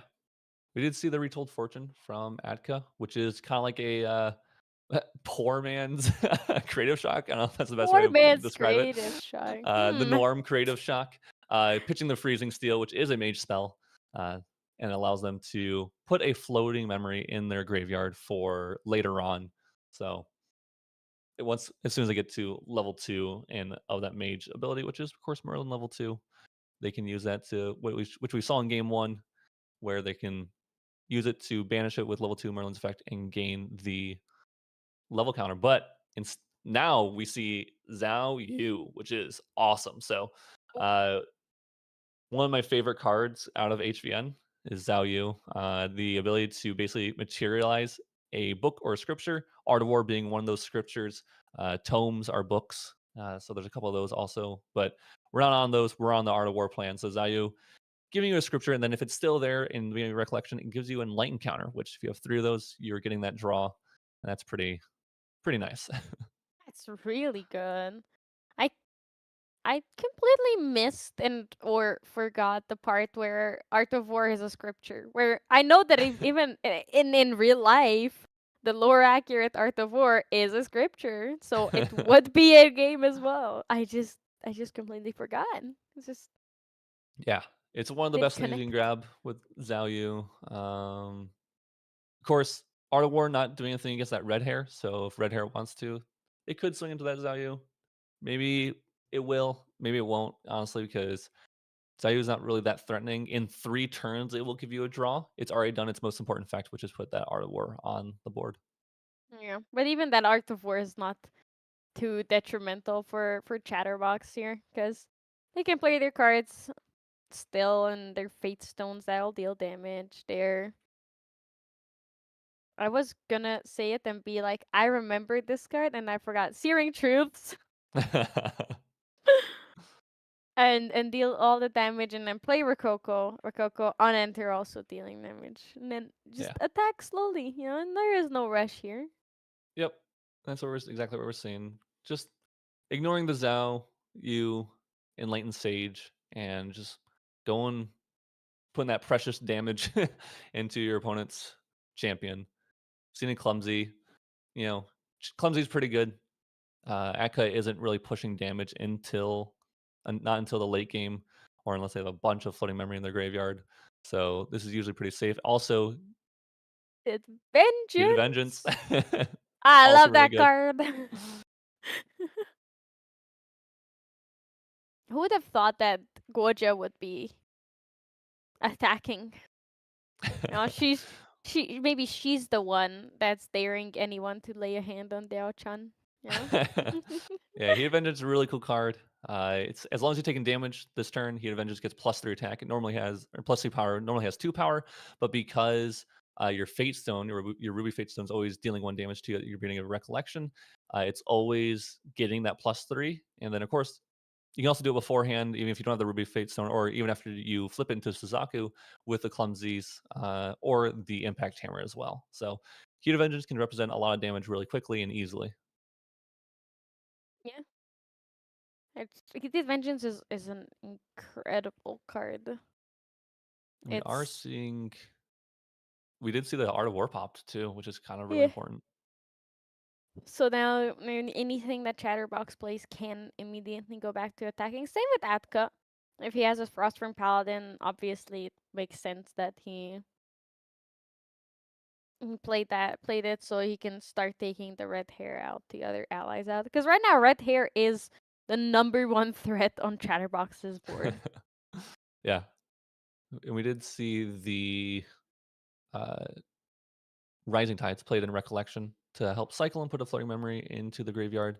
So if we do see a Paladin here, wouldn't be that big of a surprise to use that floating memory and then uh, you know eating it and allowing the floating memory to get that, or allowing the Frostborn Paladin to get that buff and kill off that red hair, and then you can swing the Enlightened Sage into the Clumsy Apprentice. Yeah. So all of this is very important and very relevant, and let's see Could just what be a what DG as Ack well. is gonna. Okay. Yep. Yep. Okay. All of these elaborate plays, but it always just comes back to level up. We do see a Harmonious Mantra banished off of that Mm, DG, so that's pretty huge, actually. it sounds like Oh, Atkas just doesn't care. Just he's like, what you gonna do about it? yeah. Alright, attacking two face. Only Or two he quests. or there's a Majillion harmonious mantras in there. Yeah, it could be the Aka has 2 or 3 more in hand, but the red hairs, like I was saying earlier, still pushing damage. Gonna push 3 this turn, plus the Zhao Chao is gonna push another 1, and so we're putting our opponent to 18 damage. Only It 2 is quest counters for Chatterbox. that is the scariest part, I think, here. Like that is the most unsettling thing in all of this is that previously, even in game one, he had a lot more quest counters at this point in the game. So it's not good, not looking good. Oh, there's the impact hammer coming in. The prereq, 1 damage from the Ruby Fate Stone. Which could always come up. I mean, 1 damage, one is 1 damage, so 1 we'll damage is see. 1 damage and a quest counter. Yeah, exactly. Just the 3 damage from Red Hair, the 1 damage from Cao Cao, 19. Looking for 9 more damage. We have 2 from the Impact Hammer. So we need 7 damage from hand, which is gonna be pretty Possible. difficult to do. But it's definitely not impossible. Like a It heated vengeance into a Rococo would do it, wouldn't it? I think it's too much influence for the Rococo. I think they would put him to 5 influence when they 5? Rococo. Oh, I thought I would have put them exactly at 4. Maybe not. Well, Heat of Vengeance, 1, 2, 3. I guess if they well, it depends on how many cards they have, I guess. Yeah, They have yeah, exactly it's like if they have 6 or 7, and it's a big difference. we have an extra card. It's not good if they don't have an extra card. Fine. I thought they had 6 cards. That it is hard to tell on webcam. It's hard to tell with this lighting. Oh, it's the foul. The Flaming It's Foul. 4. Yeah, It's always so good. but that is not gonna be enough even with the Rococo. So it's passing the turn here. Ooh, Atka will draw a card this turn, but it's not going to be enough. Yeah, putting our opponent to 23. So I'll have to see. I mean, empowering, we're level 5. We have the tome out, so uh, we can mantra for what, 6 or 9 total? It's definitely like Chatterbox definitely needs to deal a lot more than 5 damage next turn. Seeing that Atka just threw away a mantra Yeah, like it I'm was nothing assuming. earlier. Yeah, we're probably assuming there's a little bit more defensive cards in hand on Atka's side. And wouldn't be surprised if some of these allies get killed off in the process either. So, I mean, a single Pendragon kill the red hair, and then we can Oh, there's a Pendragon. kill Take the flaming fowl after that. Yeah. yeah. The whole board can be gone fairly quickly. Oh, yeah, this is why you never underestimate Merlin. She just is a Magillion influence, even when she only has 3 cards in hand. The influence just keeps on growing. There's been 3 cards drawn this turn. Which is quite a bit, it's surprising. Oh yeah, because there was 5 cards drawn this turn because 1 for turn. I'm in 3 additional, but 1 for turn, 1 from the tome, and then 1 for Merlin's ability, Oh, and 2 for Pendragon. yeah. That's the strength of Merlin. And Merlin is casual a bajillion damage. Yeah. Pretty good board clear from Atka. Holding up interaction, most likely. I mean, definitely, not most likely, definitely. Most of Atka's deck it has a some form of interaction, whether it be Harmonious Mantra or Coriolis Ward or a Fast Cure. He Which doesn't Fast have. Cure not doing too much. Yeah, he's His fast gears are at this point just completely useless, and all most of his interaction is just uh defensive, right? Yeah, he plays 2 stratagems, and I think that is all of the offensive or like damage dealing interaction he has. It's Yeah, like the only most. other one is sudden steal. uh, Yeah, but which sudden steal is an attack card, yeah. so it's Non not attack much. is only stratagem. So it is mainly an attack oriented deck. Something like a Just cool. Terrafring would be really good. But the thing is, Chatterbox doesn't know that. They don't know that Yeah, the whole game plan for Akka is just using those can't see the deck allies and list attacks yet. to push damage. Can't see the deck list yet. After the event, he can look back and be like, "Oh my, I, if only I knew." The more cards you have, the more you have to think as well. So Atka's thinking about what exactly to do right now. And we do see the Empower followed by the Mantra. So yeah, we're healing for, I think, 9, unless I'm wrong here. Yeah. Yeah, 23 down to 14. And then each take 1 from the Fabled Site Stone. Yeah. And then now just 10 damage away. And we're Yeah. back to Well, 10. sorry, Yeah. 13 damage away 13. because Yeah. Yeah. it's a warrior. It's Warrior Mage. Yeah, that Merlin's Harmonious Mantras are is only going to keep growing as Merlin keeps gaining those levels, which is a very cool effect. And the reason why you would consider going level 1 Kongming over something like Lorraine, where it's giving you that weapon and that like offensive ability, but Kongming level 1 is what's giving you that defensive ability. and all that recovery. I feel like is much more valuable, especially when you consider that Eventide Spear exists and against decks like this and in this meta currently, it is a pretty good card. Like you can very consistently get it out, like activate it instead of materializing it, and that would and that really does make Lorraine 1 kind of obsolete. You can just Yeah, play a better level 1 instead. certainly in water. Other elements don't have that luxury, at Yeah. least not yet. Not yet. But in other elements I also feel like you're a lot more aggressive and you don't care about the recovering cuz your opponent is just dead by the time you get there. That is Fire's game plan. I think Wind also. I mean, Wind has like Veiling, so water. Harmonious Mantra is its own protective, ability that it gets. Yeah, Harmonious Mantra is also just its own wonderful archetype, I feel like. Harmonious Mantra decks are in a different world from all of us. Yeah, maybe I should make an Allen deck. Harmonious Mantra. With Harmonious Mantra. Hey, maybe that's what he needs. He just needs the mantra to recover 1 billion each turn. We are seeing a Vermilion Decree. Probably just ping 3 and heal, or sorry, deal 3 and draw 1. I'm sure Aka's pretty fine with that. The drawing 1's probably in their favor. Drawing more cards never hurts a Merlin player. It's We get that always a trigger solid from. play, It's always good to see.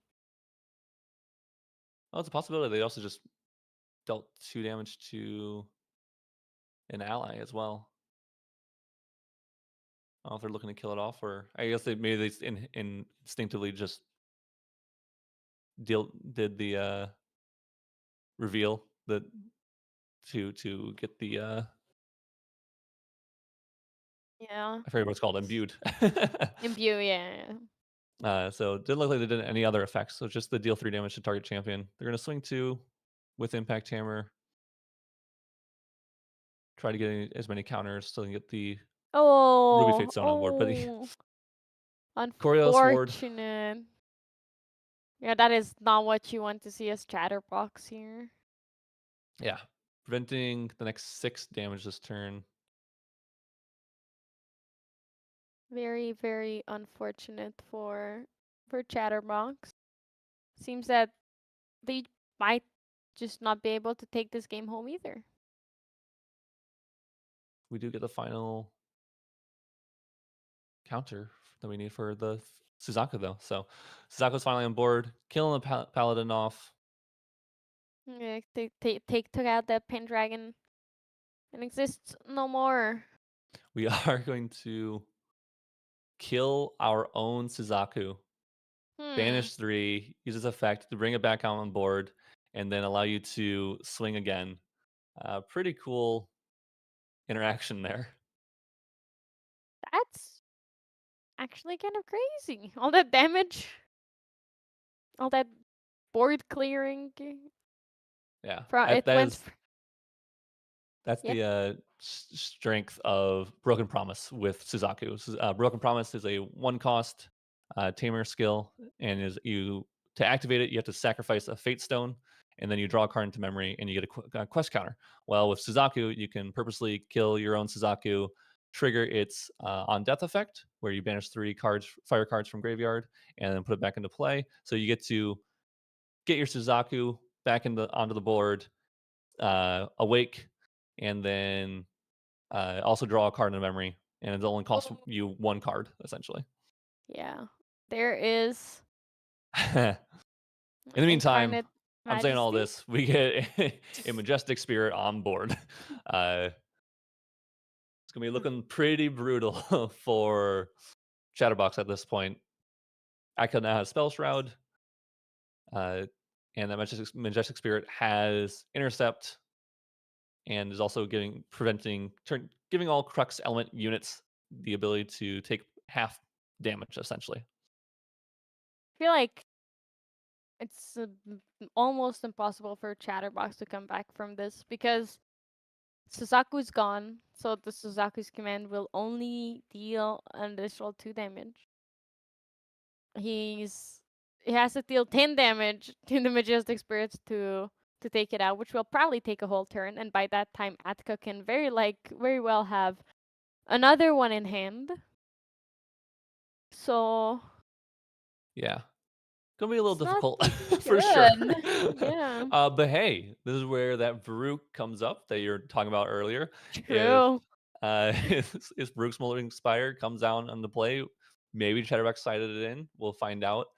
Uh, Gotta believe. and then going smoke Smoke bombs onto bombs. the Majestic Spirit, and then somehow pushing 10 damage this turn, Look. maybe. If you just believe, it'll come to you.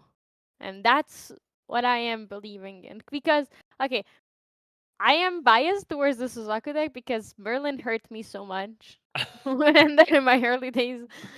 Like when Merlin came out, I still have flashbacks to those times. So I just see Merlin and I'm like, no. So Yeah, no hate. It's like the deck is wonderful. The way Atka's playing the deck is absolutely wonderful. But I just want a little girl with a big phoenix to just smack down Merlin. Is that at so least bad? At least luckily it's water Merlin and not, the standard fire Merlin. At least we're playing True, something a true, little bit true, more true, unique. true. It's not just fireball, over. We do see Chatterbox swing with the 1 damage from Zhao Chao. The Incarnate Majesty does, or the Majestic Spirit does have True Sight, so it can still intercept this. Not that it mattered because you know Merlin is has that prevention, that half damage prevention. So Just halves all damage that would be dealt to her. So yeah, it's even saying goodbye to the majestic spirit. It's kind of useless, unfortunately. Because even then, he still needs to deal 20 damage, and 20 damage is way too much. Like 10 last game was kind of possible, but 20 yeah, it's gonna is be. kind of Yeah, I too think he just much. conceded. Yep, Yeah. recognizing we don't need to continue.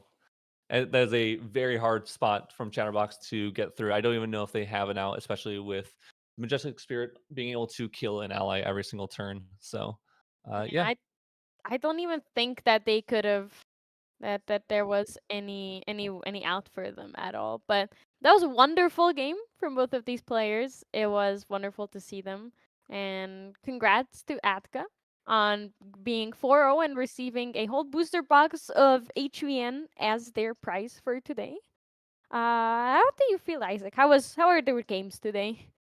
I mean, great games. I mean, every player played really well, which is always cool to see. I mean, from the very beginning of Grand Archive, it's been amazing to see the people who have stuck with it and the players who are also still joining and learning about the game, how much they've grown. I mean, when I think about like in day two scenarios or even like these Yetis, you look at the names, you're like these people are really solid players and they've been in the game a long time or whatever it might be, but they have taken the time to learn their deck or learn matchups or learn the cards, and it really shows with how cleanly people have started to play since like 1 to 2 years ago. It's been really cool to see. So watching everyone here in Yeti and the participating in the Yeti match in the weekly has been you know a pleasure.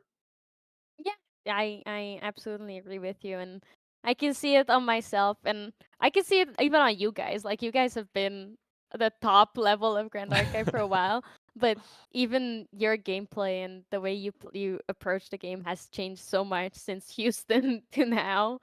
Yeah, Like it's been crazy. I don't even think people remember that Houston was a thing because we didn't have a stream for it. There was Shinja yeah, walking around streaming on the TM32 channel from his phone, but that was not the same thing that we have today.